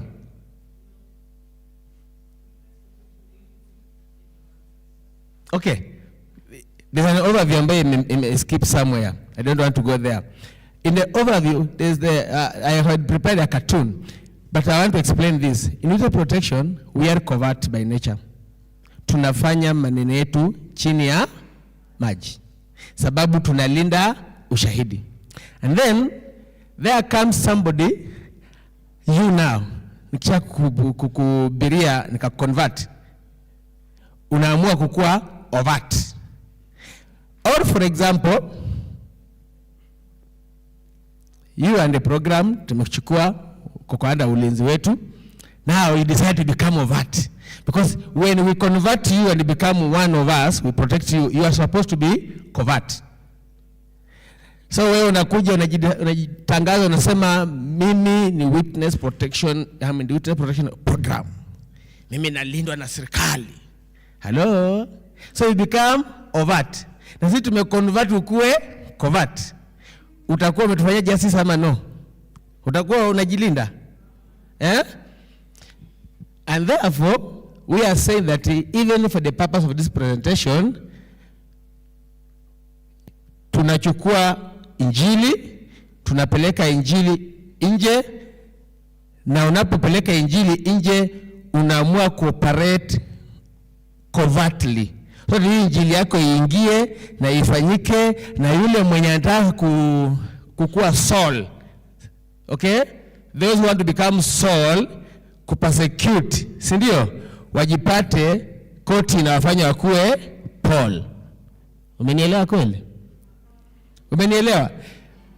When we convert you, we go the message and ensure that all cases are referred to us. That people who are threatened, people who are intimidated, si ndio? People who want to be silent so that they don't go to court, survivors who want to be silent because ya wale wako na nguvu so that they don't go to court, watoe ushahidi yao. Wewe unaweza kuwa mmoja yule ya kusaidia kurifa, si ndio? So when you are converted, utaifanya covertly because even your life una in mind. Kweli? Lakini yule mtu akuja kwetu, sisi tutamchukua na wewe unarudi unyamaza unaweka mdomo kwa ingine. Au vipi? And then when you go to court, the Saul is the person who is threatening and intimidating becomes Saul. Si kweli? Na the court will make this person become Paul after justice impatikana kwako. Si akienda prison anakuwa Paul. Sasa ataenda afungwe.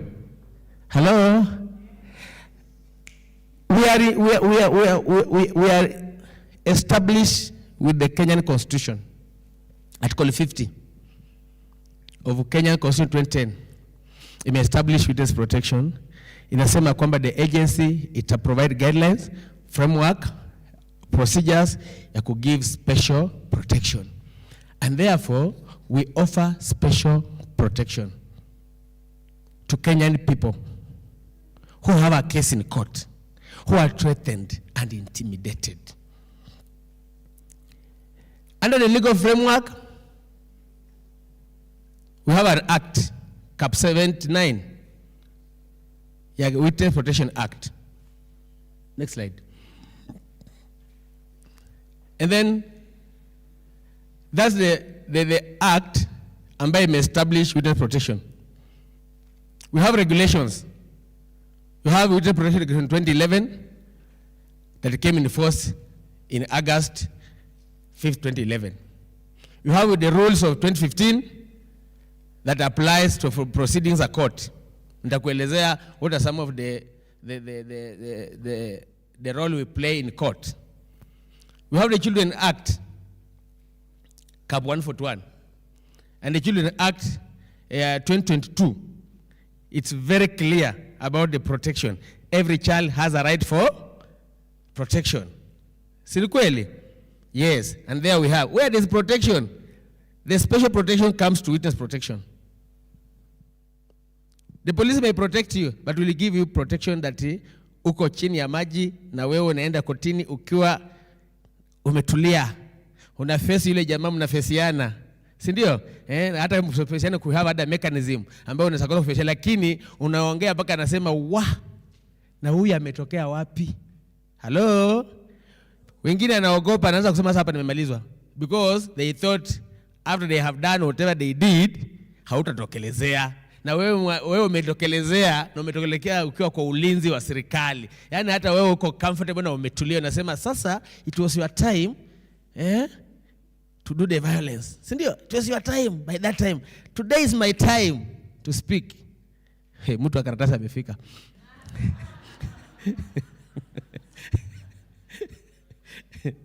Thank you. Thank you. I have 20 minutes. Nitakuwa nimemaliza. So when they had their time, walimalizana wakafikiria wamescore. Si ndio? Now, wewe ukapato kasema, though I'm intimidated, I'm threatened, I'm vulnerable, I don't have the strength to fight you, but the government will fight for me. And then you apply for witness protection.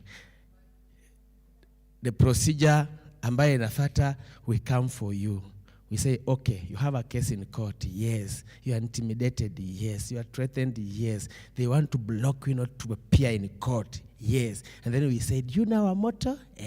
Ushahidi bila hofu. We'll give you an environment, enabling environment that will be safe for you, that will go to court and sit and explain and tell your story yote kuanzia mwanzo mpaka mwisho without fear or intimidation. Tunaelewana? That's one of our mandates. That's our core mandate.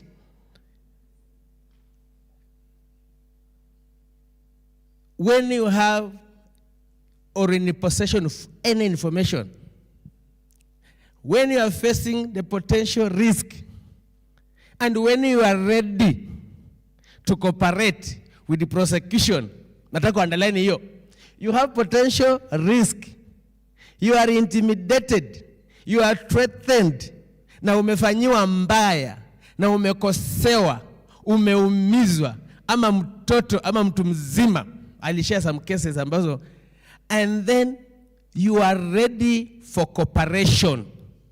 You know, you have hapo kuna shida, because of our culture, vingine wote, ingine tunaenda psychology, unaweza kusema kama, it's like, sasa, na vile anakaa kama na nikifanya hivi, mwingine pengine ni family member, mwingine pengine, are you getting what I'm talking about?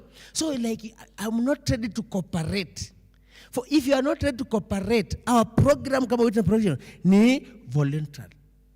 Sasa when you are not ready to cooperate and you are at a risk, you are threatened, you are intimidated, but you are not ready to cooperate with the prosecution, what do we do? Is it possible for us to come for you? Inawezekana? Wewe uko na umethreateniwa, umetishiwa kabisa, inaonekana kabisa hapa vitisho mpaka uweze enda kotini, mpaka hata maisha yako hatarini, mpaka umetokea huyu kwa auntie, kutoka kwa nani, lakini bado unatafutwa, si ndio? Lakini yourself, you are not ready to do what? To cooperate. Is it possible for us to come for you? And that's what we are saying, when you are ready to cooperate with the prosecution, the law enforcement, and with the courts, Witness Protection Agency will come in to give you that protection. So who is a witness? Umeenda sana, ukombio na hii lunch. Hiyo kitu yako kama inarukaruka. Okay. Now, who is a witness? A witness is with any person who has information or in possession of information regarded by a competent authority as being material to criminal proceedings. Have any information ambayo imeenda polisi. Polisi wameandikia charge sheet. Si kweli? Wamepeleka kwa prosecutor. Prosecutor ameapprove hapa kuna kesi. Si ndio? Imeenda kotini, imereceive mention. Huyo mtu ni witness. Tumeelewana kweli? That's a witness. Hiyo ni general. But a witness in Witness Protection Agency ni yule sasa yule witness who is now threatened and intimidated, at risk of losing his life, at a risk of not appearing in court. Tunaelewana kweli? You know I'm preaching. So mkuwa good disciples. So there's a witness in general and there's a witness who qualify for witness protection. Niko clear?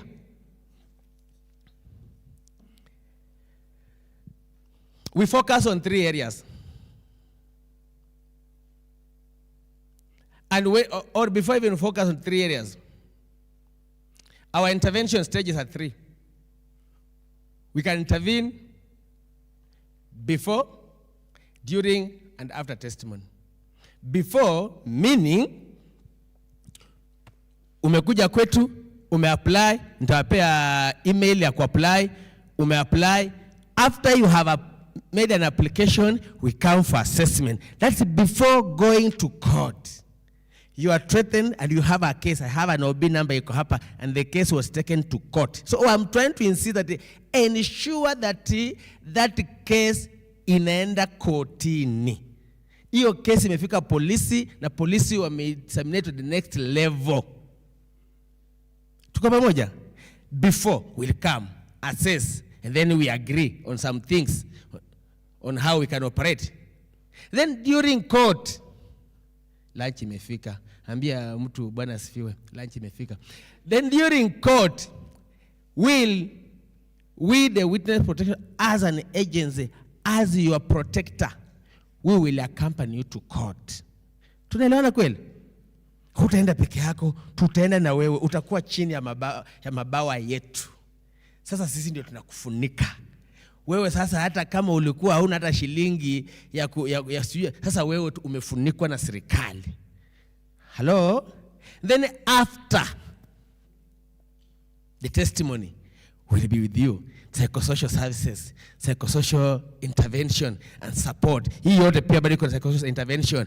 We will talk to you. We will prepare you. We will discuss on the modalities ya exit strategy. Tuko pamoja? Good.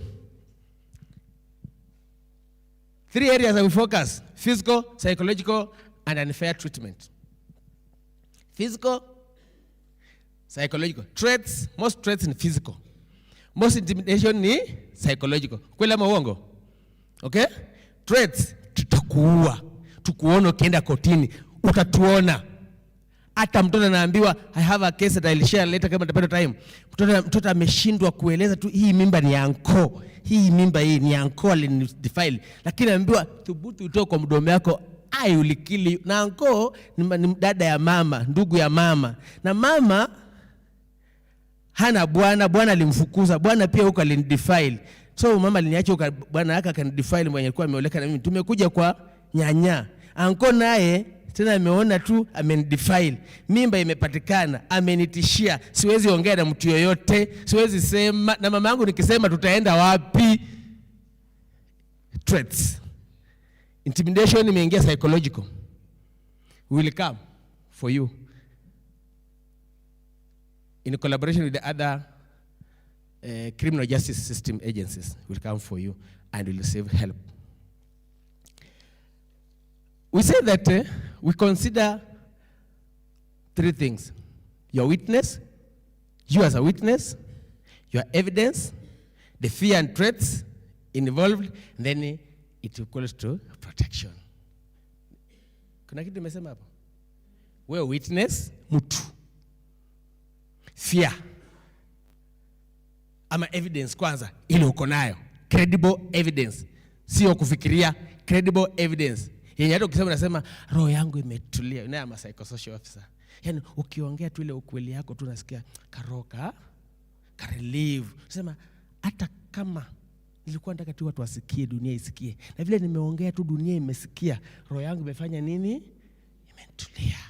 Lakini kabla hujasema na mtu amekuwekea hivi na anakaa anaona ni big boss somewhere, mtu mkubwa, authority figure, bla bla bla, unasikianga tu yani kabisa nifanyie na siwezi sema, siwezi ongea, inakula, si ndio? The wound becomes even the painful one. True? Good. Criteria admission, alafu nimalize, niende haraka haraka nimalize. Number 1, tunaangalia seriousness. Siende hiyo pia tuone kama imekataa. Ama hiyo iki yako na yangu ingiani. Inakataa.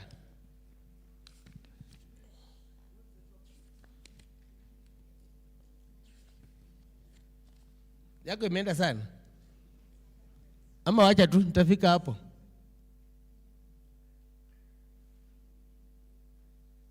Maybe I open it not the reversed one.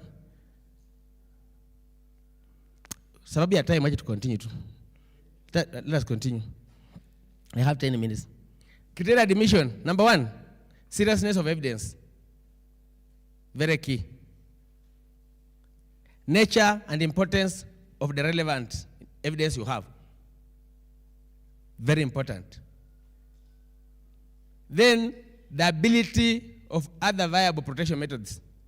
Are there other viable protection methods ambayo inaweza tumika kwako? We also consider that. Ama hakuna.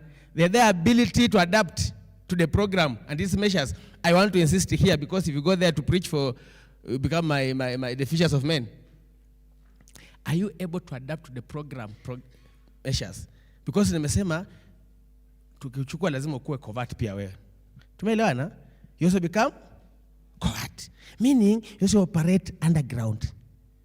Hata tukitoka hapa, tunaenda kwa street, mimi sikujui. Siniambia Wafula wita project, hiyo ni yako. Yangu iliishia hapa. Hello? Are we together? So are you able to adapt to the program measures? Because when we come for assessment, we'll give you the program measures under the informed consent. We'll explain to you very well that this is what we do, and when we start today moving with you, this is the journey. We'll walk A, B, C, D steps. Are you able to adapt? When you are not able to adapt, program is voluntary. Unasema, hiyo yenu, nikiangalia huku na huku, mimi hiyo siwezi. Fadhali tena ni wawe tu, lakini hiyo siwezi. Tunakuacha tu, because sasa umekataa. Hello? Tuko pamoja?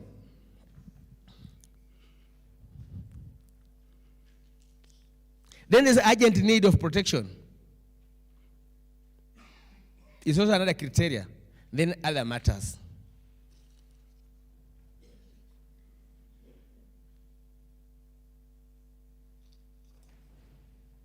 Nitaruka sababu ya time.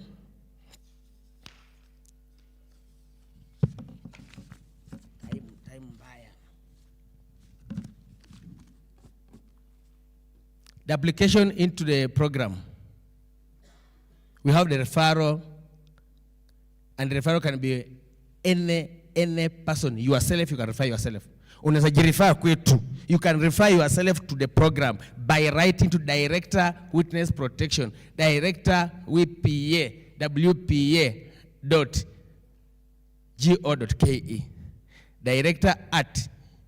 director@wpa.go.ke. Kama uko na kalamu ukiwa umeandika tu, uko tumeandika hiyo, that you can refer yourself. The director in full. That's the email. director@wpa.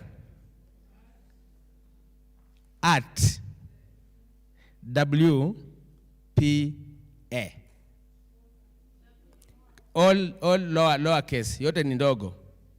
wpa.go.ke.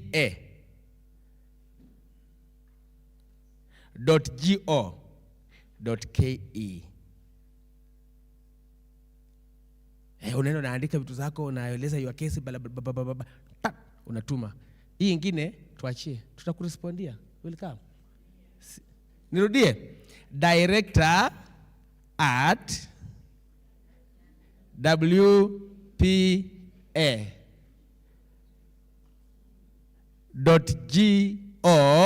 director@wpa.go.ke.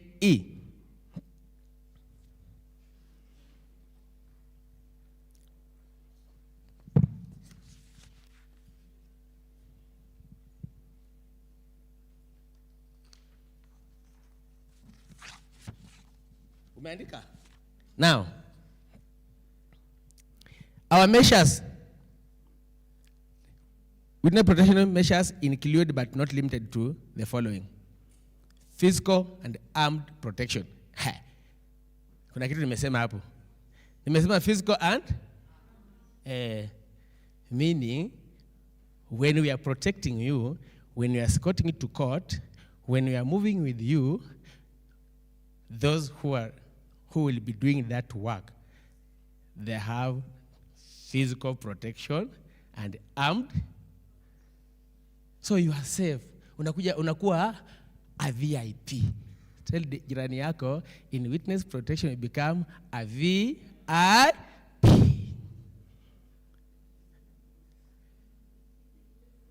And by the way, do you know you are a VIP in Kenya? Do you know you are a VIP? We are VIPs. You are a VIP. Yeah? You are a very important person. Very important person. And that's why when somebody anakutwethe ama anakuintimidate na amekudhulumu, the government comes in to give you the VIP status. Okay? Modalities we discuss and we'll tell you for this time because the case doesn't last forever. Si ni kweli? Si kesi kuna mali naishianga? Even in program kuna mali naishianga. Sawa? So VIP una enjoy na inafika mahali we discuss on exit strategy. Another protection measure is relocation. Another one is change of identity.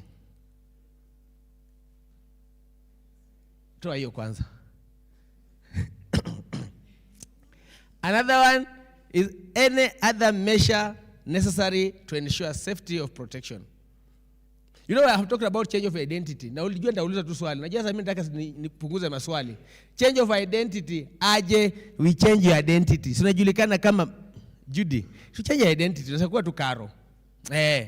You know majina ndio. Sasa hizi mimi hapa nikitoka, haya, naweza kuwa ni Wafula. Change your identity. There are many forms of changing identity of a person to protect you, to conceal the information. Tunaelewana? Kwa lugha nyingine to camouflage you ili usikue yule ambao unajulikana. Tuko pamoja? Because wanajua wanatafuta yule anajulikana. Sasa wakitafuta yule anajulikana wasikupata yule unajulikana, watapata kitu kingine tofauti. Bora wewe umeenda kotini umeaibisha shetani. Si ni kweli? Yes. Another measure is during court proceedings.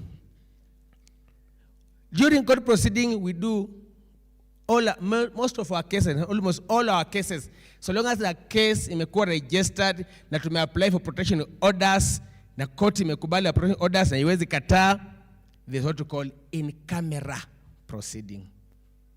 In camera hearing. Kesi yako ya witness protection, watu wote wanangolewa wapi? Nje. Hata kama defense walikuwa wamebeba watu 100, kuja kusikiza vile nimemweza nitaendelea kumshinda. Unajua samanga nimekupiga hata nimekurape na utanifanyia very painful. Sasa wale wamekuja kusikia vile hajafanyiwa kitu, what out. Nabaki ni wewe na yeye na koti na sisi. Tuko pamoja? Tuko pamoja? Good. Another one is use of pseudonyms. Kama yenye identity, majina tutabadilisha wewe, kotini zaitwa NK. NK meaning something else. So kama wale wengine wanataka kusikiza NK nani? Wewe so longa ushahidi umetolewa na umetoa ushahidi ambao ilikuwa polisi na polisi wanajua. Hii nyingine sijalishwe nayo. Then the reduction of identifying information, then the use of video links. Sometimes when you find that situation nakataa, unaweza fanyia video link. Utoe ushahidi through video link. Then there's obscuring or distorting identity of witness. Kuna voice distortion pia we use it. Mlikuwa mnasikia during the ICC ndio tulisikia mambo ya voice distortion sana sana, si ndio? Mtu anaongea lakini kasauti katoki, sio kale kake. Even the media also pia wanatumianga hiyo. We also apply the same. It's one of our measures of protection. Hello. Injili yangu karibu imefika mwisho. I'm kindly requesting for 5 to 10 minutes. Nitakuwa nimehubiri nikisema amen, mnasema amen na mimi naenda. Tunaacha maswali. Sawa. What are the pillars that governs this institution called Witness Protection Agency? One's covert capability. Hapo hatuko pamoja. Covert capability, that are we able to operate covertly? Tunaweza fanya kazi bila kujulikana na tuko na tunafanyika, bora tukue effective. You know, be covert but be effective. Si kweli? But si mnatusikia huko nje? Si tuko? Hello. Na wanajua tuko before leo. Tuko, si ndio? Wala nasema tuko, tuseme amen. Asante, kumbe tuko. Then there's institutional independence. Witness Protection Agency iko independent. Kama kuna institution Kenya hii, kama unafikirianga kama unafikirianga kila mahali lazima serikali ipenye, si mnasemanga hivyo? Witness Protection is fully independent. No orders, no directives, no interference from any state organ, from anyone ambaye ni superior to a director in terms of protection of witnesses na operations zetu. We are independent. Hiyo nayo sikudanganyi na ni ukweli kabisa. Na sisi hatuhubiri injili ya uongo, tunahubiri injili ambayo ukipanda mbegu inamea. Hello. Then there's inter-agency collaboration. Wangu Kanja is an agency. We collaborate with the other stakeholders. Sawa. Ndio maana tumekuja hapa, inter-agency collaboration. Tuite, tutakuja, mtoto ako hapa, mtu ako hapa, tuko na hii, will come. Because ni pesa yetu, pesa yako inatutembeza. Si ni kweli? Human rights approach. And then accountability, then operational autonomy, then unity of purpose. Those are our pillars. Then, when we are doing all these things, sasa enda kweli slide yako. The theme of this conference, imesema National Survivors Conference 2020. Theme ikiwa?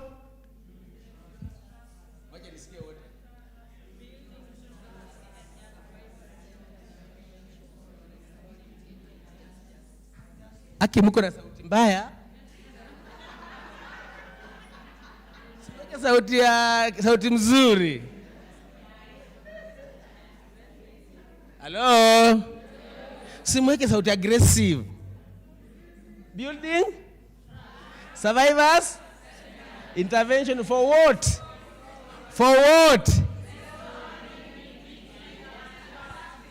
Good. In Witness Protection Agency, we ensure that the restoration of dignity is applied. Okay? Hello? And how do we do it?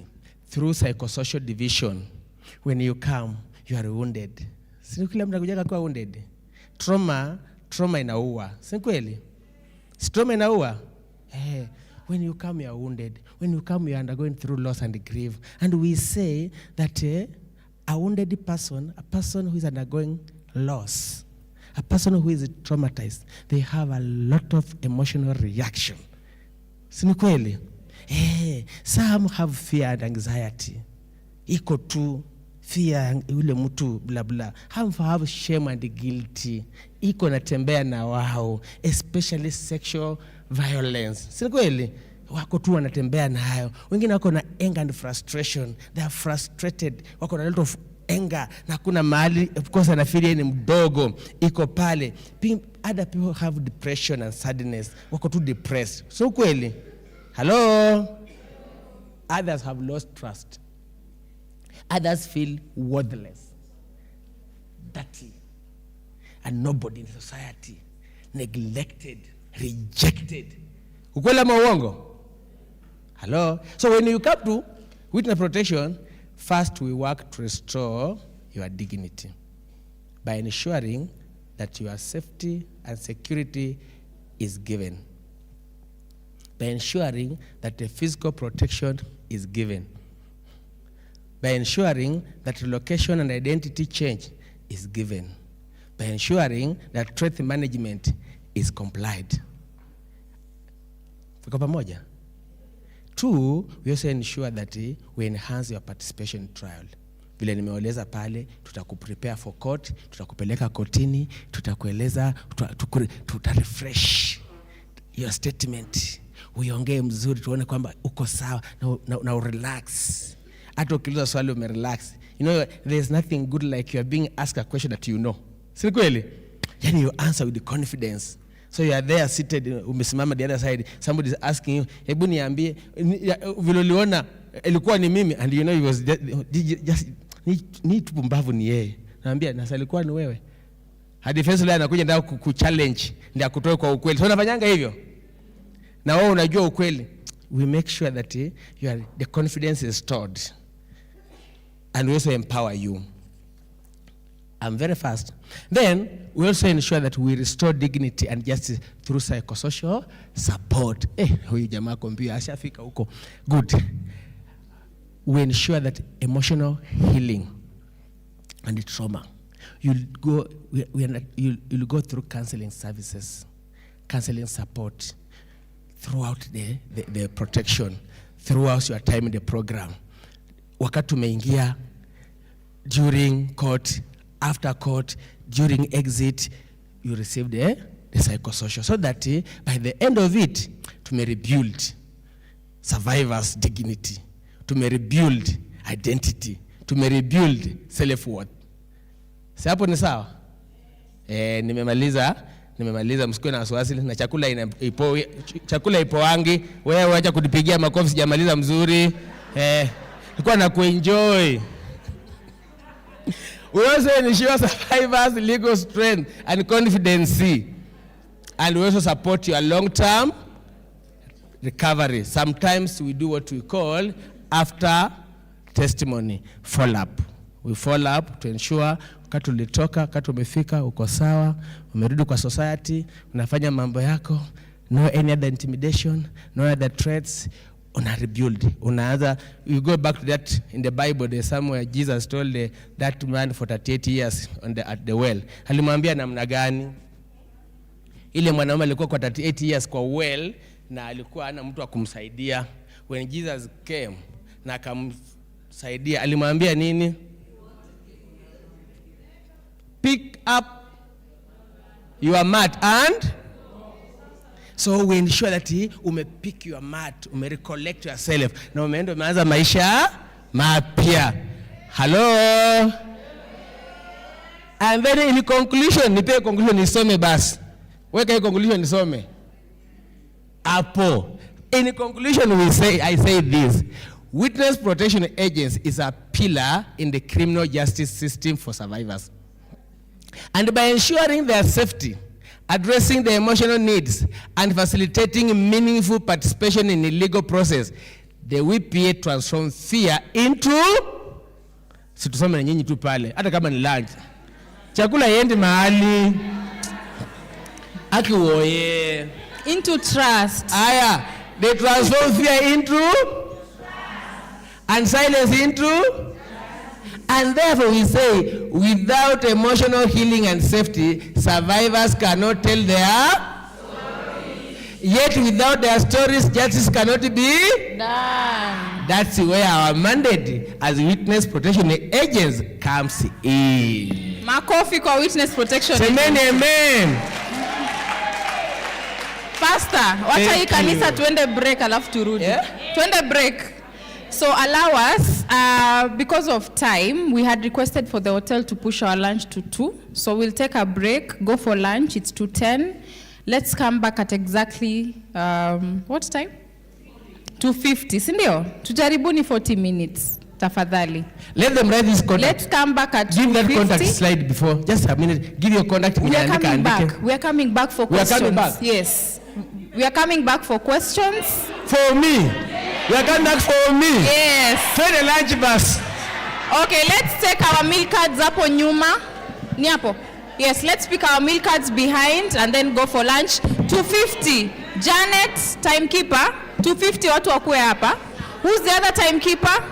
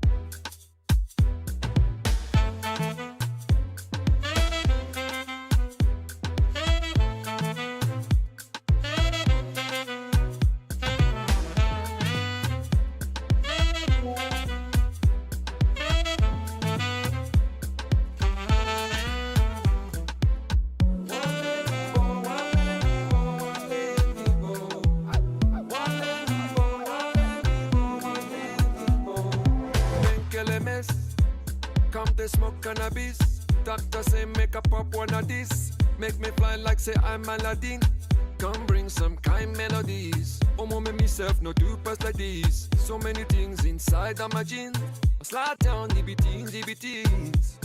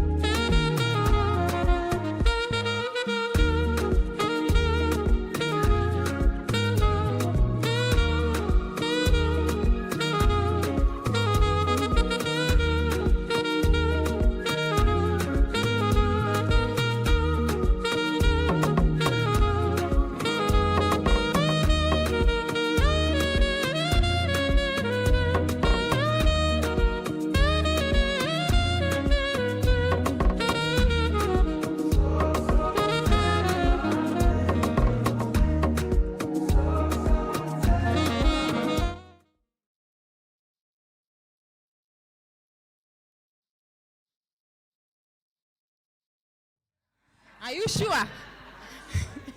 Aya, who is starting us off? There's a hand here. Let's listen to Kisii County. Kisii wako moto. Before you ask the questions, there's this hotline number. As you ask questions, naendelea kuandika.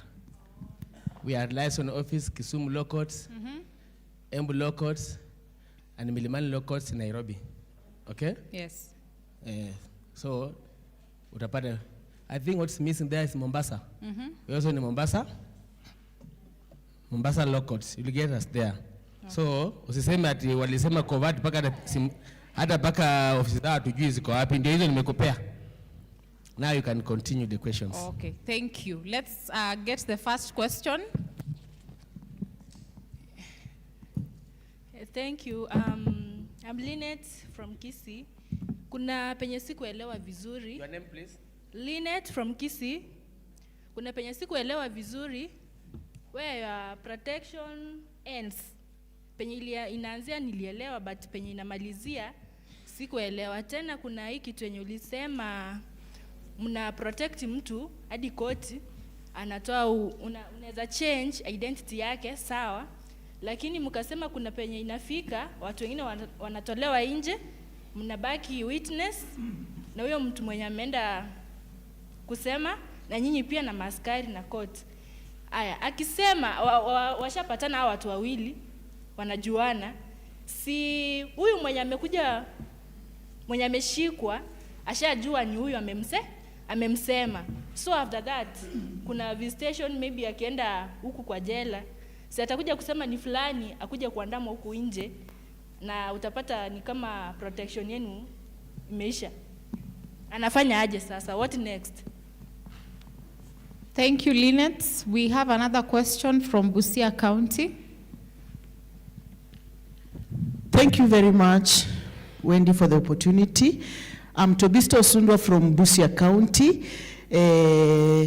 During the presentation, I don't know if I missed out, but I feel like I didn't get it right, whereby I have to ask this, is the witness protection free or there are any costs involved? The other question is, do you ever encounter situations whereby you are unable to accommodate more witnesses under your protection program? Thank you. Repeat that one. Situation where? You encounter a situation whereby you cannot accommodate more witnesses in your program. I have a few questions here as well before I hand the mic over. First one, what are the qualifications to work for the agency? 2, what happens to those who have nowhere to go at the exit stage? 3, are there cases of people you have protected, but they still ended up harmed or lost their lives? 4, what happens to staff of the agency who sell out witnesses? Who did what? Sell out. Sell.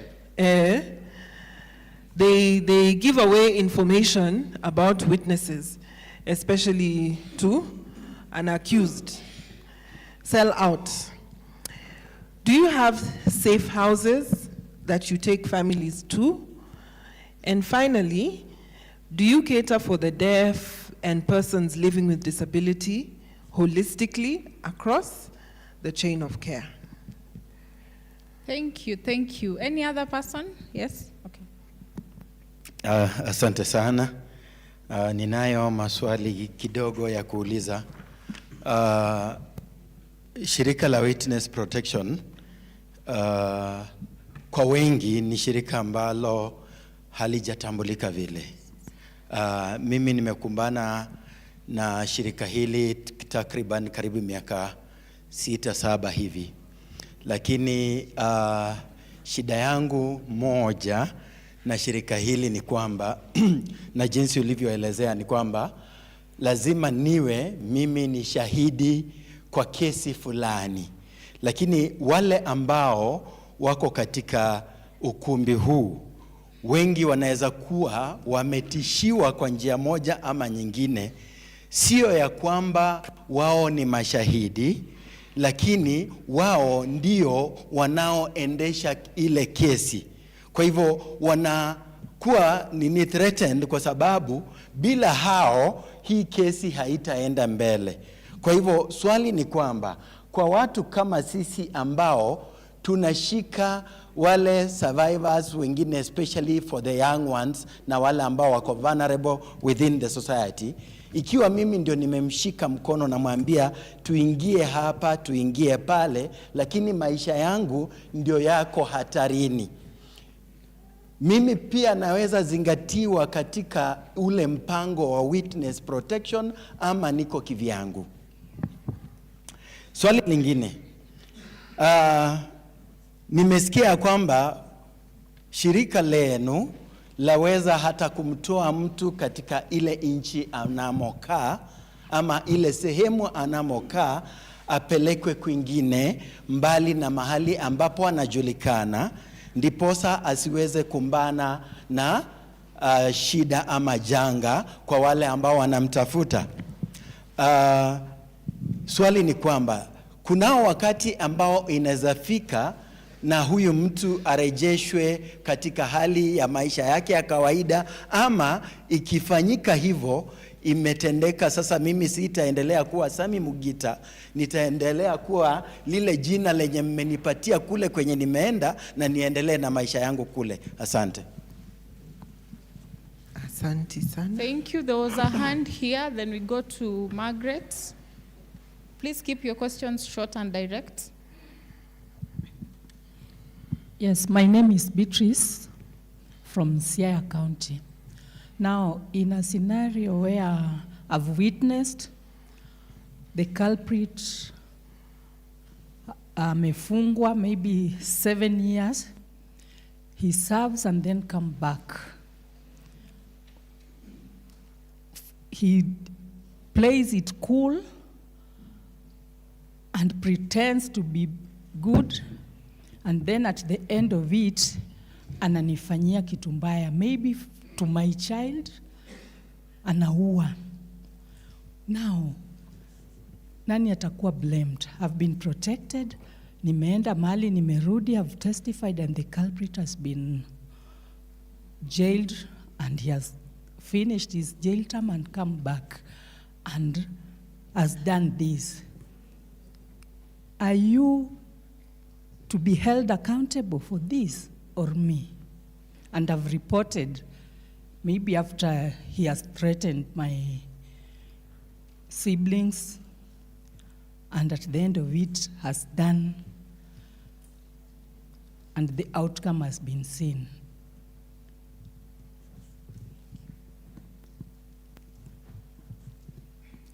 Margaret, then Johnston. Okay? She raised her hand first.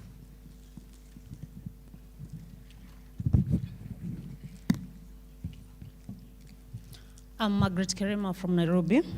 So I was asking, was your agency protecting the witnesses of the ICC?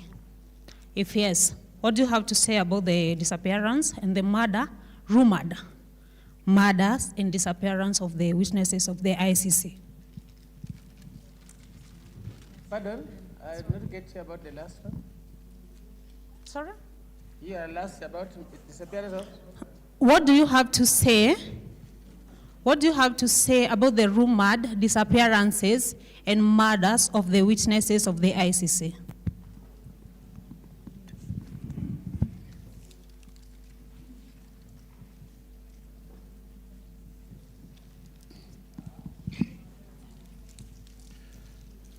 Thank you very much, Mr. Afula. My name is Johnston Abuao from Kajiado Survivors of Sexual Violence Network. My question is, what is your command structure? Because you've mentioned that you're independent, and for that fact, it's apparent that you're protecting people, which means some of your officers could be drawn from the command of National Police Service. And if that happens, do you conduct due diligence, especially for officers who might have been implicated in cases of sexual violence? Thank you. Okay, good afternoon. I'm Janet from Kitui. Who approves for me to have witness protection? For example, if I'm having a case and I need the protection, should I apply, or the magistrate, or who applies, who gives me the protection? Thank you. There's another hand here. And then we'll go to Thank you. My name is Charles Mumo from Machakos, and my question is, are there some cases where protection was breached and the witness was exposed, and how did you deal with that case? And also, I would like you to assure us, some court cases take long forever to conclude. Do you still protect a witness as long as it takes the court case to end, to conclude? Thank you. So many questions on breach of, yeah? Yeah, so I think that can be responded to wholesomely. Thank you, the Protection Agency's officer. Kuna jambo ambalo ningependa kuuliza. Sijui kama nilielezwa ama mimi ndio sikulisikia vizuri. Wakati mwingi huyu amekaa chini yenu mkimtunza. Then how do you release this person that was protected back to the society? Kwa sababu huko ile familia iliyodhulumu bado iko kule, kulikuwa na shida. Then how do you make sure kula anarudi there is safety, and how do you prepare the ground for the person akirudi nyumbani? 2, anaporudi nyumbani, huyu ni mtu mwenye ameishi nje, pengine ni mama mzee kama mimi, akirudi nyumbani anarudi na mikono yake miwili vile alienda, or kuna kitu ambacho anapewa ili aanze nayo maisha kwake, because ameishi nje properly for 2-3 months. Ndio huyu anarudi, watu wamepita na wakati, biashara zimeanguka, nini imeanguka. Thank you. Okay, safety and reintegration.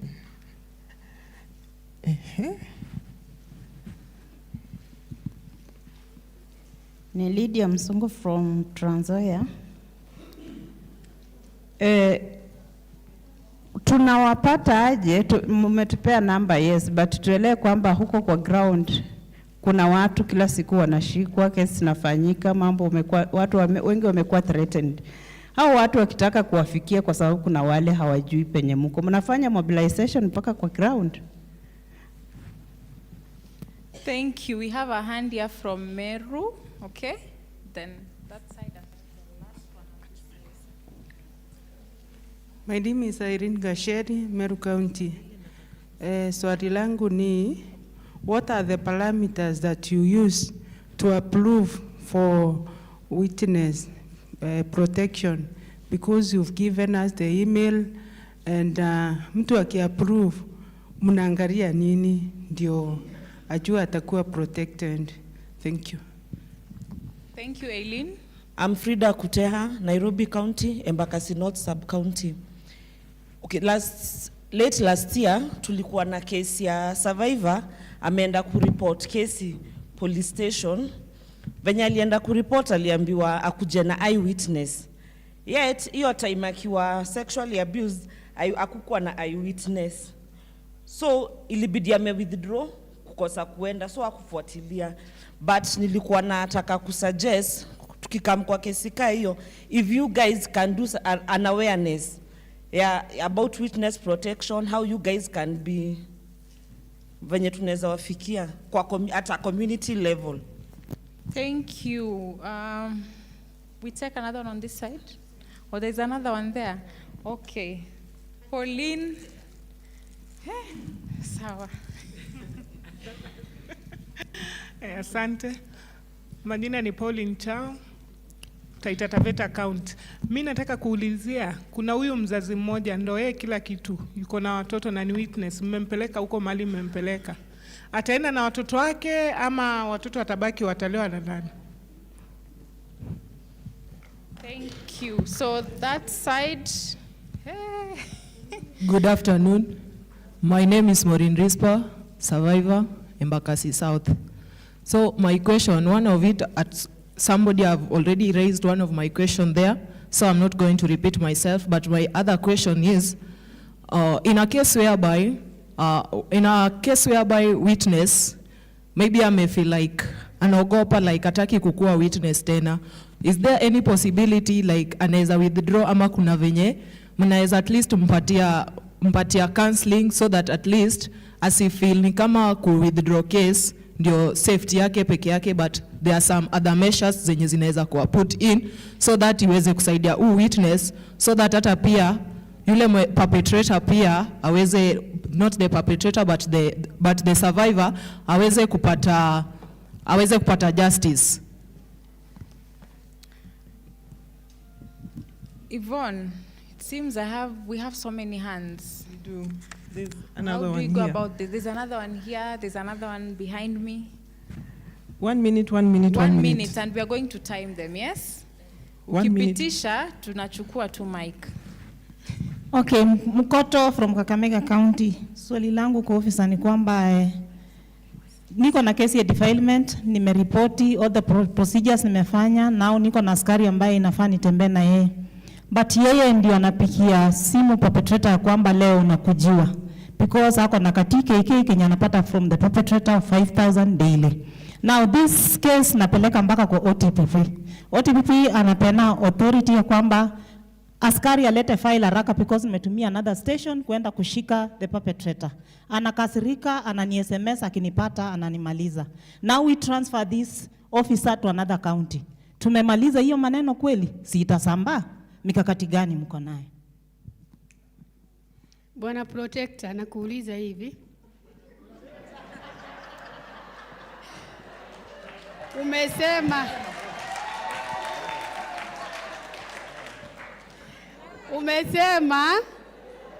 mimi nimeona niende kando na wenzangu kwa sababu sijui nini protect agencies, mimi huko siko na kuita tu Bwana Protector. Mimi swali yangu ni kwamba ulituambia mambo mazuri sana ambao sisi wengine tunavua viatu tunakuelekea wewe. Lakini sasa ulituambia kama tutakuficha, saa nyingine sauti itabadilishwa, saa nyingine utaonekana peke yako. My friend, it's not easy kwetu sisi. Ni rahisi na si rahisi kwa wamama sisi wa mashinani kama survivors wa hii floor. Kwa sababu gani? Unarudi pale pale tena. Wewe miradi yako kuniprotect ni miezi 2-3. Niende wapi? Niende wapi kama mimi mama mfugaji, kisu itanolewa, kila kitu itafanywa, niende shimo gani? Ya pili, hii program uko nao munania kupeleka huko mashinani ama ni siri yetu mimi sisi na nyinyi? Asante, mengi ningeuliza lakini anangojea wewe. Bwana Protector. Bwana Protector, jibu maswali. Unaona venye ni moto? Okay. Me, I have a question concerning the family of the witness. Okay, I'm saying I have a question concerning the family of the witness. Kwa program yenu, how does the program handle the moving family members of the witness? Okay, Hilda. Hilda ndo wa mwisho na iwe fupi. Asante, ni Hilda from Kilifi. Asante sana, tunafanya kazi mzuri na Mombasa ofisi yenu. Swali langu ni, tunaona saa ingine kesi inakunywa maji. Suppose huyo ni witness ambaye mmemchukua huko alafu ikunywe maji. Mnafanya nini na huyo witness? Asante. So let's allow I have a few that were written down, and then we can hand over to you. How do you support or protect teachers in schools who deal with learners that have been sexually violated? How do you protect or support teachers in schools who deal with learners who've been sexually violated? And how do you handle a case where the perpetrator compromises the parent of a child that has been sexually abused? And the last one is, which specific cases do you handle or give priority? What level of threat and risk assessment do you conduct to admit witnesses, especially for cases of sexual violence? Many, many questions. We hand over to you. Thank you. Pastor. Bwana Protector. Bwana Protector. Uwanja ni Protector anataka kuendelea kuhubiri. Si ndio? But you guys, you are good. Yaani hii maswali yote tumeenda kufikiria lunch time. Na kumbe alitukosea. Wangeacha tu wakati mlikuwa mko na njaa. Tumalizana hapa hapo. But thank you for the questions. Eh? I'll answer some. And then because we are two, I shall allow my colleague to answer some. Sio ni sawa? Si sawa? Nataka kuanza ni ile imekuwa ya mwisho. Kuna ile imekuwa ya mwisho. Nataka kuanza na ile ilipigiwa makofi. Ya kwamba, if I'm a witness, and then I'm a mother with the children, do you take me alone? Na mnaacha watoto wangu, si ndio? You know, even the Bible says, ya kwamba mtoto ni mzigo ya nani? Si nasemanga hivyo? Kumaanisha ukichukua mama, unabeba na mzigo? Nimejibu ama sijajibu? Na hata huko kwetu nasemanga, ukipenda mwanamke, unapenda na au vipi? Hiyo si nimejibu? Good. Unajua mzee ni mzigo ya mama? Mzee ni mzigo ya nani? Ya mama, si ndio? Mama hubeba mzee. Si rahisi mzee abebe mama. Haya. Now, question number 2. On the specific cases about risk assessment, yes. Yes. Before we admit you, nilisema ukiapply tunakuja. Did I say that? So, ile kukuja kwetu, there's some procedures. Our criteria vilianzia pale. We have our criteria. Our procedure ya kufanya vitu inaanzia mahali ya kwa inaitwa risk assessment. Tunakuja to assess the risk. Maybe tunafika tuone it doesn't follow kwa criteria. Maybe hata kuna kesi tutakuadvise tukusaidie make your formal reporting. Si kweli? Ureport. Sisi ni government, to deal na kitu ambayo iko inaonekana. Tunataka kudili na rumor tu, ama feelings, hapana. Tunataka evidence. Na evidence inatusaidia pia when tujua riski, tunafanya assessment tujua yenyewe hapa kuna ka threat to life. Si ndio? Yenyewe hapa kuna ka intimidation.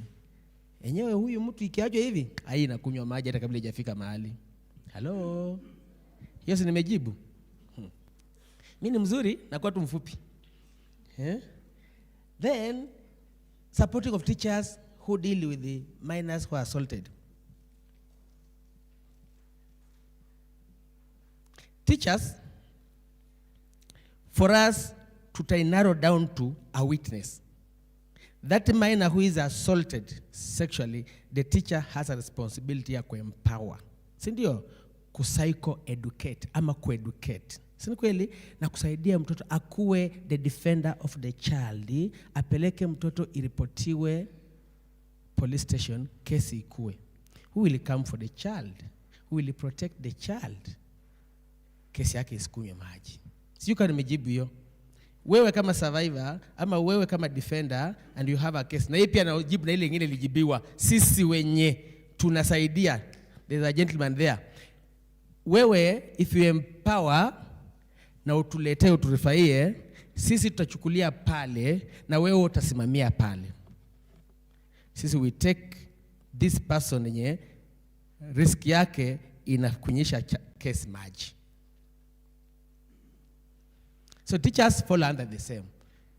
Me and you follow the same. Tuende kwa community, tuambie watu kesi zikunywe maji na iko information, twende mbele. Withdrawal of the case.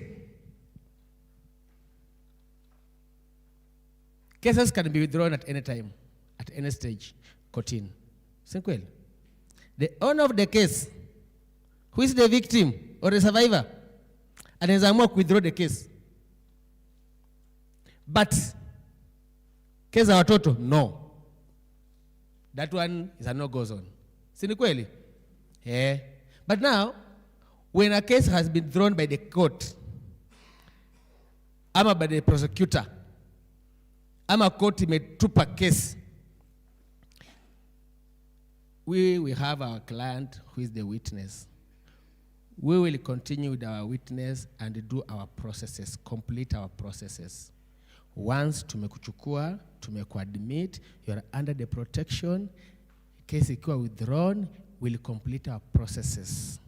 Our processes is not to make the court rule in your favor. Our processes ni to save life. That tumesema tunapeana special protection. Siko mmenielewa hapo?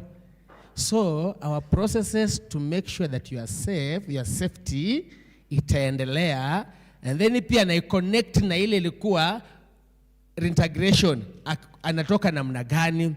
Now our processes start at risk assessment, admission, we manage you, and then you testify, and then we resettle you, ambayo tunaitwa reintegration. Urudi back to the community, to the society, uendelee na maisha yako. That's the end of our processes. Whether the case imeenda paka mwisho or imekuwa withdrawn. Hello? Tuko pamoja kweli? Najua hii tena, my colleague, I note as I emphasize kidogo tu. Plan to devolve pale mashinani. Tuko bwana, tuko mashinani. Na wewe usiuka hapa nimekuhubiria. Ama ni aje?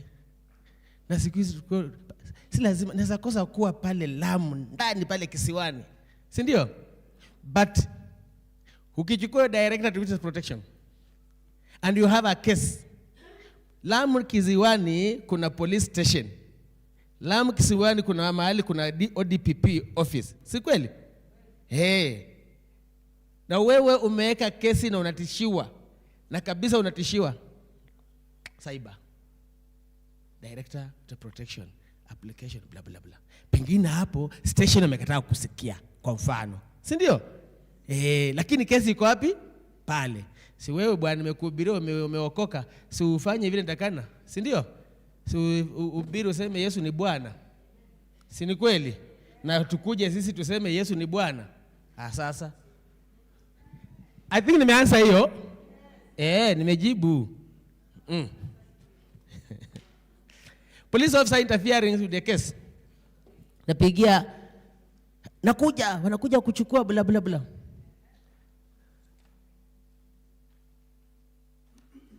Nakuja kuchukua, tunakuja kubeba. Mtu wa time amesema. The interference, once we have taken you into the program, once you have been admitted into the program, there will be no police interference. Sasa, who is our witness? Who is our witness? Is that person with the crucial information and is willing to give that evidence in court of law, si ndio? Na amemeet our criteria na tumemchukua. Hello? Tumemwadmit in the program, anakuwa witness wetu.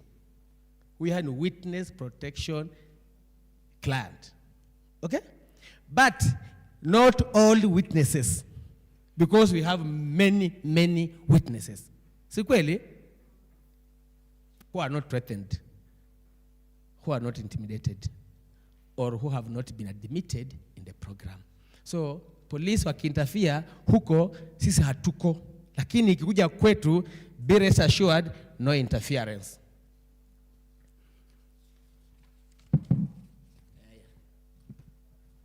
Nataka kuselect mbili hapa, alafu niachie my colleague. Counseling, psychosocial support for witnesses to help them not to withdraw cases. Yes. Restoring dignity. Restoring and justice. There is no restoration without counseling. There is no rebuilding of your life without counseling. Kweli? Tutaka, utaandago, utamaliza, hata wakati umetoka. Nikisema pick up your mat and go. And meaning you are healed. You are somewhere. You are not where you are. Hello? Hiyo injili simeingia? Hiyo iko hivyo tu. Kuna wengine kupita hapo.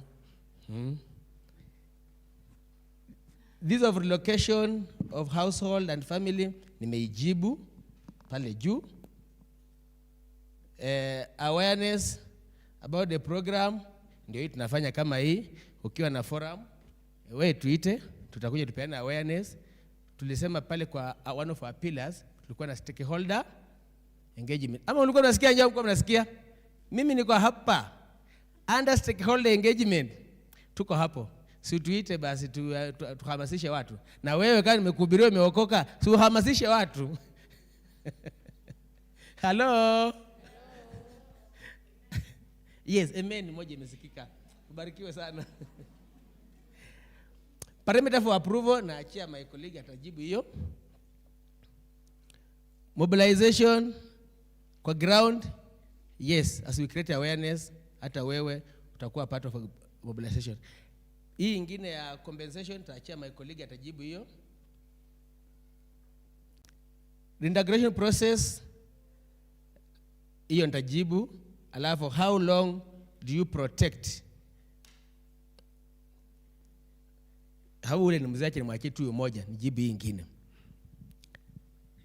Ajibu ya compensation. Reintegration process and safety. Sisi tunakutoa namna gani? Nimesema hapa. Vile umeingia, tutaongeleshana. Nyumba ambayo watu waongeleshani haiishi. Si ni kweli? Hata kule kwingine kwa ile nyumba ndogo, watu wasipoongeleshana hakuna utamu. Sisi tutaongeleshana kila wakati kuhusu kesi, ile tunatembea. Ikifika wakati nafika mwisho, tunaongeleshana. Na tutakueleza procedure ya wewe kutoka. Na mahali ya kwenda na vile utaenda, tutaongeleshana. Hello, nataka kujibu moja, atajibu ya compensation. In our engagement, communication is key. Informed consent is key. Confidentiality is key. Respect and participation is key.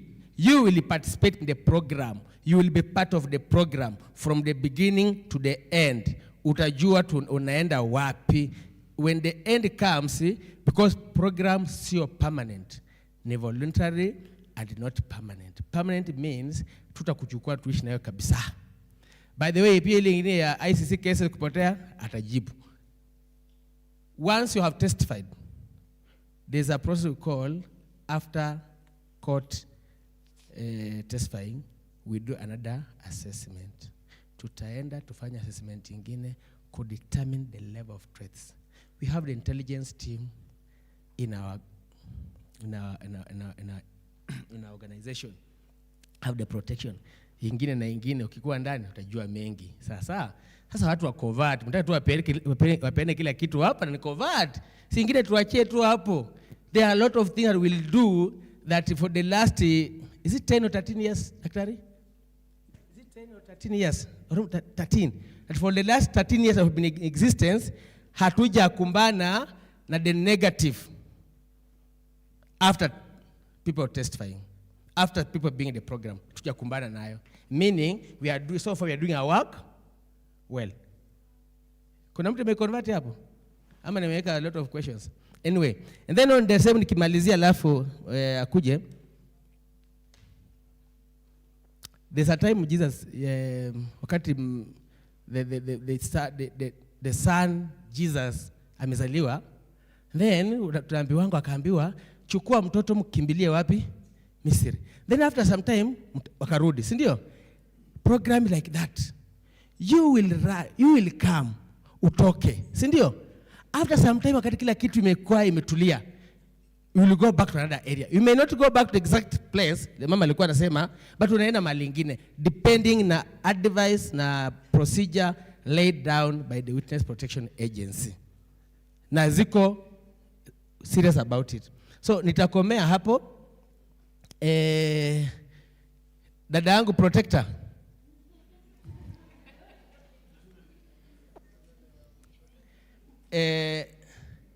Hii ingine, if your officers have ever exposed the witness, nitaachia my colleague atajibu hiyo.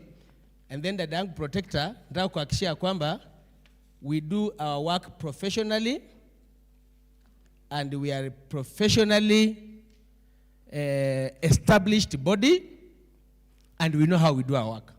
Sasa wewe ukiwa na information, wewe sema tu niliambiwa kuna process ya kuapply. Ambia watu apply. Wewe apply hata wewe mwenyewe. Usiogope. Hata tu kule ni some cultures ambazo watu wasemi tunaingia huko and we protect people. Na wana testify justice lazima ipeanwe. This theme lazima tupe uhai. So usiwahi ogopa. Na sio ngumu, uoga tu ndio tufanyanga tunaacha vitu vingine. Uoga inatufanya hata tunashindwa kujielewa. Sasa tunatoa hiyo uoga. Maybe the remaining questions, allow me to pass over to my colleague. There are around 1, 2, 3, 4, 5. Good. Thank you. Thank you. Tupigie Bwana Protector aka Pastor makofi. So naona mingi pastor tunamuitaga bishop. He is our bishop at the workplace. And he is also a motivational speaker. At the same time, he is one who is dealing with the cases of SGBV children and these other cases which we have very extremely vulnerable persons. So he is doing a good job, and I think he has explained most of the things which you have asked. But I just want to say that when we are doing the risk assessment, wakati tunafanya hiyo assessment ya kujua kama utaingia kwa program, tunaitaga program, Witness Protection Program. Kwa sababu ukiangalia sheria ile imetengeneza hii inaitwa nini kwa the agency imesema hivi that the mandate ya Witness Protection Agency is to run Witness Protection Program. So it has only one program to protect witnesses. And this witness is somebody who has asked the nature of the witnesses. And if you have a look, kama ungeangalia tu tuangalie at our free time, the Witness Protection Act, it is cap 79 of the laws of Kenya. Ukiangalia uangalie hiyo kipengele ya 3, section 3, utaona imesema ni witness yule abaye ako kwa criminal proceedings. SGBV cases and cases of defilement, those are criminal cases in nature. So it is within the mandate of the agency to protect those kind of people. So in terms of the other one about the qualification, we can say that the agency, I remember Mr. Wafula when he was talking in the morning, he talked about various departments within the agency. That means because the departments are many, they have different professionals cutting across. It cuts across all professionals you can think of. Psychologists, psychosocial officers, protection officers who have background of security. And he said, there is something which he said in the morning, sometimes when he was giving his remarks, and he said, one of the protection measures which makes or which adds to special protection, which is the mandate ya Witness Protection Agency, is to give physical and armed protection. That's the law. The law provides ya kwanza, ile kitu ya kwanza tunastahili tupeane ni hiyo physical and armed, because huyu ni mtu ambaye ako under threat. Huyu ni mtu ambaye hawezi toka hapa afike pale, so hata wakati unaenda kotini. And the point of exposure, the biggest point of exposure is during the court hearing, because we have so many people. We have the interested parties, we have the perpetrators are there, everybody is in the court. Na ndio sababu alisema ile protection measures tunapatiana. Kuna zingine tukiwa umeandika statement yako tunakata ile that identifying information, na kwa sheria iko, we are allowed to do that. Inaitwa reduction of identifying information which may be in the statement. Hiyo tunatoa na vitu vingine mingi hapo tunafanya, lakini kutoa hiyo kwa sababu tunajua ukienda kotini na unaita mtu maybe X or Y, there are so many questions we can be asked there by the defense or something like that. So we usually go through a court process and we seek for what we call protection orders from the High Court, so that our witness is not charged in court when they are testifying. So nimesema hiyo qualification inakata hivyo. So, and it is open to any person, any member of the public to apply to be a staff of the agency. We just recruit like any other government department. So the issue of PWD in terms the people living with disabilities and all those, we take care. So long as you are a witness, it doesn't matter who you are. The issue is, do you fit the definition of the witness kulingana na hiyo kipengele nimesema section 3.1 ndio imesema who a witness is. Kwa hivyo ikiwa uko hapo na wewe ni witness, tutakuchukua. Na tutakuchukua tukifanya hiyo bishop wetu amesema risk assessment, and we determine. Then on the issues of public interest cases, SGBV cases, those are public interest cases, aren't they? They are public interest cases. Yeah. And one of the criteria for admission is a public interest case. And among others, there are quite a number of the criteria which we check, but one of it is that the public interest and the seriousness of that particular offense. Kwa hivyo ikiwa hiyo umefiti hapo, tunakuchukua, alafu tunachukua wewe na your related persons, because tunajua wewe kama vile bishop amesema, hatuwezi chukua wewe kama mshahidi alafu tuache mtoto yako ama tuache bwanako ama bibi yako. Hiyo haitawezekana namna hiyo. I will not comment on the ICC one because we don't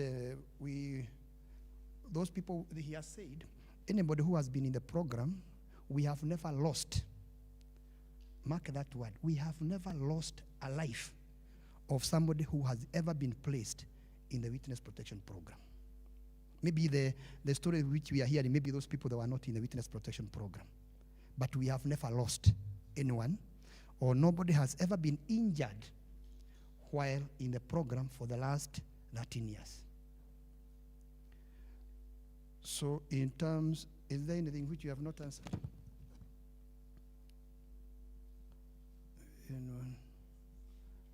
Nimesema hiyo ICC, nimesema we have never lost anyone in the program, na nikasema it cuts across. So if it is na nimesema we take all the witnesses who qualify for protection, and even those ones, and it is not only within the jurisdiction, the Kenyan, we also have what we call the reciprocal arrangements. with other countries, maybe on matters of protection. I think we have answered everything. And even the officers of the agencies, they are thoroughly vetted. We have the standard operating procedure. And this standard operating procedure is very, very clear on how we do the vetting of our officers. We know they come from diverse backgrounds. They come from police, it is true. There are some, because I've said the first protection measure there is physical and armed protection. So you can see where they come. But we do a lot of vetting. We do a lot of due diligence to ensure that we pick those officers or the staff whose integrity is beyond reproach, like Caesar's wife. Is your protection services free, or are there any costs involved? It is free. That's why we told the address which you have been given there, you just need to apply. When you make an application, then we shall carry out the assessment. You pay nothing. There is nothing you are going to pay. It is free. We have even a toll-free line. You can even write an email to director@wpa.go.ke. You can also call. And if it is a coastal region, we have an office in Mombasa. That's what I said. If it is in Western region, which is covering Nyanza, it is covering all that region, we have an office in Kisumu. So that if you are in Western region and you call the headquarters, we shall liaise with our officers in Kisumu, then they will be able to address the issues. The same case with Central and the same case with Eastern.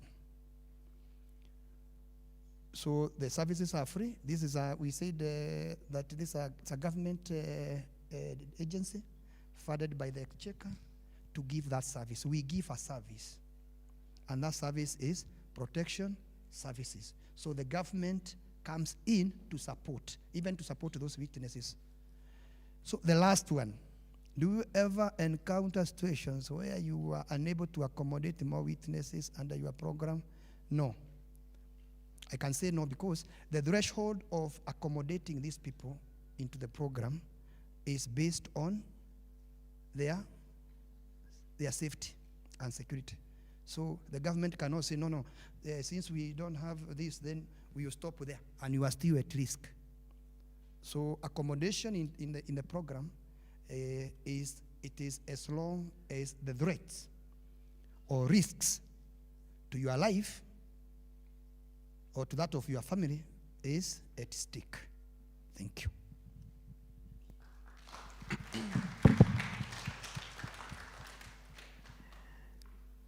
Thank you so much to the team. Final, your parting shot. Just one. There's najua naweza malizo hapa hii iliguza pesa. Inaitwa compensation. Mnapeana kitu mtu akitoka aenda anzia maisha. Nilisikia ikipigiwa makofi kidogo. Amesema we offer a service. Si ni kweli? So we come, tutaku-offer a service. Sawa? Hiyo kamfuko sijui na nini, akuoye. Kanaweza kosekana, bora maisha yako ikuwe safe. Sawa? Mengine na mengine, enda tu hospitali ujulie ndani kama shindani na kuanga mani dawa. Sawa? Tuko pamoja? And then my last comment, I want to thank the organizer of this conference and the participants of this conference. Nyinyi ni watu wa maana sana. When you go out there, piganeni hii vita, tutoe dudu na kwekwe. Si ndio? Ambayo zinataka kuharibu our society na kujifanya ziko na nguvu. And the last one, I'm an advocate of children. Please, if you come across a child who is sexually harassed or assaulted, si ndio? Leta tu report to your case iende mbele. Make sure imeenda mbele. Sawa? Sawa? Thank you. Asante sana, makofi. Hapo. Hiyo vigelegele ni yangu ama? Mimi hata sipewi vigelegele ama ni juu si preach.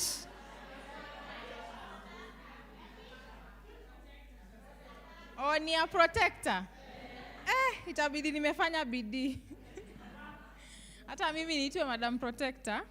Thank you so much, the Witness Protection Agency, for creating time to join us today. Tunashukuru. And they do wanafanya kazi, si ati hawafanyi, si ndio? But of course there is more that needs to be done. We have actually worked with them, they've supported us in matters of protection. So kazi inafanywa, but of course there is room for improvement. So I want us to stand kidogo tufanye energizer. Naona energy levels zimeshuka. Before we welcome watu wa Mado. Mnajua watu wa Mado? Mnajua tuko na watu wako na Mado hapa? They are coming, so all your questions on budgetary allocations that you were asking from yesterday, you direct them to the Miss or Mrs. or Madam that's going to join us after we've done this energizer. So let's stand up. Hello. Tuamkeni to stretch kidogo.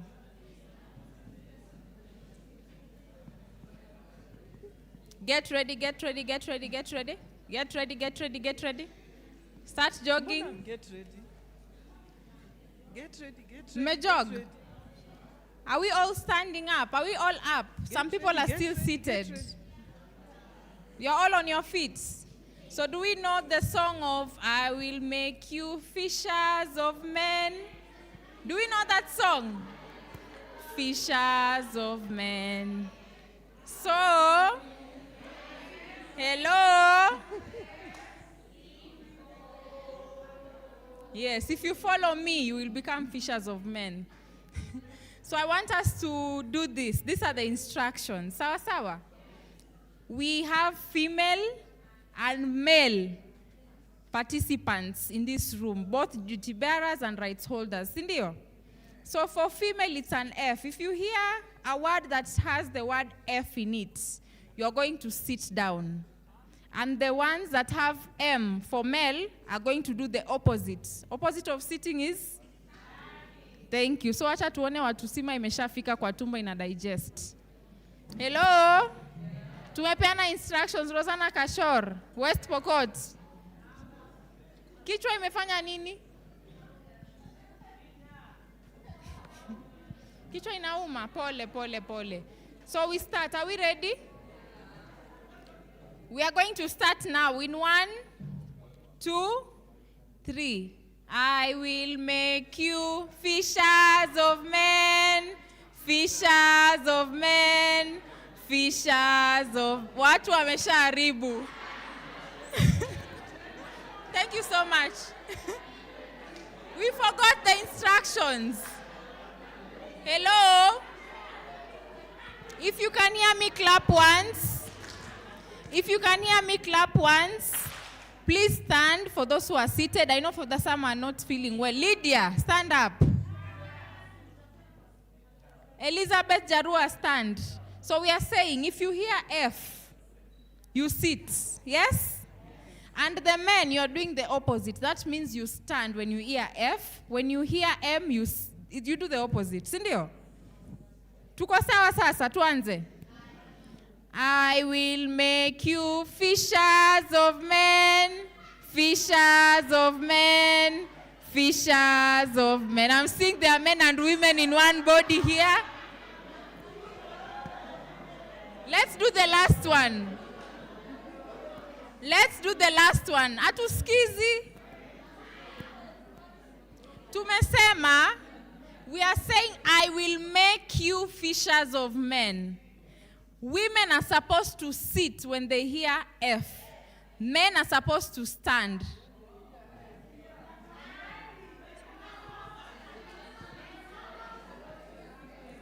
Others, you can squat. I will make you fishers of men, fishers of men, fishers of men. I will make you fishers of men if you follow me.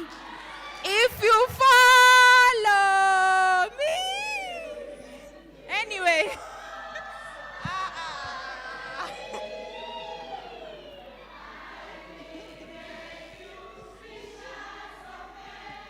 If you follow me. Tujipigie makofi as we welcome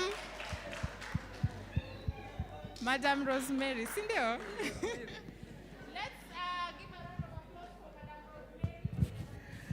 A round of applause for. Hey.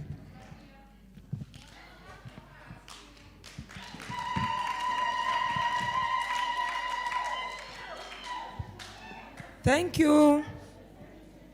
Good afternoon once again. Mimi sina do.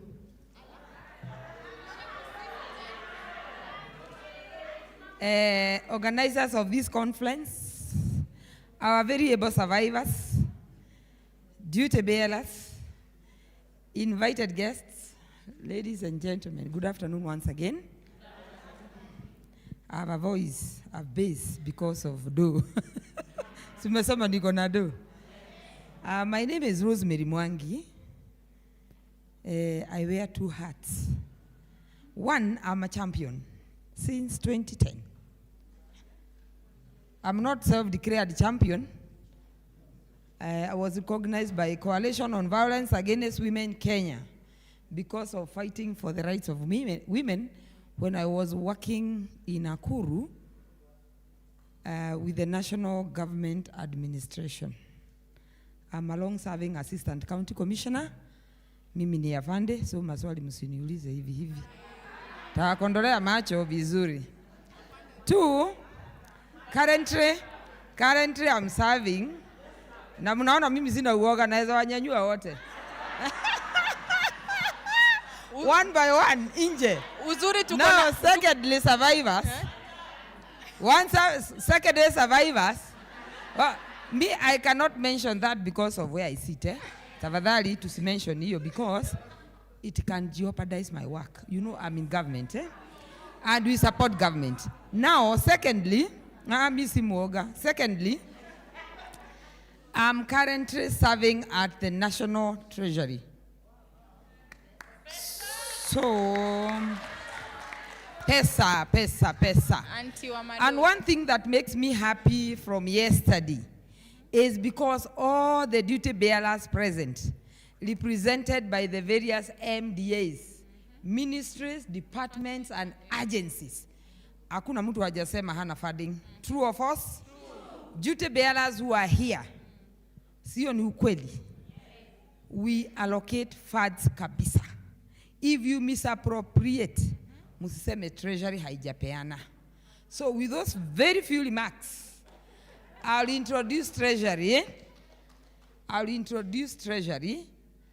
as an agency that is not a frontline agency in matters, SGBV. However, we fought seriously on matters, SGBV. Because once we fought the MDAs, we fought all of you. And I'm here representing my very able peers, and I'm here on a stakeholder engagement, and we cannot ignore the work Wango Kaja is doing. That's why I'm here from yesterday.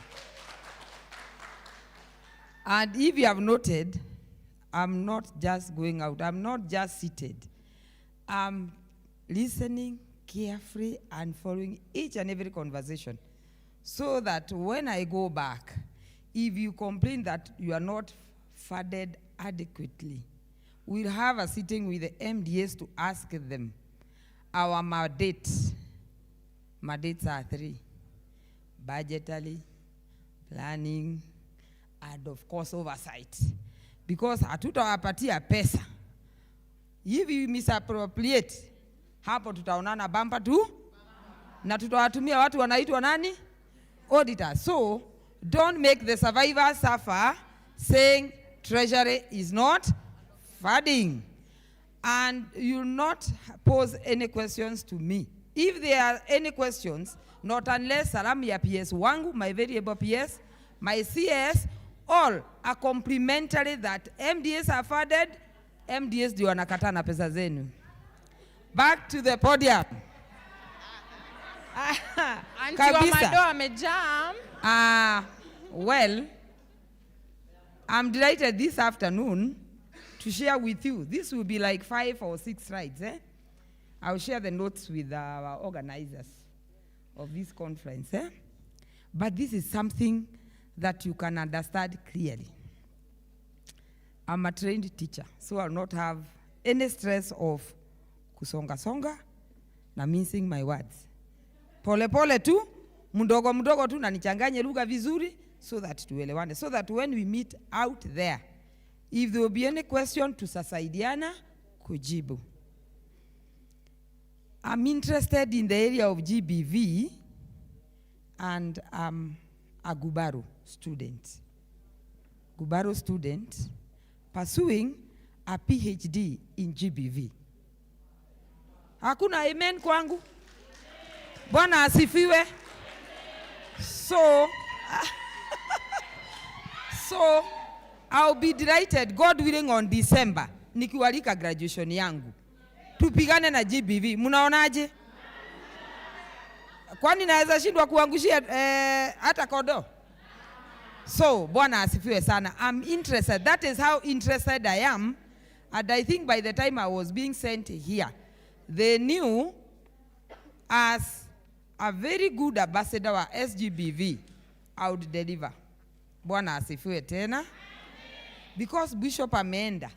Na ameenda kama wamesema they are funded. Please, don't nail me on the cross. Msikize vizuri. Kama hamutaelewa, I'm ready for answers. How many minutes? 10. Timekeeper ni nani? Mimi. Yeah. The National Treasury's role in addressing SGBV. I've said in my preamble that we are not a frontline agency, but our influence is very significant in matters: 1, national budgeting; 2, resource allocation; 3, economic policy formulation. And I repeat again, economic policy formulation. Let me go to budget allocation to SGBV programs.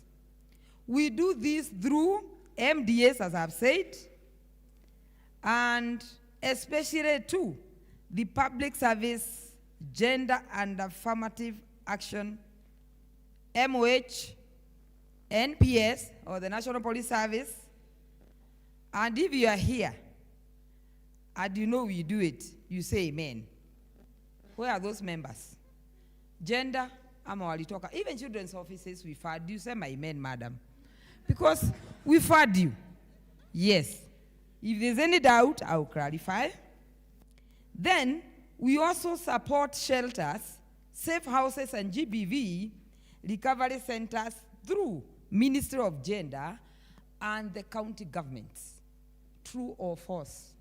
Kuna mtu amesimama kauliza true or false? True. False. You don't know.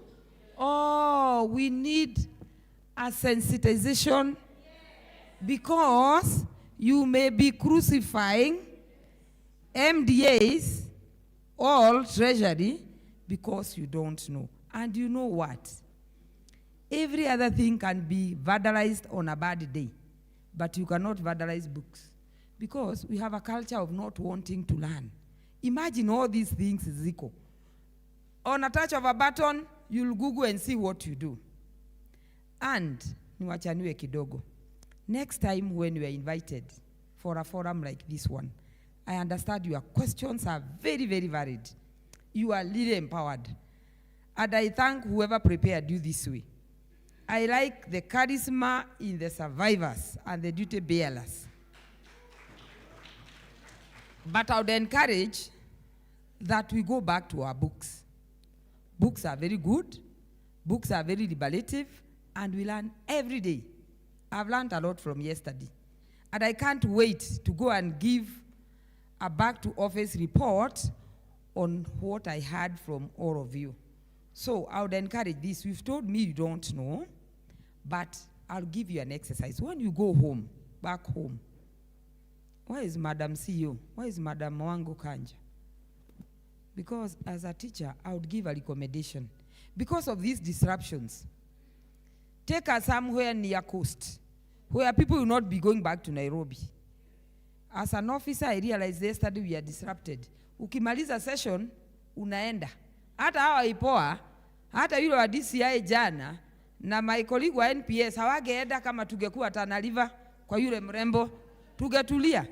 Next time, we embrace PPP, public-private partnerships. Na najua mkituadikia sisi, you'll be funded well. Tusonge mpaka wapi? Coast. Mahali mtu hatasema ng'ombe zangu ama kuku wangu. Si ndio? Because tungekuwa usiku tunapatana na tunaulizana maswali. I think that's a recommendation, so that we go away for purposes of learning, not purposes of wasting resources. That is prudent use of resources. We are far away, we learn adequately, we relax a bit, and come back empowered and ready to impact positively. Okay? Aha. You've told me you don't know whether we've had those ones. Honestly speaking before God, we've had MDAs adequately. In the budget that was just led the other day, I'm sure you did not bother to peruse how much was given to the MDAs in regard to matters SGBV, or a broad spectrum of GBV. You know, when we talk of just SGBV, we talk of, from our head, maybe you talk of more, a broad spectrum of GBV, but it is well funded. If you want to know, just Google and see the hefty amounts that have been allocated to the MDAs. We support public awareness campaigns, legal aid, or legal aid survivor support services by funding what we call civil society partnerships and state-led initiatives. Why are we here? State-led initiatives. We were invited for this conference, and we took it very, very seriously. And I cannot just come and go away.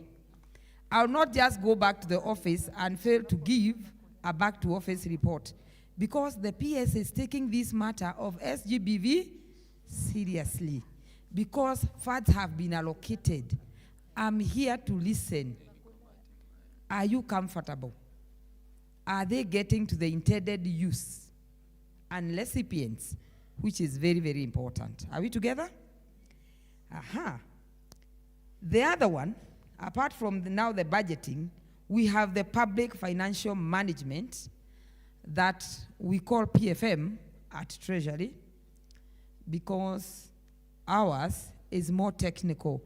We deal with financial architecture, a language of just money in terms of money.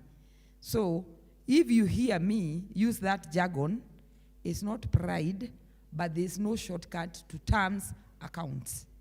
So when I talk of Treasury just handling financial architecture, just understand that we do pluses, minuses, accountability, investigations in terms, funds. So we ensure that GBV related programs are well costed. They are well what? Costed. The cost effect. And whether the funds given are put into intended use. Then, in the medium-term expenditure framework that we term as MTEF, we ensure that we fund these programs.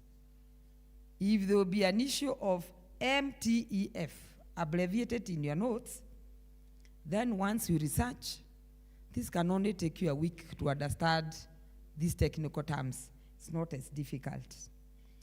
Again, Treasury oversees performance.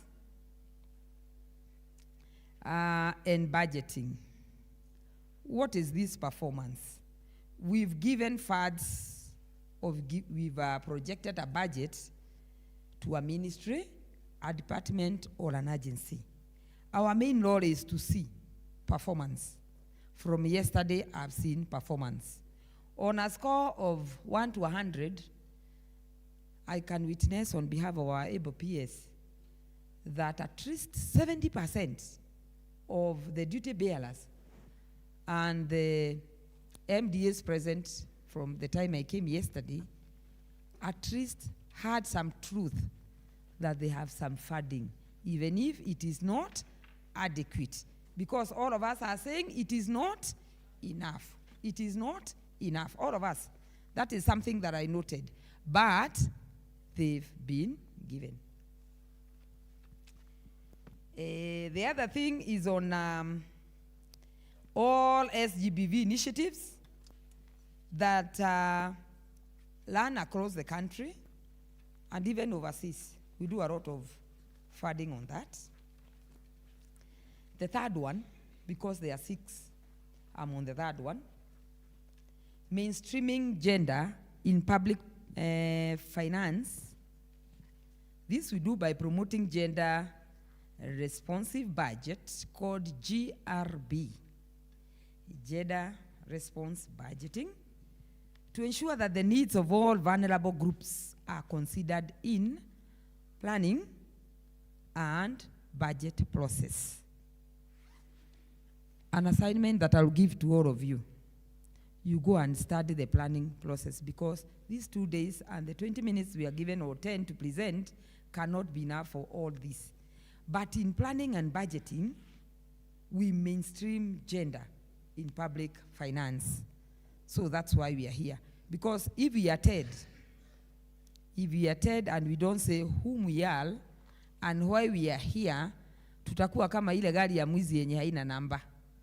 And I think all the other presenters were starting by saying, we are so and so, and this is what we do. Are we together? Nakimbia sana. Ni because ananifinyia jisho, maybe 3-4 minutes remaining.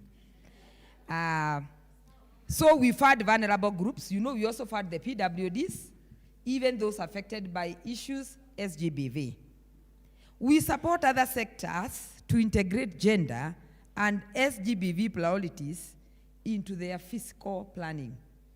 And that is why we have auditors across the 47 counties to help you in issues fiscal architecture.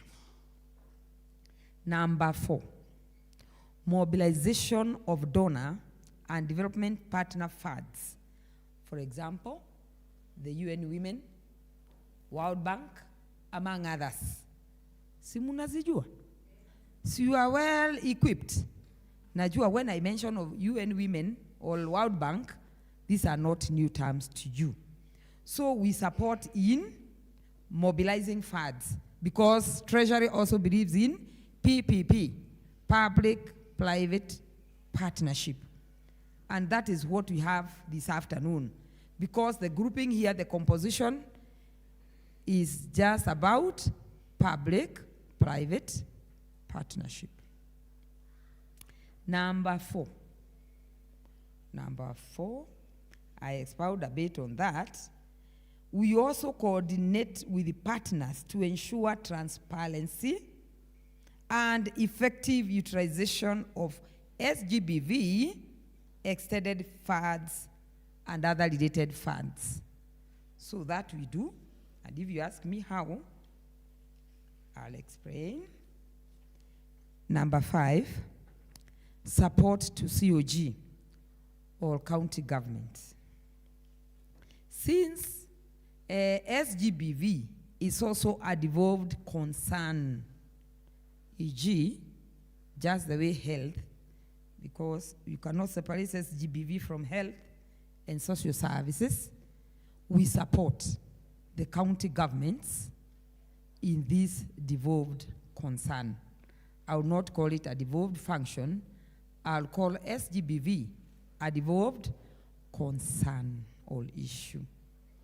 So we support the COGs, And where possible, Treasury disburses equitable share and conditional grants that counties can use for SGBV and related services.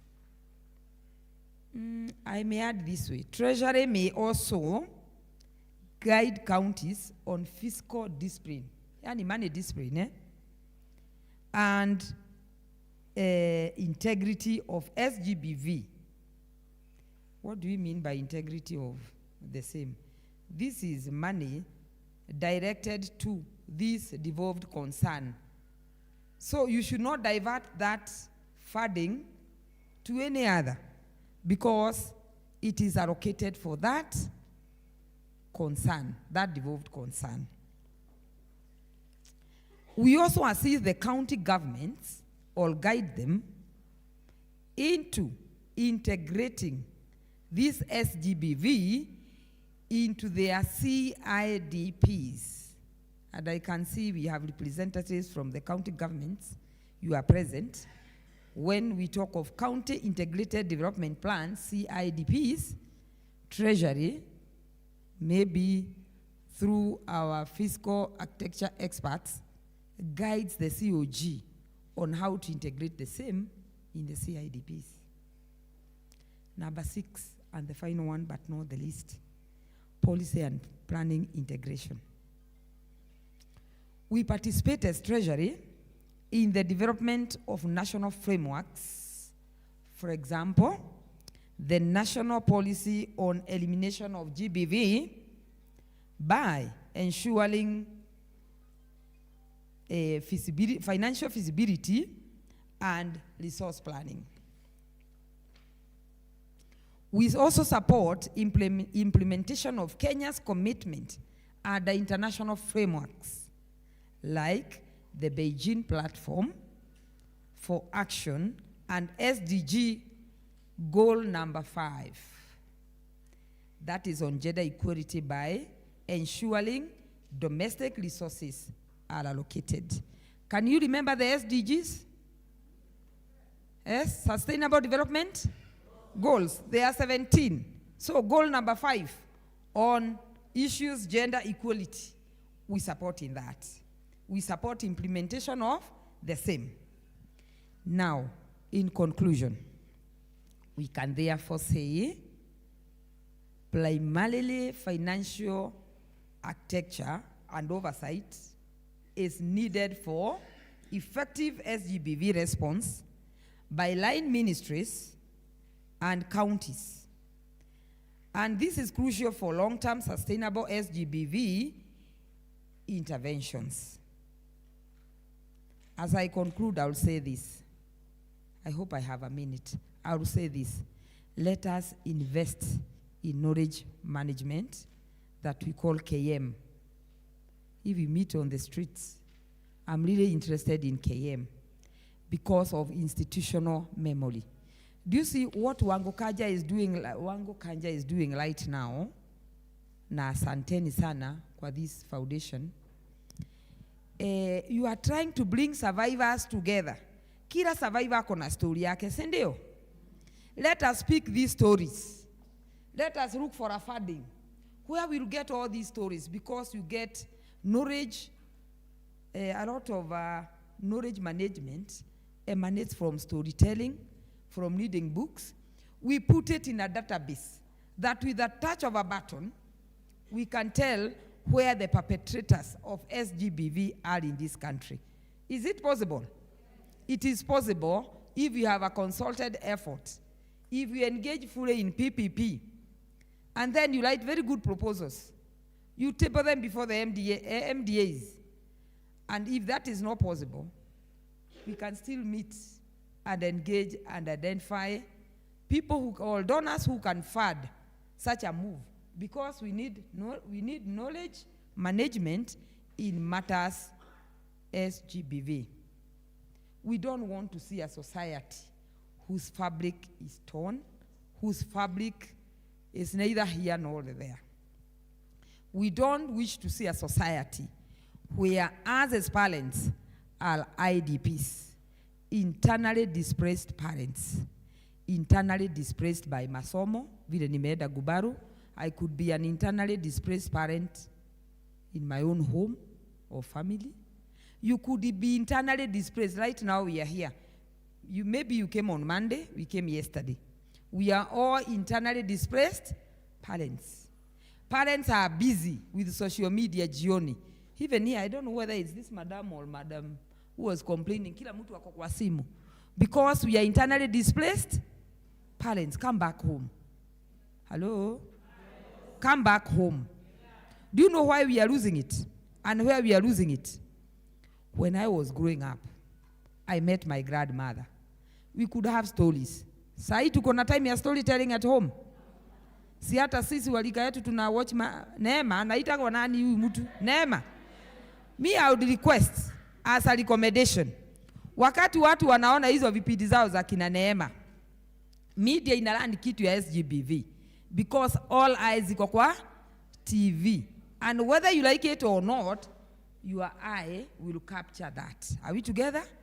As we do a dissemination, a sensitization, and an impacting what? Collabo. A PPP as we fight SGBV. And it is my prayer that one day, one time, we just be like the UN and the US, where women and pets are held up there. Okay. Thank you. God bless you. God bless Kenya. Thank you so much, Madam Rosemary Mwangi. Makofi kwake.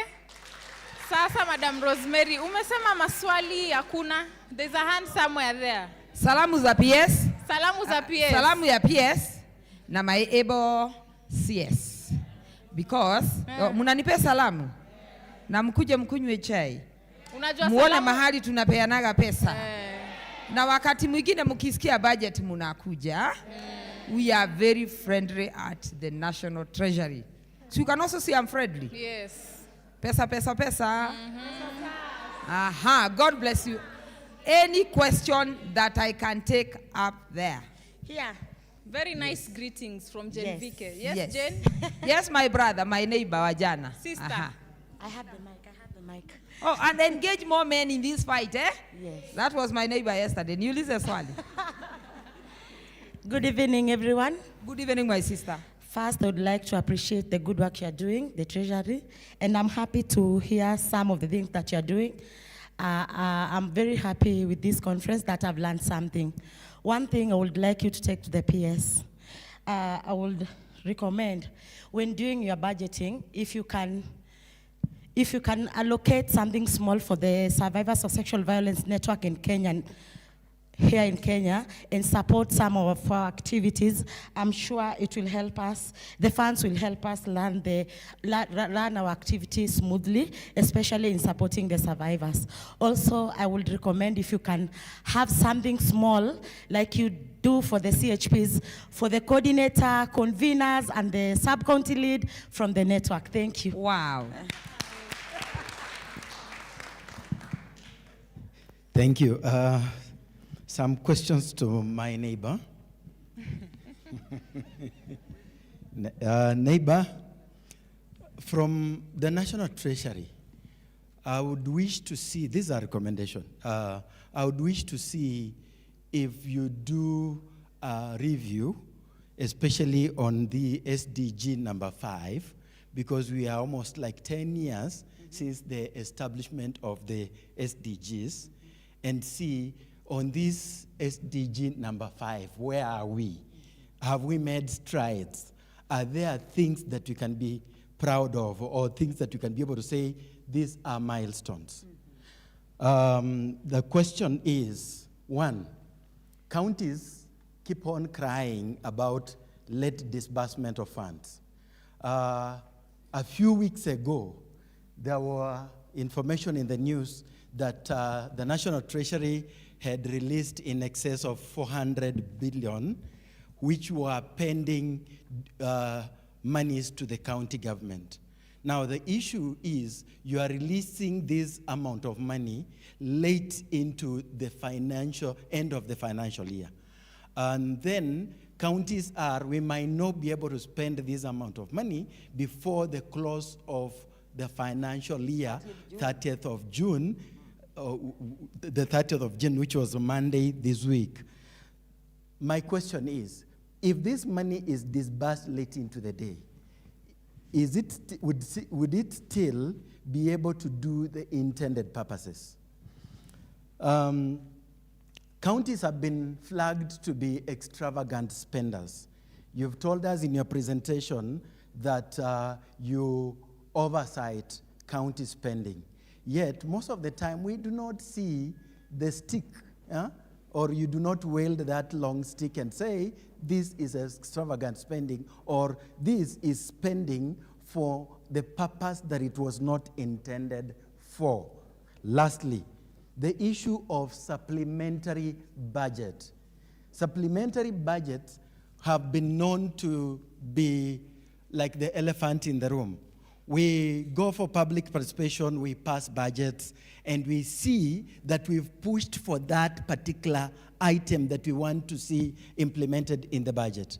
Somewhere in between, there are several supplementary budgets that come, and then at the end, when you look at the implementation reports at the end of the year, there is nothing to laugh about, because everything that was put in the budget was removed somewhere in between because of the supplementary budget.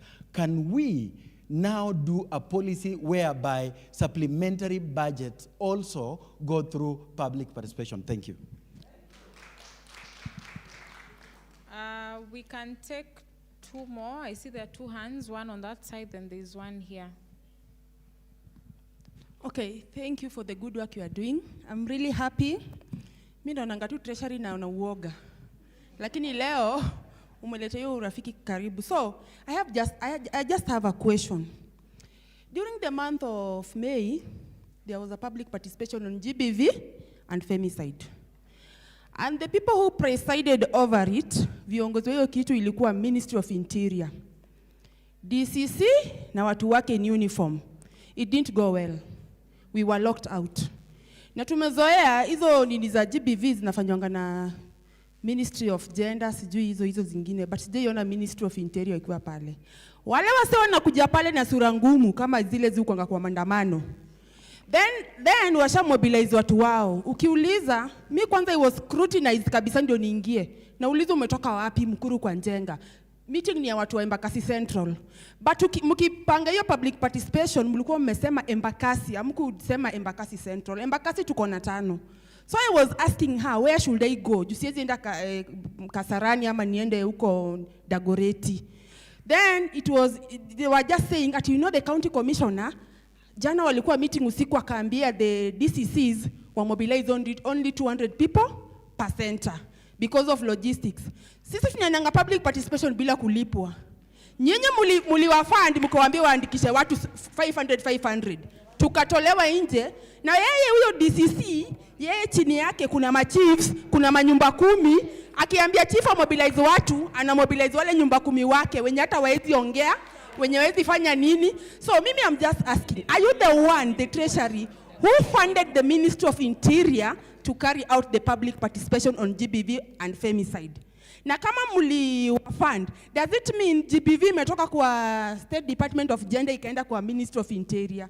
Do we were locked out? Na si poa kabisa. Kama nyinyi ndio fund, warudishe pesa. Hata hii 500, si kila mtu alisign. Ana hatu kupata hata. Well noted. Okay. Hello. Can I answer those ones? Let's take just one one more. Then, yeah. Thank you so much for the wonderful speech, Madam Rosemary. We are humbled to see a woman hapo kwa treasury. Tunajivunia sana. And thanks for the speech. Number 1, I just need a clarification for those allocations you do to the safe houses, and which safe houses, because currently we've been having, working with the private safe houses, na kama tunataka hiyo support, na hizo safe houses wakati tunapeleka survivors ama victims, at times, rescue, siwezi, CPU imefungwa, nimepeleka kwa safe house. Safe house, Lorraine, huyu mtoto atakapa 3 days, na kama unamletu mlete na chakula. So we just like clarification on that. You are who? Oh, a survivor. SSV, yeah? Yes. Madam Rosemary? Yes. There is one more Oh, remark there's one more. from Oh. yeah. Oh, my dear. See you. Thank you, Rosemary, for your presentation. And for me, it goes back to, for us to have sustainability when it comes to service delivery, we need to allocate a certain percentage of Kenya's GDP towards addressing gender-based violence. So in your view, how do we go about it and make sure that we are able to ring-fence, considering that the funding terrain, Kenya relies so much on external funding, and we do not build a base for our own internal funding. Case in point, when you said withdrew, it affected so many services, including providing post-rape care services to survivors of sexual violence, emergency contraceptives, PEP, and other medical services. So the question to you is, how do we ensure that we can identify a certain percentage or come up with a formula to say we are allocating a certain percentage towards addressing GBV, looking at prevention, protection, and response, so that all the duty bearers that you saw in the room yesterday and today are actually able to provide services to survivors of sexual violence. Thank you. Thank you, Madam CEO. Si kwanza ni kamata hizo kidogo, because I cannot let Madam CEO down. Before atoke ama aende, can I start from her question? Okay. I'll escalate a bit of your question up there and feedback you. At least you are a friend, I can reach out to you. But I want all of us to hear this. I happen to be a live member of Kenya Red Cross Society, and I also have been very instrumental on the ground in matters HP, community health. We used to call them volunteers before, HP, PHPs. Yes, yes, CHPs. We used to call them CHVs. Sindio? And then, right now, there's a policy, and there was public participation. We are in the process of giving the elders a stipend. I'm joining her question, that one was asked about the Minister of Interior, to our CEO's question. Because very soon, elders will get a stipend. And you needed two models. I also happen to have represented my PS in that meeting, the final meetings with the Minister of Interior. I told you it's my mother ministry. So ukinipata kesho na uniform usiulize alitoka treasury akarudi. That's my mother ministry. And very soon, God willing, elders will be recognized, village elders. You know they do a lot of work. First responders wa Kenya Red Cross Society, hata kukiwa na vurugu, they are recognized by everybody. Sindio? Ukiwa na emblem ya Kenya Red Cross Society, unasonga na unajua amefika. And nobody beats them. The elders will add there. Let us all agree that we'll work hard to make sure that even champions of SGBV will be recognized. That mtu akiona papo, anajua amefika. And how do you do that? Madam CEO, please assist us. And we had a chat with you in the morning. We can do that. And I told you the secret of good things is planning well, reading books, and seeing what is happening around us. Kama ni kuandika, situandike. If it is public participation, itaenda through the 47 counties. Na kila mtu anajua SGBV right now. You can tell the cases of those who have lost. We have lost from January. Those who have been maimed. Those ones who are displaced. And generally, half, that is 50% of maybe the population, we are mentally not stable. na sijasema tupelekwe madhari, but we all have a percentage of some mental, yes, health issues. So me, I would urge this way, Madam CEO, sit down with the like-minded. Come and let us see the model that the elders used. Let us also market our own, so that that percentage of yours can be somewhere. We cannot just be given a percentage when we don't have the right documentation and the right argument through policy. And that one we can do. I'm available, I'm free. I was engaging with my friend here, telling her she's my neighbor. Please let us hook up. Let us have a girlish talk once we meet out there. Let us visit OP and see what are they doing. Let us benchmark. Let us not just sit here and assume we cannot get a percentage. Kenya iko na pesa bwana. Kenya iko pesa. So madam, don't worry, pesa iko. But if we fail to plan, we'll be busy planning to fail. And we have experts here from Madam CEO, and the majority of you, from the way you were asking questions yesterday and responding.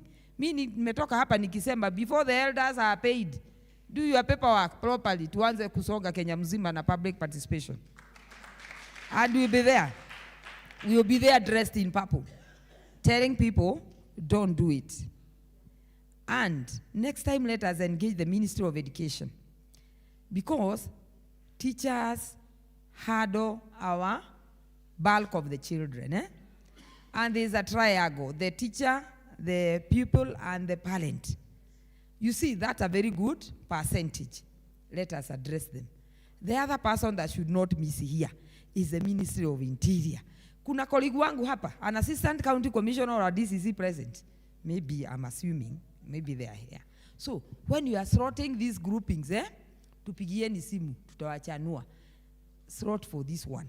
Akuje asikie. Maybe as I also go back to the office and report, Minister of Interior, wanaenda wanaona our able PS. Na yeye anasikia. And we sit and deliberate. And who knows? Maybe next time we'll be talking about your bill on recognition of SGBV champions. And you'll be getting your stipend. You can get, but you start by lobbying and doing things right. There's a question. Just to confirm, on they were invited. Yeah. Yes. They were invited. Key to me, the one you invited. They were invited. The Ministry of Education, Ministry of Interior, all ministries were invited. Now, relevant ministries. Can I be your messenger? Yes. Kindly. Can I be your messenger? Please. When I go back to office, that's my mother ministry. So I'll go with my invitation letter and ask them, did you see something like this? Thank you. You are quoted and quoted and quoted until they almost guillotined me. Yes. Thank you. My coffee. Yes. Jogo House is just opposite Treasury, isn't it? And the good thing with us, hii madio ya zamani, we are across. We are all over. So sitakosa nani yako Jogo, because sitakosa ni nani administrator mwenzangu mwenye yako huko. And as we are web, we are well connected. Saa hii hata ukienda ushikiwe Mombasa traffic, unipigie, sitakosa namna, because we are a network. We are all over. So if they were invited and they did not come, I'll be your messenger. I'll take the content with me and we'll share the concerns, I promise, as a champion. On supplementary budget, I'll escalate. On issues, the new financial year, and we have dispersed when it is late. Remember, I've told you that we also have a role on oversight and discipline on issues fiscal architecture, because where monies are spent in the wrong way. You have seen the way our auditors swing into action. Treasury is not noisy, but we act. Even if you have dispersed rate, it does not mean that they don't have their own resources. Remember, we supplement each other, because the counties do not entirely rely on our money, because they also have their own funding. Wasililie tu mama kunyonya tu ndi treasury. So we use the resources responsibly. And the last one, to allocate funds, that one I've said, I'll escalate. And trust me, all your issues will be escalated because I will do a back to office memo and raise these concerns. And I'll channel the same through Wangu Kanja Foundation. Because I told you, thank you, I told you, apart from being a civil servant, I'm a champion, a passionate one. I'm a passionate champion, and we will fight together. My recommendation, as we go to meet my colleagues at the Ministry of Interior, kindly, with your permission, yes, let us look for ways and means to make the 16 days of activism against gender-based violence mandatory in all the sub-counties. It is possible. Because that is the only way we can make ourselves relevant. I walk across counties when we started, and you see that month, even the Day of the African Child, nobody is bothered. And you know, we can be very, very busy on the Day of the African Child and during the 16 days of activism. Me, I believe if we talk well to our government, is listening, they will listen. We need to be seen all over because we are not fighting, we are not throwing stones. We are just doing the 16 days of activism against GBV. Ebu imagine every sub-county, kila DC ameambiwa gurumisha watu wako, we want to see on the media. We'll be somewhere. Because honestly speaking, hii maneno ya dhuluma ya kijinsia, yenyewe ukiangalia, and the media, where are the media? Escalating everywhere. Na hapa kuna desturi baya Kenya, an observation. Ukisikia mama mmoja amefanywa hivi today, mwingine atafanywa hivyo kesho. So how do we deal with such things? My dears, let us rise above the level of comfort and face this issue head on, because it's not a crime. You are being supported. Imagine NPS, all the MDAs were here, and some are still with me, my colleagues. I can see my colleagues are here. Let us team up and Aluta continue in issues of SGBV.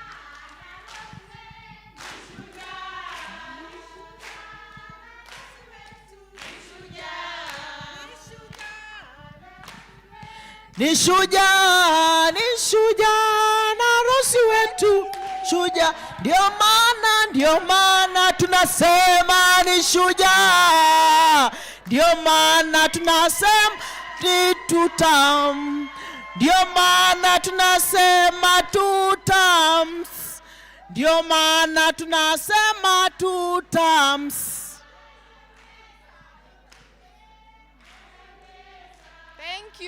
Thank you.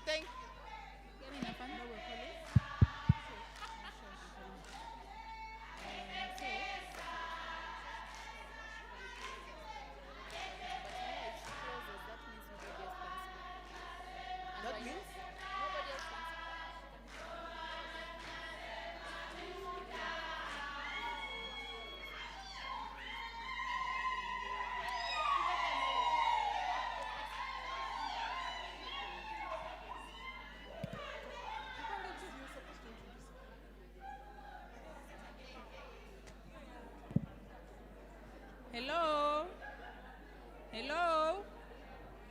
Hi. Hello.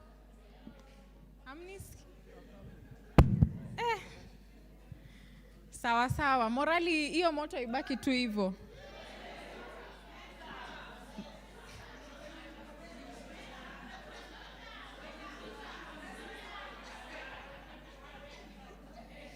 Mnataka ningekuwa Subaru nini? So let's move to the last session of the day. We want to welcome Madam Roslyn Mkabane, Shosh wa Nairobi.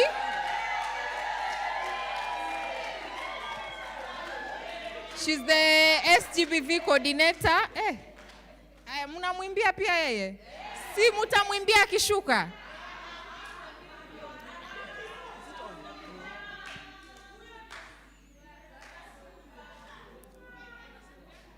Unajua kesho ni Friday, kesho anaitwa Rose.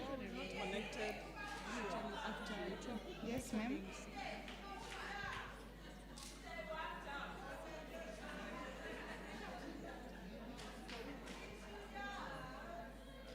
Ni shujaa mkabana we, ni shujaa.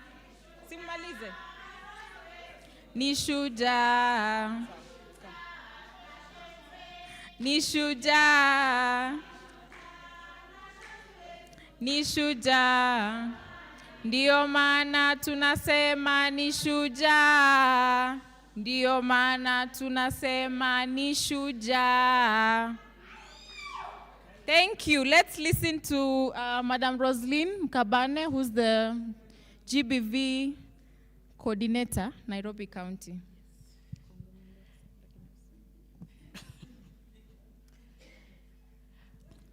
Habari zenu tena. Saseni wase. Mko wazima. Good afternoon. Yes. Now, I do not want to take more of your time. I just wanted us to project something. Na pia, I wanted to share some data for Nairobi County. Tangu Januari mpaka wakati huu. Waathiriwa ambao tumeweza kuona, na hasa nazungumzia kwa sababu ya the male gender. I was to talk about what I do, but I can't go into that because already my colleague, my senior, was here and she presented what the health sector does. But for Nairobi County, we have quite a lot that we have done. And even as I stand here on all the protocols observed, I want to bring out something that is very unique. I am the oldest so far in this house. Nyamazeni.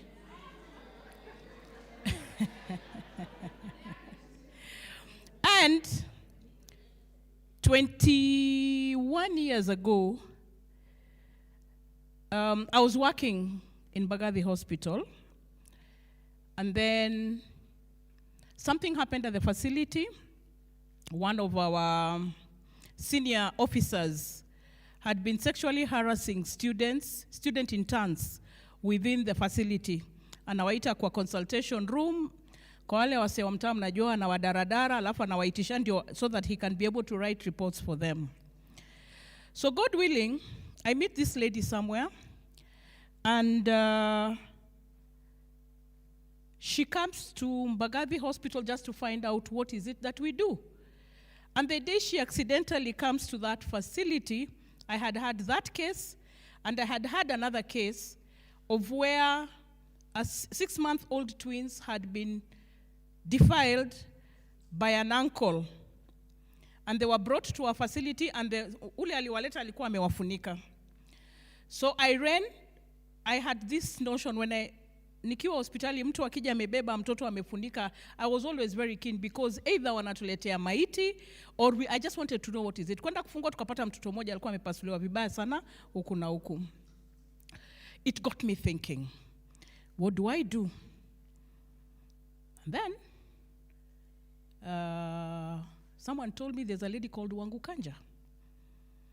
Can you sit with her? She's also trying to talk on matters GBV, sexual violence. Actually, that time it was sexual violence. And there was a lady by then called Fatma Anyanzwa, who had an organization somewhere in Kibra. So I met Wangu Kanja at a place called Green Corner. Do you remember Green Corner? Those wale wamezaliwa Tao? Yes, and we had coffee. Na hapo ndio mikakati ya this organization started. Those were those years, and we have walked the journey together. We did our first 16 days of activism within Mbagathi Hospital. That was the first one in Nairobi County. With the minimal support that she had, tukapiga a procession. If you know Mbagathi Hospital, we just went around the flyover. Kenyatta Market, and we came back. But we had set a point in the sense that when we did that 16 days, the senior officer who was doing that to the student interns learned that these people are not joking. They tried to transfer me, but haiku manage, and I remained. So for me, Wangu Kanja has a special place in my heart because we've worked, she has supported us even as a county government. Let me not talk about the county government, us a national government by then working with Mbagathi to be where we are, to support, and for some of us to even understand who a survivor is. Because I can talk, but of course I'm a survivor because almost every other day my husband maybe rapes me when he wants. Anakwambianga tu, nikidole inatoa sura. But that's within the presence of the house. But to understand the nitty-gritty of who a survivor was needed me and the team that we are with. And by the way, Nairobi County is where it is because we met Dr. Lady Wangu Kanja. A big applause for her.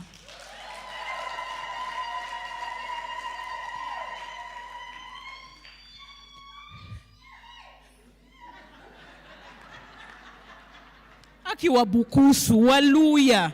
Ninyi mmeka hiyo side. Ndio, unaona? Those are circumcision ululations. Now, this is for Nairobi County. I might not know about the other counties. From January to current, for sexual and gender-based violence, we have seen 370 men.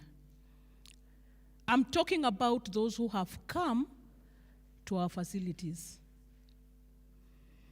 In the same period, we have seen 3,240 for sexual violence. Those are the ones who have come to our facilities. For intimate partner violence,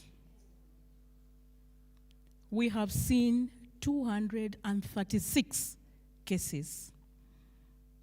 In the 236, some of them, we have one or two femicide cases that actually came to our facilities. The challenge with the cases of femicide, huwa haziji kwetu because they end up at the police stations, ndio? So by the time we are getting the reports, it's not a case that sisi tumedeal nayo. My friends from Kuria, Kisii, siku hizi mumefuatwa sana mambo ya FGM, so mnawatuma Nairobi. You are sending them to Nairobi for FGM. And currently, we have 1,322 cases of FGM that we identified within our facilities, and all of them below the age of 18 years. 18 years. 170 of them were women of reproductive health, or reproductive period. But the sad bit about it is we were noticing them when it comes to delivering within our facilities. So what happens? Unfortunately, something very bad, we did lose one girl who had gone to deliver in one of our facilities, but because of the complications brought about by FGM, we lost that girl. She was 14. Child marriages that we saw that period that have been seen in our facilities were 105.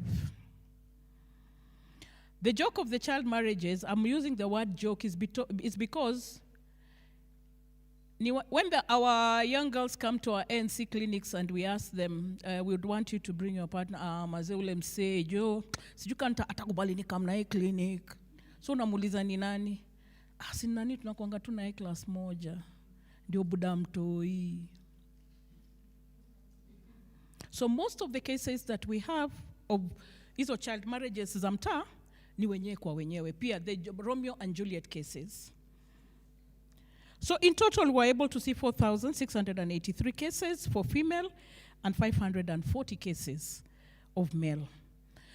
We congratulate ourselves because we are able to get the men. At least now they are coming because of the new male engagement component that we have. I don't want to talk a lot because for me, mine was to actually acknowledge, give thanks that you people were able to assemble in Nairobi County. That Wangu Kanja saw the need for survivors to assemble in Nairobi County for us to amplify our voices and talk about what survivors go through and allow the agencies to give up, to tell us what they do for us. Personally, I've learned a lot, more so on the issue of the budgeting, because even as my colleague was talking, I was looking at her, yes, hizo budget, mnasema, I've been in the GBV program since devolution as the lead. Believe you me, if it was not for the likes of Wangu Kanja Foundation, GBV programs in Kenya would not be working because most of them are CSO-led. We have fought to have sustainability. Nairobi County, we have fought because we work with CSOs. We work with CBOs. But sai napenda, tukiitwa mkutano, hold a meeting in your boardroom. Hakuna story na kulipwa transport because it's your work. That's what we are being told.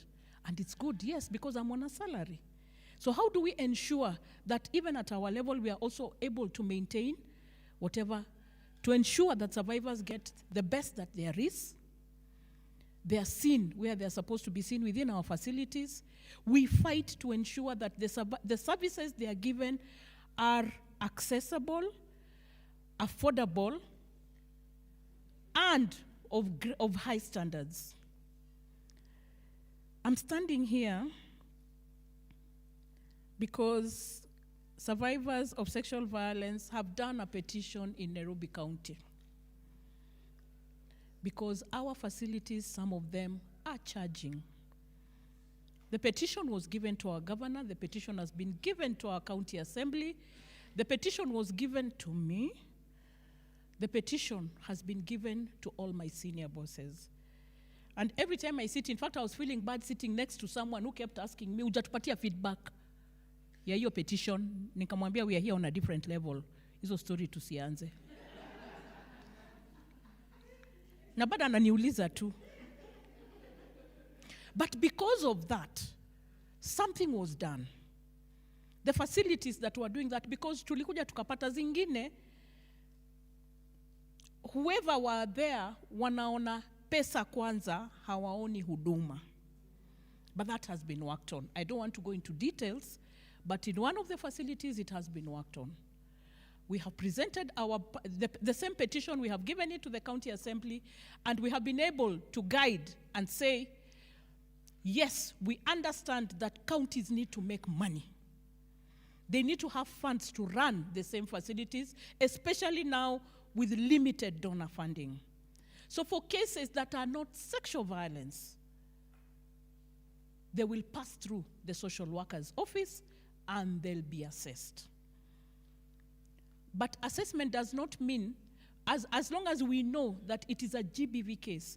The problem that we were having is our healthcare providers were being given, the issue of going to court, the issue of filling P3s, to the point of, anaendelea kufanya kazi mingi sana, kazi yake ya kawaida, ya kuendelea kuona wagonjwa sometimes, hapati nafasi.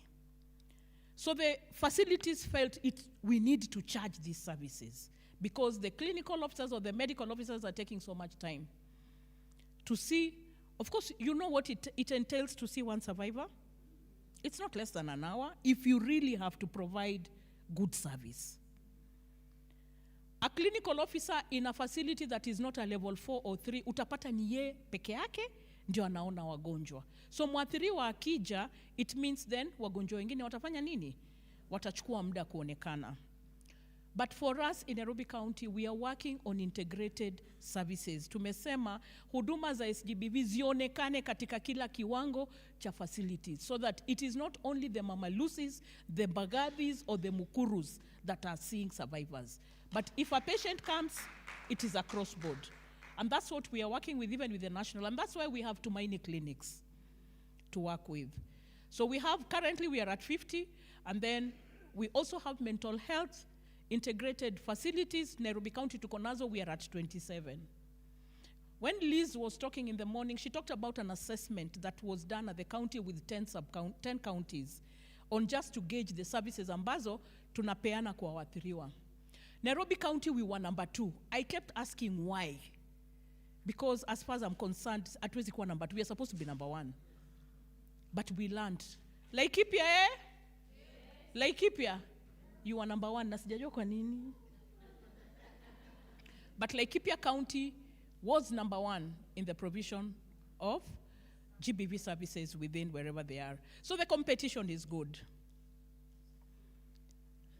I want to say we are lucky. We are the one county in the country that has an empowerment center in one of our health facilities that provides pro bono services and that can be able to link survivors and provide legal aid to them, working in conjunction with all the CSOs within that area, and that is at Mukuru Health Center.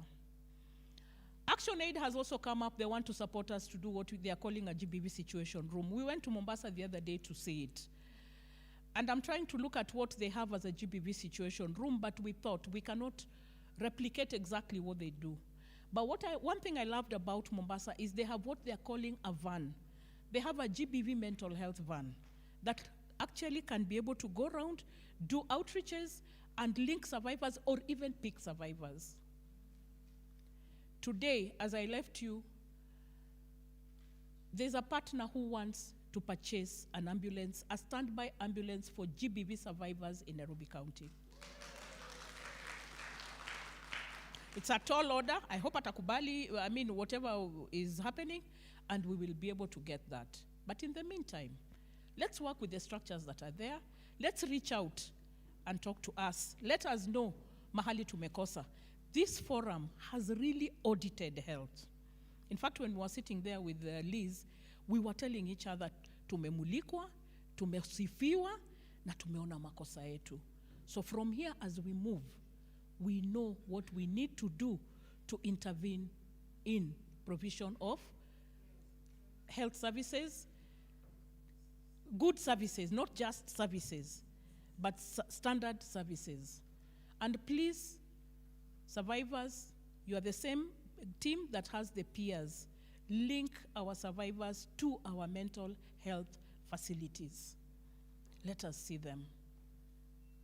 And again, we will provide these services without payment. GBV is still a human rights issue, and we have to deal with it as it is.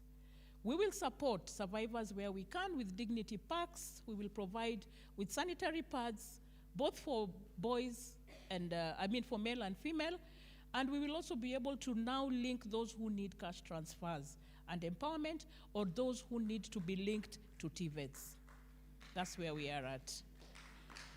So I don't want to go into a lot of details, but one of the things I will also say, even as a county, on matters of prevention of sexual exploitation, abuse, and harassment, we are piloting a project in Embakasi because we've noted we have quite a number of foreigners, ambao wanauza, sijui kama mmeona, from the Rwandese.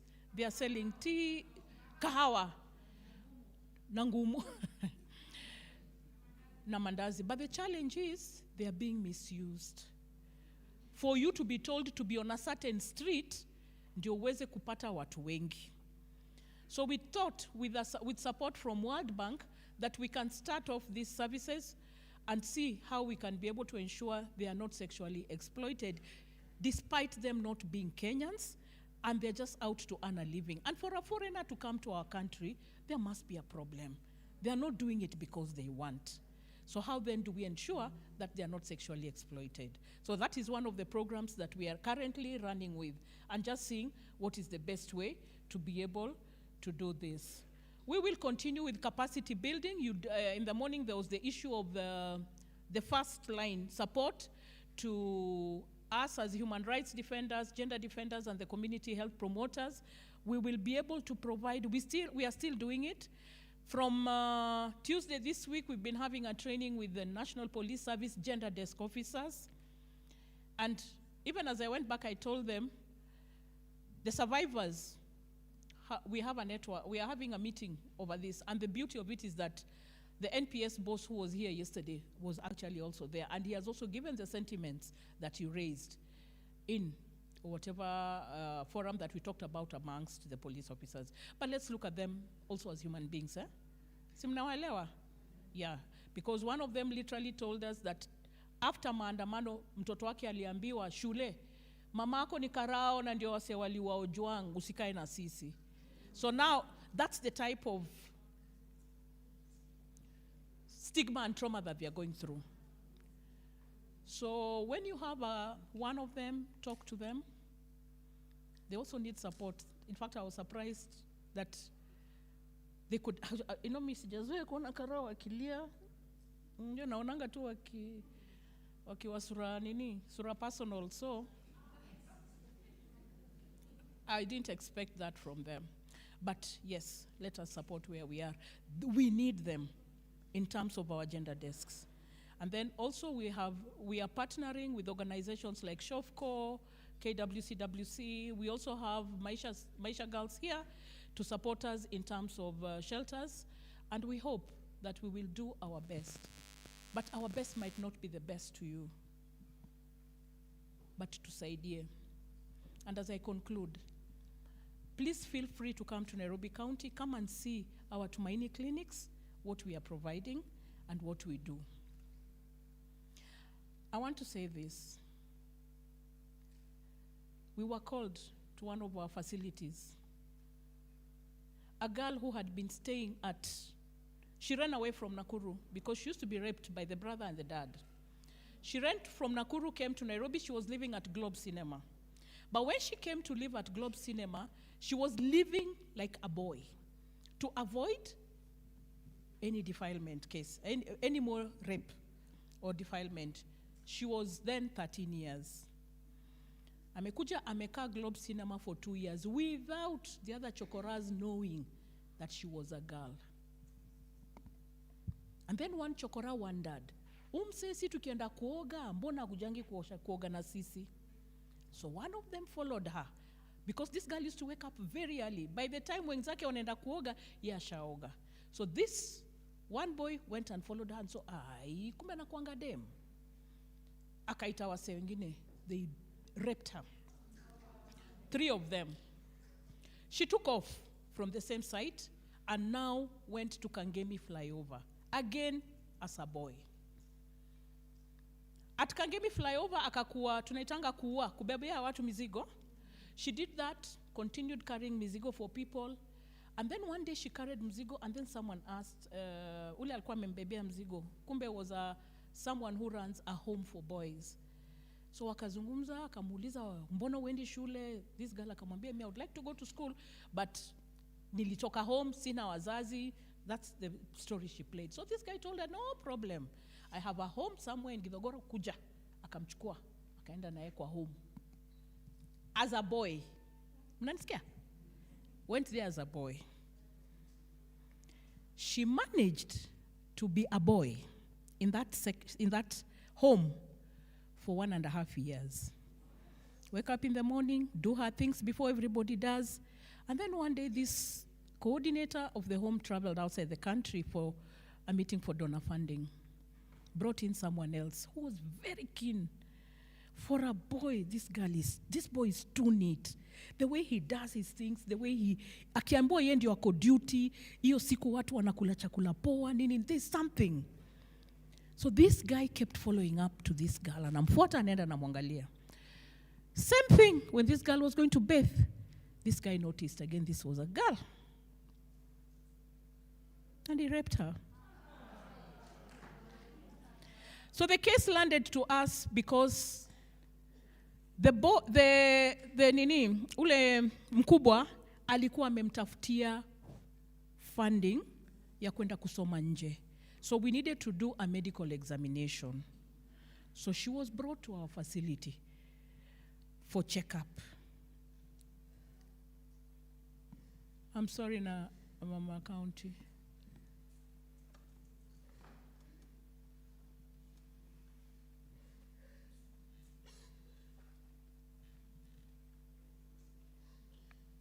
I'm sorry. So, we went. This girl was brought to our facility to come check. So as we were doing, si alikuja akiwa mwanaume. So tukimfanyia check-up is when we noticed, the social worker called me, Aki Roslyn, hii mimi, Kanyaga kubwa kubwa, chukua nduthi, wherever you are, just come. This we can't handle. So we go there, we get this girl. She was tested for HIV, she was positive, and she was pregnant. And she told me, Shosh, mimi ball siweki, natoa. Musponitoa, ndaitoa. So tell me, that dilemma, that is how we were left. What are we going to do about it? She said, I can't. Mi siwezi beba mzigo, kwani mimi ndio niliandikiwa, nitakuwa narepiwa. This was last year, by the way, yeah? This was last year. So we were able to support her where we could. And we did the necessary with all the mental health, the counseling that needed to be done, and we supported her. And God willing, the donor who was taking care of her made sure she's out of the country. So she is out of the country, and so far so good, she's doing well. Why am I saying this? You can see the extent to which survivors suffer. This is a young girl. Sasa ndio amehit 17 years. But I want you to look at her journey of how many years? Just 4 years, what this girl has gone through.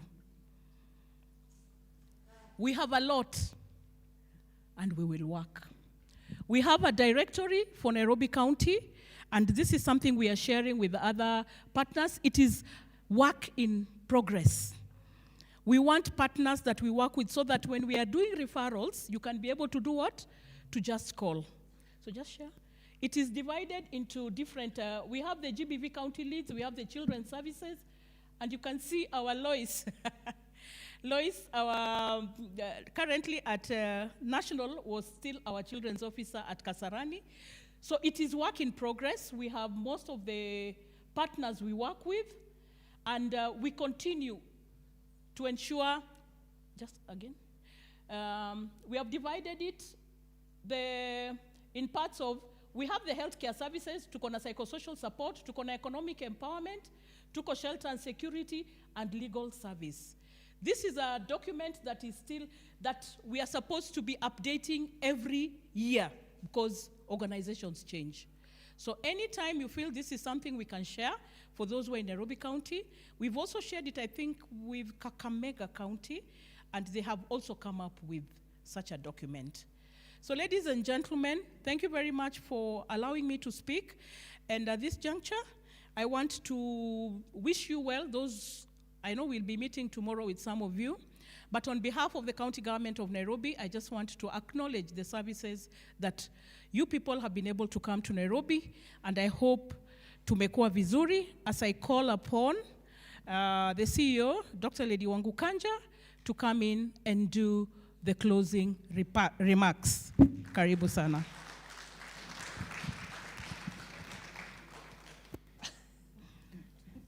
Karibu. Sishuki na kungoja. Yeah. Ulikuwa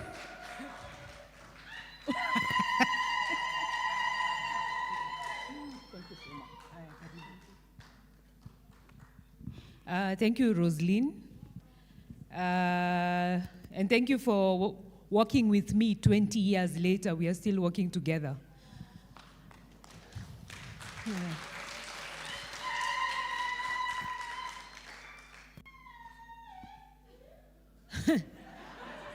Okay.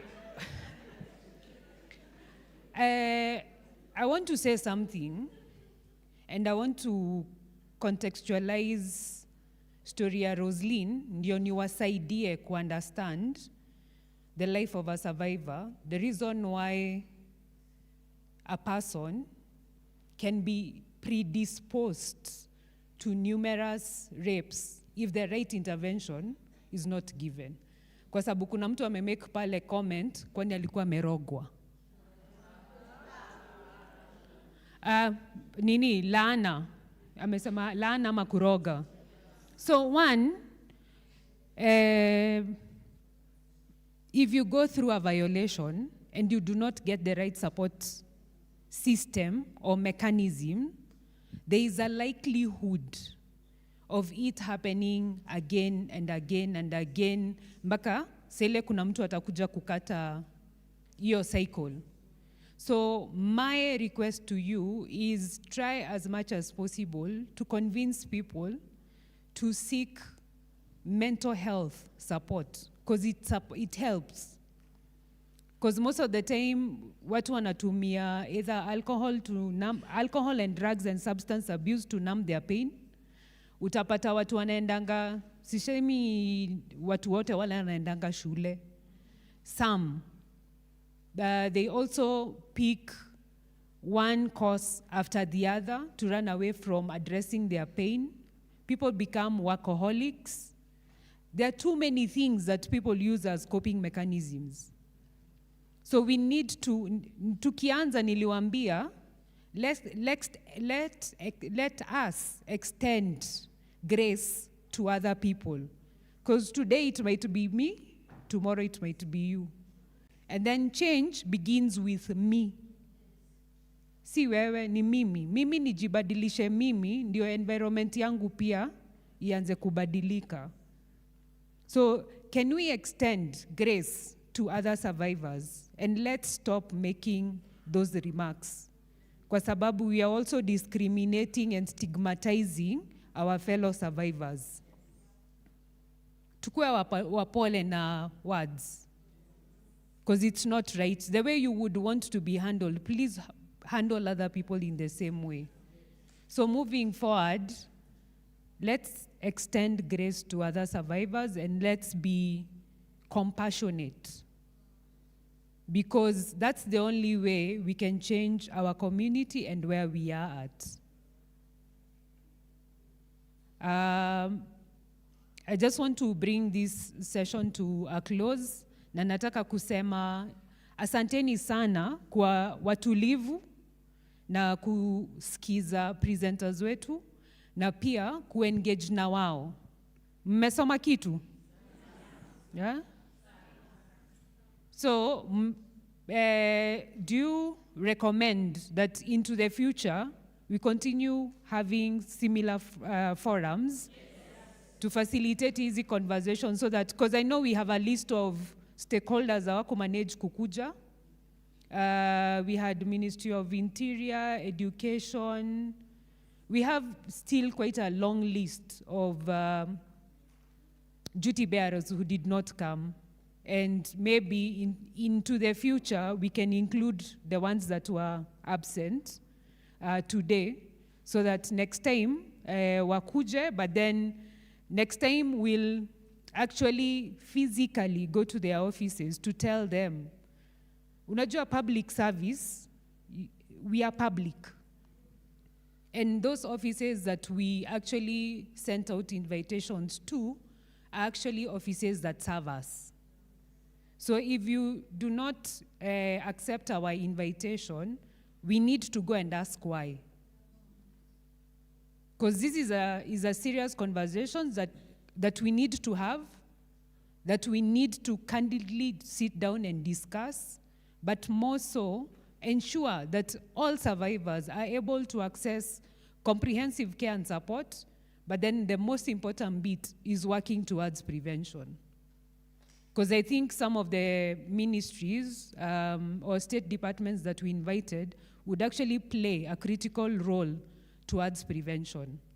So public service, we will hold them the same way we hold them accountable when we are pursuing justice for survivors is the same way we are going to hold them accountable if we send an invitation and they don't come. Ama there's an mnafikiriaje ama mnaonaje? Yeah? Because I think it calls for, those offices are meant to be for us. And if they are not here, then we need to understand why they are not here. Because we sent out an invitation. And they are a critical component or institution towards addressing sexual violence, but then also supporting survivors to understand what is their mandate, what services do they offer, are they survivor-centered, are they trauma-informed, are they in the best interest of survivors? So that we can say, if not, you need to change here, or improve on these 4 areas or 5. So that moving forward, we are actually ensuring that services that are available are actually in the best interest of all survivors, men, women, and children. Because hatubagui, na pia categories zingine za survivors. So asanteni sana, mkirudi manyumbani, mrudi poa. But najua wengine wataenda, wengine tutabaki nao kesho. The breakfast lunch for the strategic plan for the members of the Survivors Network. Wale wako na institutions wali develop strategic plans.